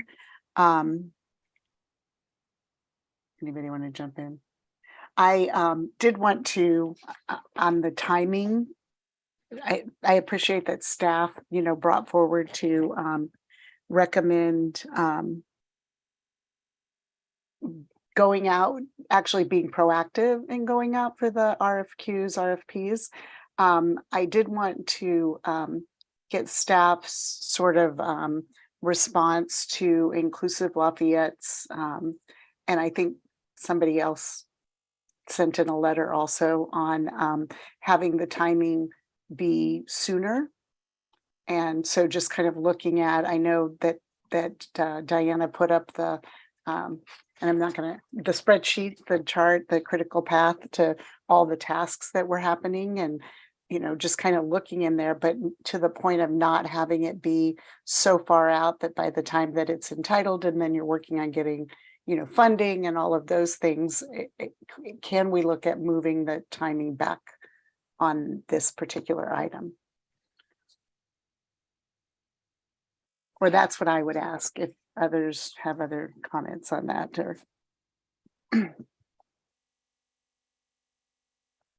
so if I think you're asking your fellow council members to, thank you. If there's anybody else who thinks that that's a thing to ask staff, Councilmember Kwok. Sure, I'll just start to say, I think the 949 Moraga Road lends itself well. I think to the extent we want to find affordable housing sites, that one seems to be a good location for it. The one on Golden Gateway, which is near the Rain Garden, just because of all the trees there and just its proximity to the creek and maybe other things. One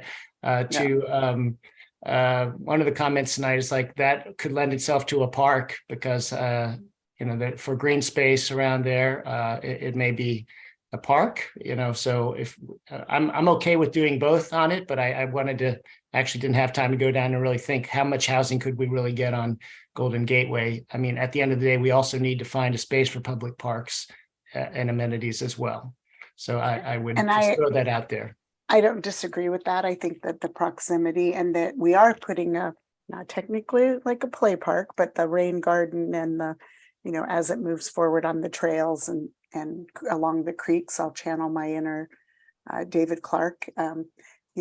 Looking at that site, I'm not sure that it's, and anyway, and there was discussion at the time during GPAC as well.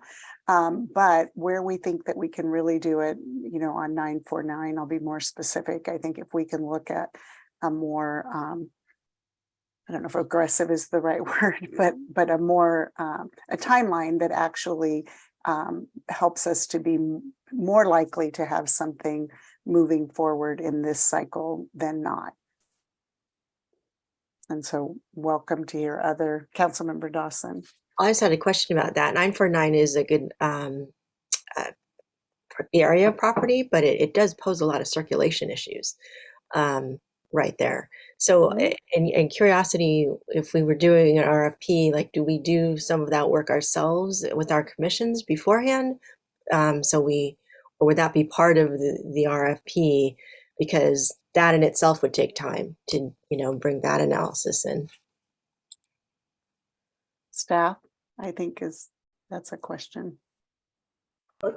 I think that would be part of the RFP, is to assess the site and the opportunities and constraints and challenges around circulation and what the best proposal would be to attain the city's goals of housing and to mitigate any impacts or optimize circulation in and out of the site. So we would make that scoping essentially part of the RFP, and that discussion would happen as a function of the project. In that case, I could see bringing that in so that there is time to fully scope that and get that analysis. Thanks, Greg. Thanks, Jean. Councilmember Dawson. Vice Mayor Andrea, saw your hand. Yeah, I would favor taking off the location on Golden Gateway, just taking that out of the opportunity sites.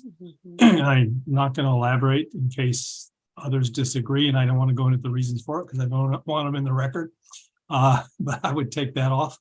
I think 949 is a perfect site for affordable, independent senior housing, just like Belterre, given the parking requirements of that kind of development, and also the proximity to amenities within the town. But so I would favor going forward with looking at that, being more aggressive, with the only caveat being that we're, in the last meeting, if all goes well, we'll be incurring some fairly large expenses, and that's a very valuable piece of land. If we could get market value for that from an affordable developer, that would be great. The odds are that's not going to happen. So we just need to keep that in mind. Good points. But does that get us to others? Councilmember Kendall, Councilmember Kwok.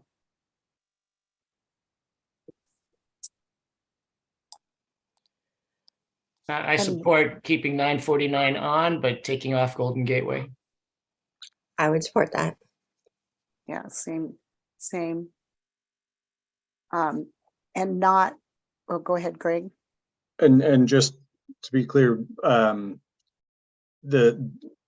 all three entities, GPAC, Planning Commission, and Council, I think have previously identified or agreed with the assessment that it is an opportunity site. However, what I'm hearing is to take it off of the program to issue an RFP.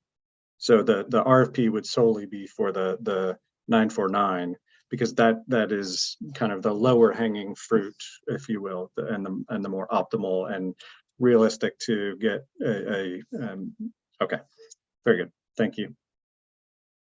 Thanks, Greg. Good framing that back up. And we're not at this very moment, to Vice Mayor Anduri's point about what he thinks, would be good there in terms of circulation and that. We're not making a decision as to what, and also thank you, because I could comment, but on what I think also because of proximity to other things in the area, it should be considered for. So anyway, but for our purposes tonight, we're leaving that one in. Okay. So any other comments on that program item? Councilmember Dawson, before we go to the next one. Did you go back to your original question, was whether you wanted to think about bringing that schedule in for the RFP? That was where we started, actually. So yeah. So is there any other comment on that, I guess, or are we just keeping it at the original schedule as is? I think that was, you brought that question up. I wasn't sure if we answered that. So. And I would like to see us, look at staff coming back with looking at whether it's realistic within that time frame, and also with the other, as Vice Mayor Anduri pointed out, the other projects that we have going, or other initiatives that we have going on. Right. Okay. Thanks. So I think is that clear enough, Greg? Okay. Thank you. So I'm looking for hands. So now we're going to talk about program 6.3.c, accessory dwelling unit ADU fee waivers. Do you want to say anything else about that, Greg, beyond what's in the material that we read? Yep. No, but I'll invite Diana or Renata, but no. Oh yeah. Okay, anybody?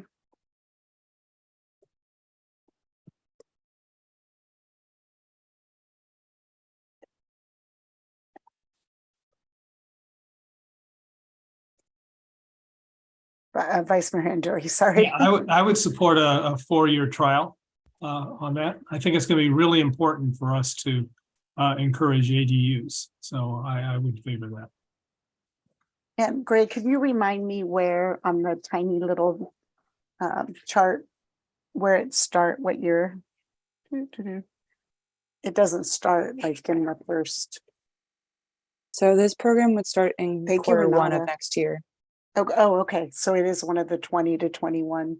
Yeah, so that is actually something we would need to start immediately. Okay. And so I think that is it. I think it's important for us to do that. Vice Mayor Anduri agreed, and I see nodding of other heads. Not just other heads, other council members. So, okay. So Greg, Renata, Diana, programs, we got that input to you. And now I had some questions about some of the other programs though. Okay. So I think Greg got the maps were incorrect for the opportunity sites, but that was a separate thing. On the BART TOD, which is 10.3.b, there was a fragment sentence on page 17 of the document.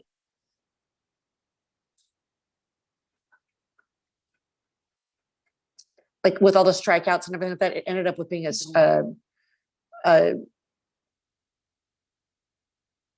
fragment Are you sentence at looking the for us end. to bring up the full item, or are you raising that so we can correct it in future? I will raise it so you could correct it. Thank you.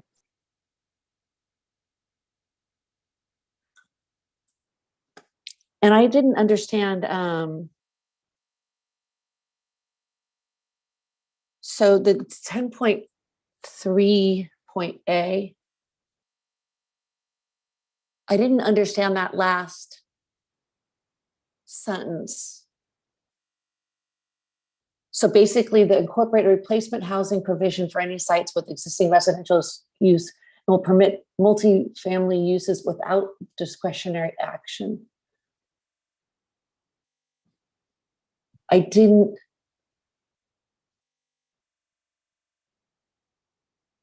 So basically, without discretionary action, we're going to do. It just sounded like we're all of a sudden getting rid of discretionary action on the permitting process, and I didn't quite understand why. Because it's state law. So these zoning changes require replacement housing obligations. It's just on the replacement housing obligations. Amongst other things, yeah, but yeah. Mm-hmm. So can you expand on that? I'd have to know which one it was so I can look it up. Which one is it? 10.3.A. It's for the whole upzoning thing. So basically beginning Q2 2023. So we think that we can do all this rezoning in, that's when we're going to start the rezonings. We have to comply with state law to accommodate the RENA allocation. We have theoretically 3 years, but if we don't get certified, it becomes 1 year. What's the particular concern that you have? I'm not sure. These zoning changes will require replacement housing obligations of the same requirements as set move. Oh, okay, no, actually that was, it was the city will also incorporate it in the actual objective part. City will also incorporate replacement housing provision for any sites with existing residential use and will permit multifamily uses without discretionary action. Yes, that's a state law. Diana, is that more referring to not requiring a conditional use permit for housing? Yes. So it's housing by right. It's just clarifying that we're complying with that provision of housing by right for multifamily projects. It's not doing away with the discretionary review process for design review. The only thing that's discretionary is theoretically design review guidelines, but they have to be objective. So you have to allow it as of right. And so, Diana, can we make that clarification? So to strike without discretionary action and replace that to say housing by right. Yes, we can do that. Yeah, sure. Accommodated and which is consistent with state law. We can do that. Mm-hmm. And we are well aware of the objective standards that the must be the basis for reduction or denial. Yes. And that's just in area zone 30 dwelling units per acre and higher?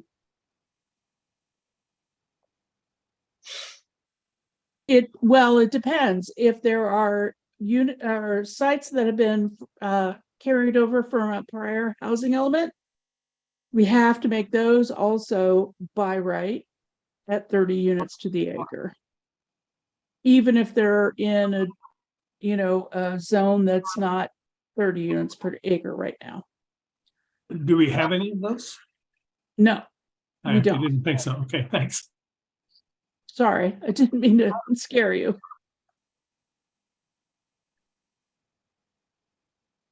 Okay, any other Councilmember Kwok? I have, while we're on the spreadsheet, going back to the AFFH, affirmatively furthering fair housing, the action item 1.1. It talks about creating discussions with stakeholders. And the discussions began in January 2025 about how we'd go about creating fair housing. And I think the good news is that we've actually already made some initiatives to start this conversation as we sit here in 2022, right? And so I'm wondering if why wait all the way till January 2025? We had talked about meeting with Eden Housing already this year. Can't we start talking to people ASAP and thereby evidencing to HCD that this is a matter of urgency for us? We're not going to put it off for several years to even start talking about it. But I'm personally interested in talking about it right now. I want to know how we finance this, and I want to get going so that within the 8-year window, we could build something. But otherwise, if we don't really talk about it till later, it seems like we aren't going to get it done in the 8-year window. So could we? I don't think the issue is that we would be putting off talking to them. It's that the commitment to do it is by this particular time. And I think that considering all of the other heavy lifts that we have as staff and consultants to, comply with some of these requirements, we really have to put some things off a bit, only in terms of when we say we'll get it done. We may get it done earlier, but we make a commitment that it will be done by thus and such time. It's, staff is limited, time is limited. We've already got a huge number of lifts to do between now and the next, 2 or 3 years. So I think that was the decision made to really reflect that. Thank you for explaining. I mean, I did suspect that obviously when you have the big matrix there, we have to do resource planning, right? And allocate our limited resources. So I suspected that was the reason, but at the same time, since we're doing it anyways, why can't we score some points off it and show higher urgency by getting credit for what we're almost already doing? Why send the message that we're not going to even have meetings until 2025? Is this just a low bar that we could score a couple more points on to show? And again, since we're doing it anyways.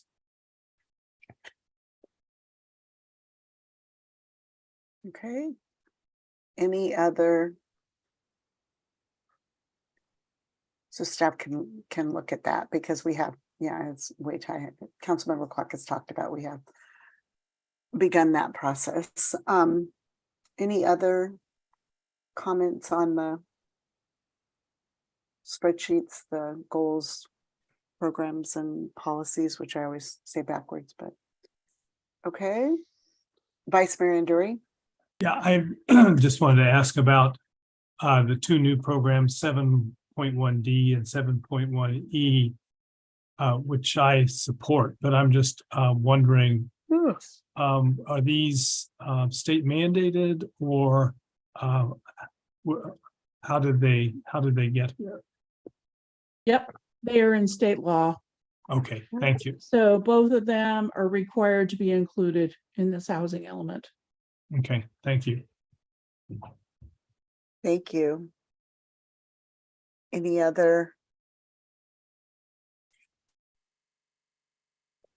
No, program areas. Okay. And of course, as we all know where Greg and Diana and Renata are. So if we find other things as we continue to dig through this, we can provide them comments. Okay, so then back to the recommendation. So we've done on the programs and looked at the implementation programs. So now we are back on the opportunity sites and providing input on those. With staff putting forward, and we received lots of feedback this evening, but does anybody want to? Councilmember Kendall. So do we have any changes of mind? I'm trying to get the BART lots included back again, modifying our EIR, not recirculating it, and taking that as our least legally risky strategy. that I think would make most of our residents really happy. I think that it seems like around, like we could just try that first. Is there, and I think we've got lots of legal reasons why we can do that. I don't see any more risk on this one. I see a lot less risk legally on this one than I do on trying to push forward with the current EIR in the state that it is and with the community concern around it. And in addition, don't get me wrong, if we take the route of, oh, we'll just defer this, we'll recirculate it later when we get this going, how much additional cost are we incurring to the city? I mean, probably another $100,000 at least, to redo that. Grant, I'm throwing the numbers throwing out in EIRs. We do this now, it's done. We're done. It's over. We've done the right thing in our EIR and are legally defensible to pretty much everybody in our city. Is there any appetite for that? I'm sorry, can you restate what you're proposing?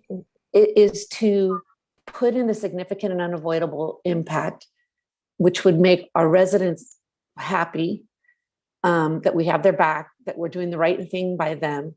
And when he talks about it the thresholds, and just saying, we can't make it any worse. If somebody already has a 3-hour delay, then we can't make it worse than 3 hours, within a tolerance of significance, which is, probably pretty small.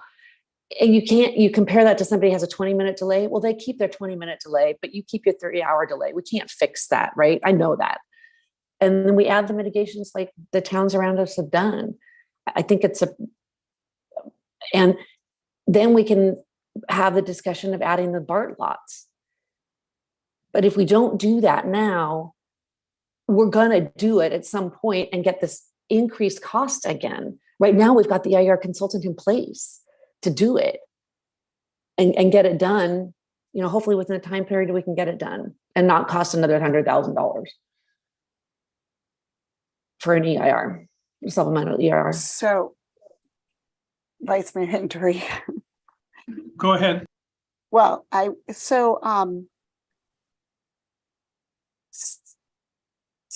we still are at that place where I am hearing conflicting recommendations around the recirculate, and that even if we make those changes, that it still takes this X amount of time and doesn't get us done in the time by January 31st. No, they didn't. That didn't say that. They didn't say that. I'm saying don't recirculate it. No, but I'm just kind of trying to play through all of it. Even if we don't recirculate it, we have to, put in the language. We have to put in the thresholds, the pieces that were outlined with the non-degradation. I could go back to my notes and I still have to do all of those pieces. Part of that requires, and I know some thought that there wasn't a study that would be required.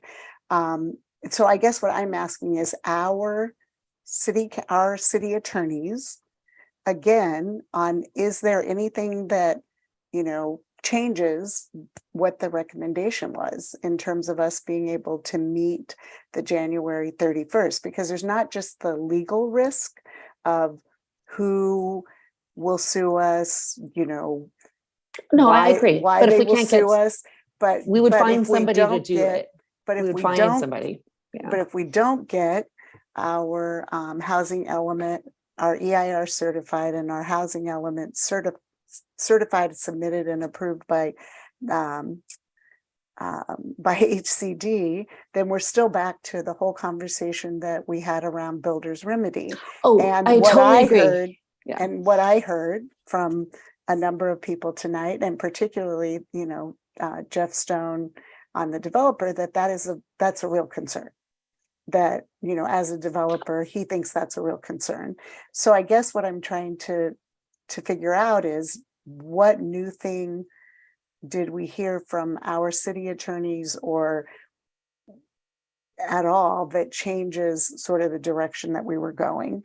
And the pieces of putting BART back in still has are those viable?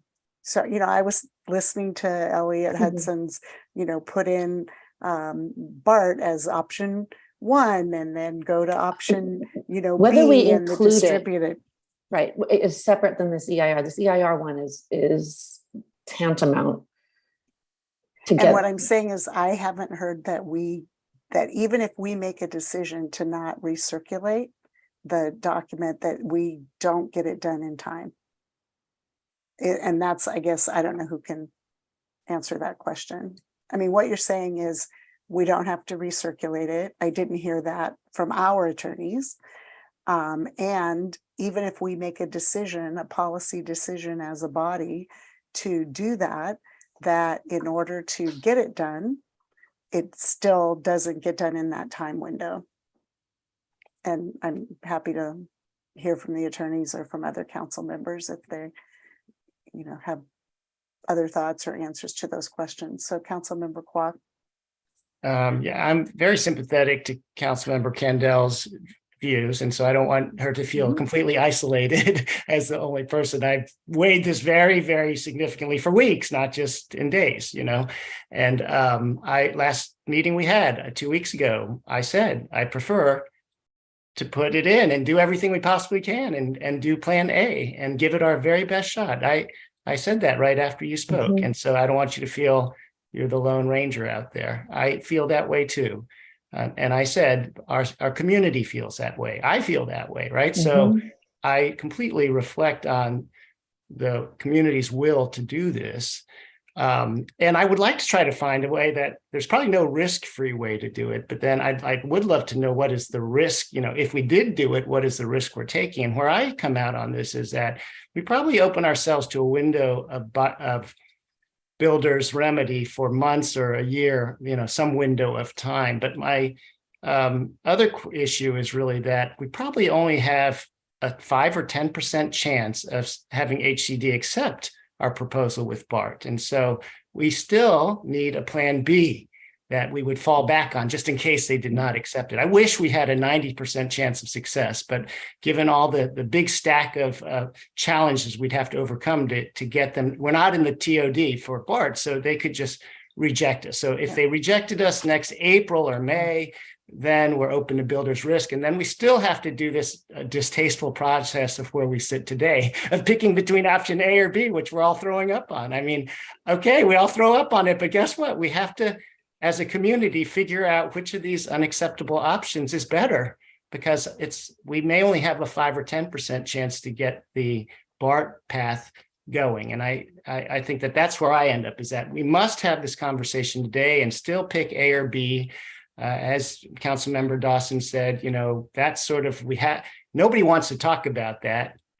It's distasteful, but we're at the end of the gauntlet. There are only the 5 of us. We have to do this for the community and pick the untasteful thing. And I would appeal to the community to recognize that the 5 of us are here. We don't want to be here, but we have to pick between these choices and not, the A, B, the BART choice was, very slim probability. So I think I've always said the sooner we can have a plan B robust discussion, the better for our city.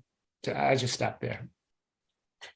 I guess I would just wish that our legal counsel could have been better on this one. We would have avoided this entire conversation. And I just am so frustrated that we can't get decent legal representation when we needed it. And that's why we're here. And if we had have gone the route of our neighboring cities, come on, this is not outside the realm of what we were dealing with. We would be in a very different situation right now. And they're putting us right back in that. And so I don't believe one thing that they say. I don't believe our track record in court. We're down, 3-0 at this point, heading for a 4-0, in my opinion. And I just don't trust what they say. So I wish I could. I wish I could. I mean, it was the best news I heard tonight was that they actually wouldn't be writing that part of the EIR, because I think that we could get somebody that could write this thing for us and get it done quickly. There's so much information out there already to just literally copy and paste that I'm an engineer. Come on, guys, we can find somebody to do this. And so I to get us back into this corner is just irresponsible and frustrating. And our community is going to slaughter us on this, and they should. Well, I don't share your views, and I am frustrated too, but I don't share the views at all. I think we have professional advice from our legal counsel. And a lot of it also is, as I said, the fact we have a 5% or 10% a chance of success on BART has nothing to do with the legal advice we've been given. This is, right? You've helped to challenge it. We didn't win, right? We got our numbers. So this is not related to the legal advice we're getting related to the EIR. So I think that's a bit unfair. I don't at all. Thank you, Wei Tai. Thank you. And actually, just as 2 weeks ago, we knew that Moraga and Orinda had taken a different, take on it. They also did theirs, and somebody can correct me if I'm wrong, but they did their and move forward after AG Bonta's guidance came out, not where we were much farther down the road. So you're going to have your feeling about this, but I do think that it's, I don't know, unfair. I know Councilmember Kwok used, but I will, stand by the advice that we've gotten. I think that they have provided us, and staff has worked very hard over the last 18 months and to make sure that we were moving forward in a way that complied with the law. And it's up to us to have to analyze what the level of risk is that we're willing to take. And the risk is not just legal, as I pointed out a minute ago. And Diana Elrod, also as the consultant, all along and in working with GPAC, has been moving us to present something that complies, that that actually complies with the law. So anyway, I'm sorry that we feel we have to attack staff and the staff. I just wish that the legal advice. I'm not the staff. The legal advice that we got. Okay, Vice Mayor Nduri, I'm sorry. I think I interrupted you. I don't want us to get into the situation of either council members or the public is saying, if only we had done this, because just want to remind everybody that we were going down a track with our experts, our both legal experts and our environmental experts, taking all these things into consideration, and their advice to us, legal and factual, from the environmental consultants was there was not a significant impact. And we concluded one of our council meetings, basically 4-1, recommending that we go ahead on that basis. So I just strongly disagree with any attempt by anybody to say, if you only, and I'm actually, in this case, Councilmember Kendall, I am not referring to you, but any member of the public would say, if you only listened to me, you wouldn't be in this situation. Okay, so I think Councilmember Kwok, Councilmember Garrett, I agree with what you said. Nobody wants to be in this position. And we can all talk about what we've been saying. I mean, I agree completely with Elliot Hudson's analysis of the RENA numbers and why it's unfair for us to have the RENA number we have. But we have to look at BART and what it means to include it, and we have to look at what it means for the EIR to do it. And on both counts, I don't think we get where we would all like to be. And if we don't get there, the consequences are, well, we don't want those consequences. So looking at BART, we looked at all the ways that we could do it. The input that we've gotten from staff conversations with BART and staff conversations with HCD has led me to believe that our chances are extremely low of getting them to approve it. So if we were to, and I'm leaving aside the EIR now, if we were to include BART and we were to submit something in January or whenever we would submit it, my concern would be that the odds are great that HCD would disapprove it. And we would then be scrambling to come back to them, and we would be exposed for a period. Then looking at the environmental impact side of it, I've listened to the attorneys discuss this. To me, I don't see an alternative to recirculating if we find that there is a significant impact. And one thing that I think everybody needs to keep in mind, there was a disagreement on what BART and Moraga are doing. If they are finding it to be significant but unavoidable, and they are saying in the text that Councilmember Kwok and Mayor Garnier found on the Orinda website that the mitigation matters don't, reduce it to the threshold, their only alternative is to adopt a declaration of overriding or statement of overriding considerations. And I think that if you spoke to our residents who are concerned about what the current EIR says, and you told them, well, the alternative is then for us to adopt a statement of overriding consideration. I don't think anyone would want that. So the approach that we're taking now of taking BART, taking the high fire severity zones out, allows us to go forward, and not without a high cost. I mean, I'm just sick at what we're going to be doing in terms of upzoning the downtown. And, it's a bad thing. But if we move forward, and we should, with BART for the next cycle, we need to start talking to them, and if we need to start working on the transit overlay district. And as we do that, we will need to look at the environmental impact report again.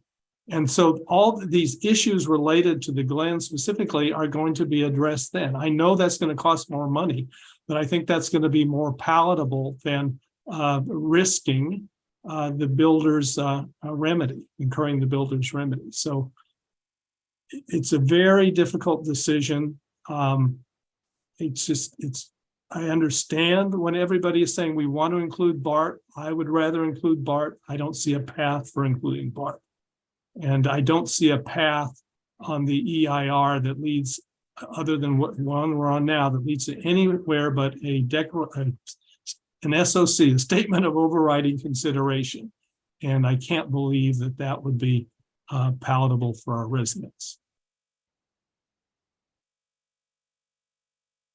So, and Vice Mayor Andor, you're at the last meeting, and Councilmember Kwok, I think everybody talked about the long-term view of this planning, and you, in addition to, we need to continue those conversations, with BART, working on, the downtown specific plan that expands, to Akalani's and Pleasant Hill Road, to have those objective standards that everybody has been mentioning, and that wildfire evacuation analysis that you had mentioned at the last meeting as well. So, I mean, those planning for the future and, trying to make sure that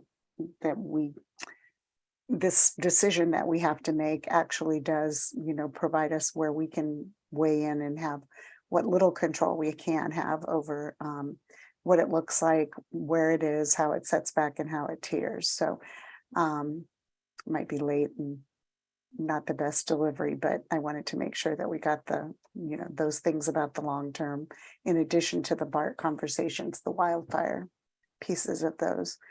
I did, by the way, Councilmember Kendall had on the discussion of opportunity sites, the option A and option B, and this whole discussion that you kicked off around putting BART back in and what the implications of that were in terms of where staff wanted guidance on the opportunity sites and where we are. So where we are, and what I'm hearing is looking at option A and option B as presented in the staff report and providing input on how we want that to continue to evolve or come back. We had some discussions about some different sites, but and we also had a number of, well, a couple of public comment around option B. I know that staff recommended option A. I did this last time, I think, but I think there is, out of what is not a great position to be in, I think that I'd like to hear where my colleagues are on option B in terms of dispersing it a little bit, not having it, just up on the freeway, and we should have, he may not ever want to come back, but Jeffrey Stone, and his input on what option A really looks like from a developer's perspective. I just kind of want to feel where people are on input on the options. Councilmember Quat. Sure, I'm happy to start and sort of pivot to a conversation of the A versus B. And I would say that I favor option B, which is a more distributed version. I think basically the thinking is that you could either have fewer sites and have them taller in option A, or more distributed and have them less tall. One of the challenges of option A of having them taller, I think, is that they are actually more expensive to build.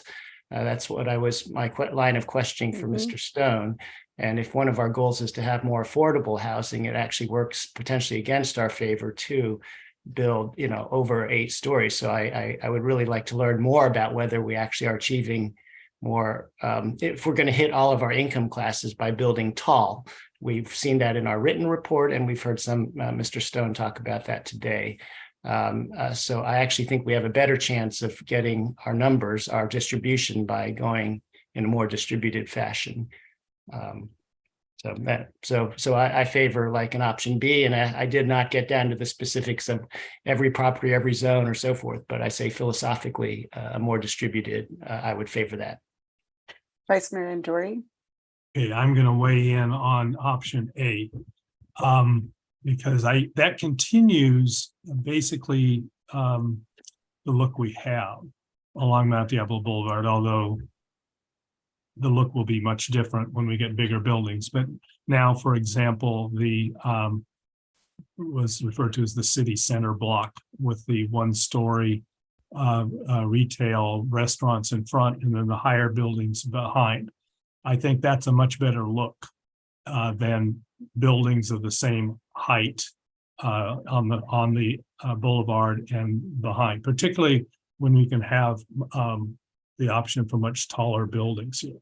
So I think we want to keep down the height along the boulevard to the extent that we can, recognizing that we're going to have much higher densities in any case. But I think we still want to have that step back. So I would actually strongly favor option A.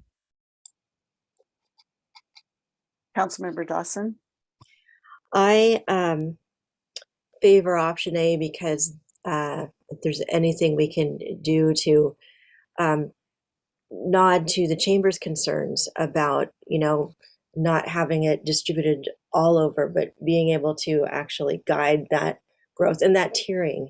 And I agree with Vice Mayor Andori about if that's higher towards the back, towards the freeway, and yes, it might be more expensive, but it also might then lend itself to maybe more of the moderate income places where they might take advantage of a view on that side. There's different ways we could probably look at this, but I do think, and I know that doesn't change the opportunity for as Mr. Stone referred to, parking, and we want to do is try to avoid parking on ground floor, or as much as we can, the resident on ground floor. So protecting that commercial. So the very least we can do is maybe not put all that density right up front on the sides of Mount Diablo. the whole goal of the DSP will be to hopefully to create a more walkable, a more welcoming city, which means, yes, we need sidewalks, but we don't just want to be walking by, the entrance to the parking lot to these high rises. So hopefully, again, that lends itself to working with developers, and especially if it is going to be difficult, maybe there's that more give and take that we can talk as it's a project by project basis. So I like A, because at least it focuses that growth a little more.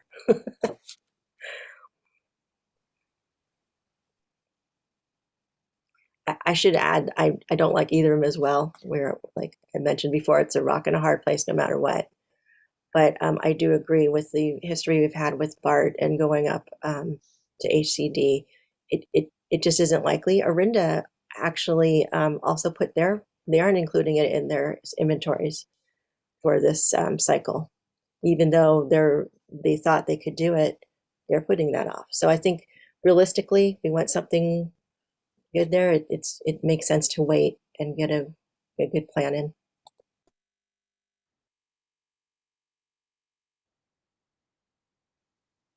So staff, we don't have a clear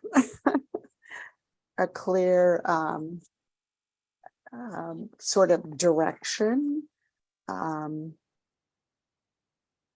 I did do some, in my driving around, but wanted to go and look at sites again. I just still think that not even bringing up the sort of how does it comply with affirmatively furthering fair housing, to put those units, and they'll be mixed income, and the whole point of the transit oriented is to have everything within a half a mile. So I can argue some parts of option A actually should comply with affirmatively furthering fair housing, but it visually in my mind, and where it just seems to put it all in a sort of, I don't know, sliver, if you will. And so I am not completely there with just a straight option A. I feel like there's some more room there, and where we have that ability to, have standards around it. I think that having it spread out a little bit gives us more options, but trying to figure out how to get to a point where staff can bring something back next time and continue to work on the other elements of the programs and, policies. So Councilmember Kendall and then Councilmember Quad. Well, I wasn't gonna weigh in, but I definitely prefer A over B. Okay. Okay, and Councilmember Quad. We did not have someone from the Chamber of Commerce speak tonight, and I wonder if the staff could just give us any feedback in your meetings as you develop A and B. Did the Chamber have comments on A versus B and a preference?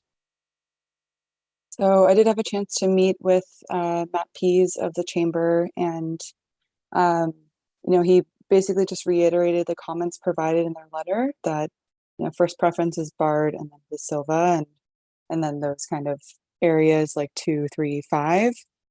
So that is feedback that we did try to intentionally incorporate alongside the other comments that we've heard and feedback from council in preparing these options. So you'll see that both option A and B kind of add density to area 2, whereas that had not previously been part of the conversation, and keeping area 6 down at 35 dwelling units per acre. So really trying to balance their feedback with the other input we've heard.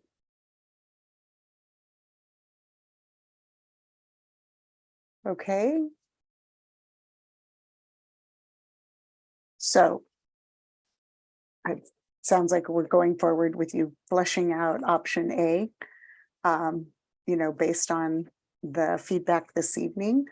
And I will continue to look at, how it looks, how to to have it just not be all in that one spot, but it sounds like most of the council, the majority of the council wants to go forward with option A. So any other staff, any other input that you need to bring this back? And I know you had TBD on the December 12th agenda, but what would we expect to have come back at that meeting, or will you know today?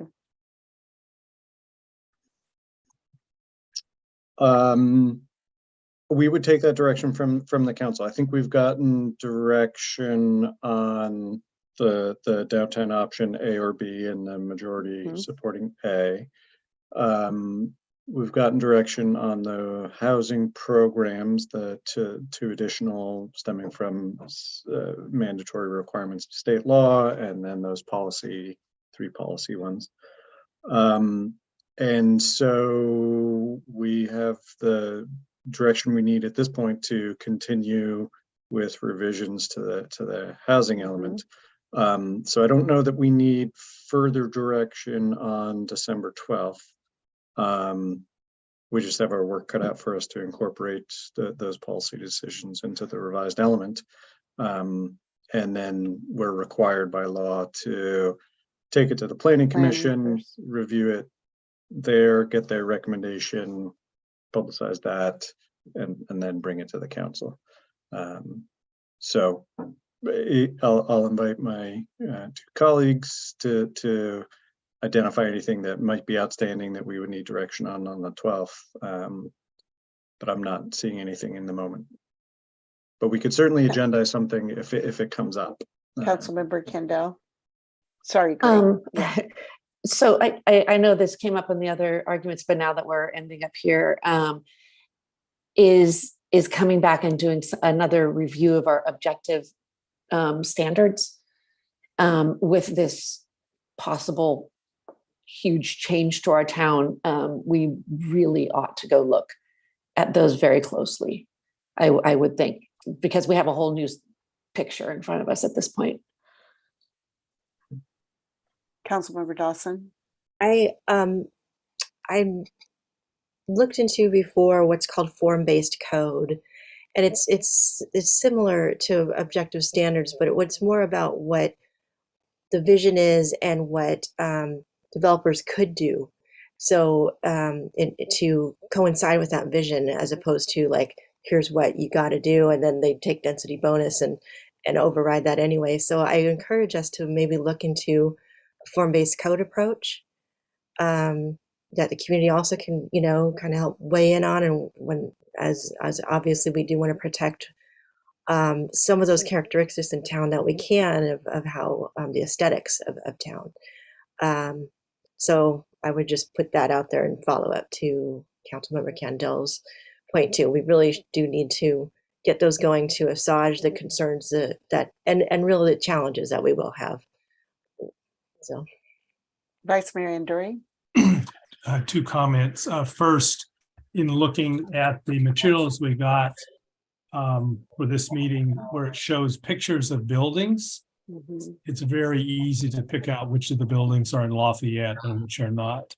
And hoping that the buildings that are not in Lafayette never show up in town. So I would definitely support, I don't know what the form-based is. I'll look into that. But I definitely think we should look into objective standards. My original thought was we should do it as part of the downtown Pacific plan, but now I think we need to do it separately. I don't know how we do it though, given the workload of the planning department. But I have been looking, and there's a number of cities throughout California. Santa Cruz has got there are booklets on objective standards for multifamily housing. And it can be done. Maybe we go to one of the consultants who developed. Obviously we have different needs than Santa Cruz. I'm trying to think of the other cities that have it. Some of them, we wouldn't want their objective standards, but cities are doing it, and I think we should do it as well. Renata. Thank you, Mayor. So I will note that the city did adopt a first phase of objective design standards a few years back, and there is actually a program included in the current housing element to further develop those. And so that would be kind of more of those refined touches. And right now the objective design standards are kind of the blocking massing level, and the second tier or phase of that developing those standards is more of those aesthetic qualities that of course are objective, but that I just wanted to point out that that is included in the housing element as an item. So is there, so all very good points. Is there, oh, go ahead, Rachel. I was just going to ask, is there a need for items to come back to the next meeting? But Councilmember Clark, go ahead. I would talk wanted about to that. just offer one comment about option A. There were some public comments made that the residents living there would be subject to more pollutants from Highway 24. And I wanted to just point out that the state is on a path to phase out passenger vehicles. They need to be zero emission passenger vehicles by 2035, right? And so there's an overall effort to on vans and other trucks to phase down and have zero emission vehicles. So assuming we start building in 2030 and those buildings last for 30 years to 2060, within that window when these buildings are there, I would expect emissions from the freeway to decline during the lifetime of those buildings. So while it is a concern to be near the freeway, at least it's getting better and not getting worse during that period. Okay, so we've given all of our input for now. Staff will take this all back, and then if you determine that you have something that you need at the December 12th meeting, you'll bring that information back, because I don't think that there would be time for a whole plan on how to do the objective standards. So anyway, any last comment on this or anything from staff that you want to clarify? Greg? I think at this point, we would just ask that it be continued to December 12th to avoid any necessity to do additional public notice or advertising, and then we'll either place it on consent for no necessary action, but just for continuity's sake and ease of administration. Okay, so do I have a motion to continue this item to December 12th, 2022, Vice Mayor Nduri? Yeah, first I want to thank Ms. Schiller for coming up to speed on this and joining us. Appreciated her input as well as our city attorneys, and I move that we continue this until December 12th. And second, Councilmember Dawson. So we have a motion by Vice Mayor Nduri and a second by Councilmember Dawson. We'll do a roll call vote. Councilmember Kendall. Aye. Councilmember Dawson. Aye. Councilmember Kwok. Aye. Vice Mayor Nduri. Aye. And I'm an aye. So we have unanimously continued the item. And I will also extend our thanks and gratitude. I thought that you jumped right in, Charity, and handled the questions and definitely had reviewed all of the input and materials. And Mala, thank you for all of your continued work. And of course, the planning staff and consultant for continuing this conversation. And so we are moving forward. So and getting that. So thank you. Great. Pleasure. Good night. Oh, you're saying, yeah. And those of you who can leave, good night. And I may have missed it, but I thought I heard a motion in a second, but I didn't. I may have missed the vote. Oh, we did the vote and we unanimously continued it. And then we said you needed to, we voted to have you stay for another, 45 minutes. And no, we did not do that. But okay, so we will now move to item 9C, As we have discussed a couple of different points in the meeting, we're going to, on staff recommendation, continue this to March 27th. I'm looking back at my notes. Are there any questions or comments on this before I ask for a motion? And then I'm going to look at Mala. Should I open it up for public comment on the continuation? Mayor Geringer, maybe we can just ask if anyone is not able to speak on it on the, is it the March 12th? Is that what? 27th. Sorry, I March think is what I wrote. 27th. If they're unable to speak, then we can open it up. If not, if we can hold comment till that time, that would be best. Okay, so Mala just asked, can you, if you are not, we would invite you to speak tonight if you are unable to attend the March 27th meeting and provide public comment. Otherwise, we would like you to hold that comment until March 27th meeting. And I don't see any hands up. So do I have a motion to continue items 9C, 1, 2, 3, and 4? Sorry, Councilmember Kwok, and a motion second by Councilmember Dawson. So we'll conduct a roll call vote. Councilmember Kendall. Aye. Councilmember Dawson. Aye. Councilmember Kwok. Aye. Councilmember and Vice Mayor Anduri. Aye. And I'm an aye, so we have continued that item. So no items removed from consent. We'll move to 11, council and commission reports. So council members' reports on activities and consideration of matters a council member wishes to initiate for placement on a future agenda. Do we have anyone with any reports or items? I'm not seeing any. I just remind everyone that on December 4th is our It's a Wonderful Life in Lafayette. And so we'll look forward to seeing people at that. Any other? Oh, and I just wanted to also say that I thought that the Thanksgiving breakfast, very grateful to the in the theme of things, but into the Chamber of Commerce for bringing that back. People were just very excited to be back and to be in community. And Chris Helfrich and his talk on the foundation was very moving and inspiring as well. So that's that. City manager update. A couple of things. Good evening, everyone. From engineering and public works, the capital projects, the three big ones, the rain garden, children's deck, and the signal at Mount Diablo Court are underway and continuing and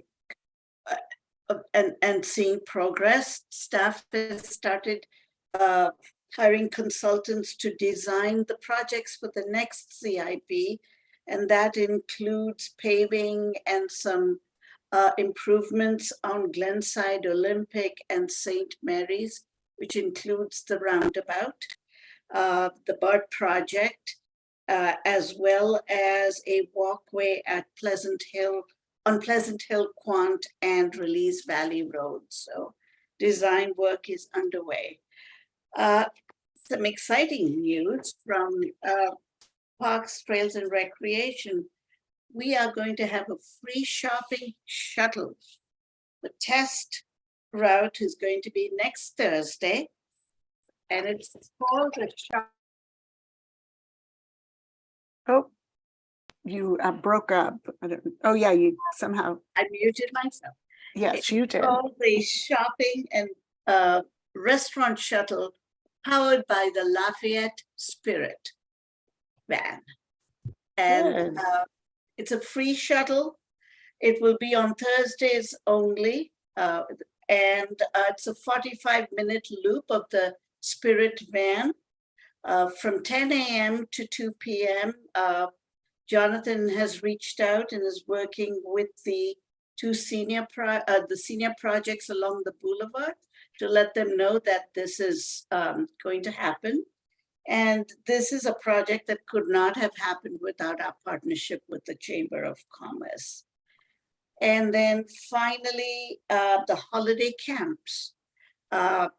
Registration is open. We had a successful Thanksgiving holiday camp at PTR. The holiday camp for December, the registration is open and filling fast, so people are encouraged to go onto the PTR website. And office renovations at Suite 210 are underway and will be going on until we estimate the end of January. So we're currently working on logistics, on where people will move to, and how we can still continue to help and serve the public. Great, thank you. Any questions for the city manager? Vice Mayor Nduri? Just might add that the shopping shuttle is also powered by your ARPA funds.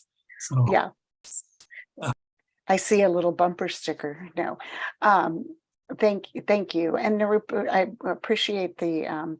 I'll speak on behalf of at Running the Risk, but that we appreciate the updates, and it's good to hear the projects and things that are going on with our fabulous city staff. So next I will turn it over to Councilmember Kandel and Vice Mayor Nduri for our proclamation on human rights and women's rights in Iran. Thank you. And thank you, staff, for writing up this wonderful proclamation. I do have some proposed edits, and I do have a letter that was written by one of our an Iranian woman who's a very dear friend of mine who recently immigrated from Iran.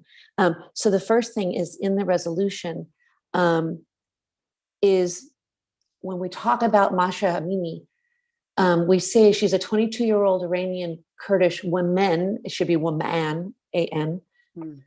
And we say she died in custody. Apparently it's very sensitive. That phrasing is very sensitive. And I propose that we say that she was killed in custody instead of died in custody.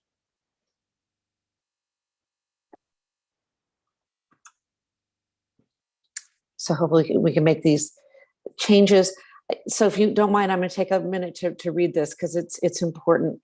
All right, so letter to the mayor.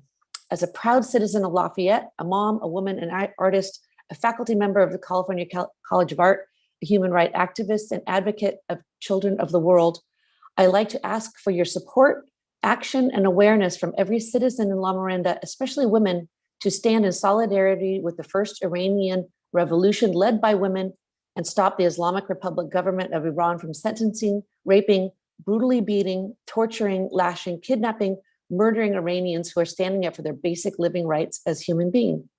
For over 43 years, this regime has oppressed women and children with laws of religious tyranny, misogyny, embezzlement, execution, unjust rules and regulation in schools, universities, and workplaces. As of now, the Islamic Republic has detained over 18,000 protesters, students, doctors, journalists, artists, lawyers, and influencers. Over 569 have been killed in jail and by being repeatedly raped and tortured. The Islamic Republic of Iran has to be held accountable for every crime they have committed against human rights. Average ages of those victims are between 9 years old to 30 years old. Majority are 12 to 17 years old. There are 279 on death row already without trial. The regimes call their crimes as enemy of God. They're very bright, young, bright students and creators they want to execute, and we need to stop them. This revolution does not stop until all children and adults are released from jail and the Iranian people vote for a secular, democratic, liberal government to abide by all human rights.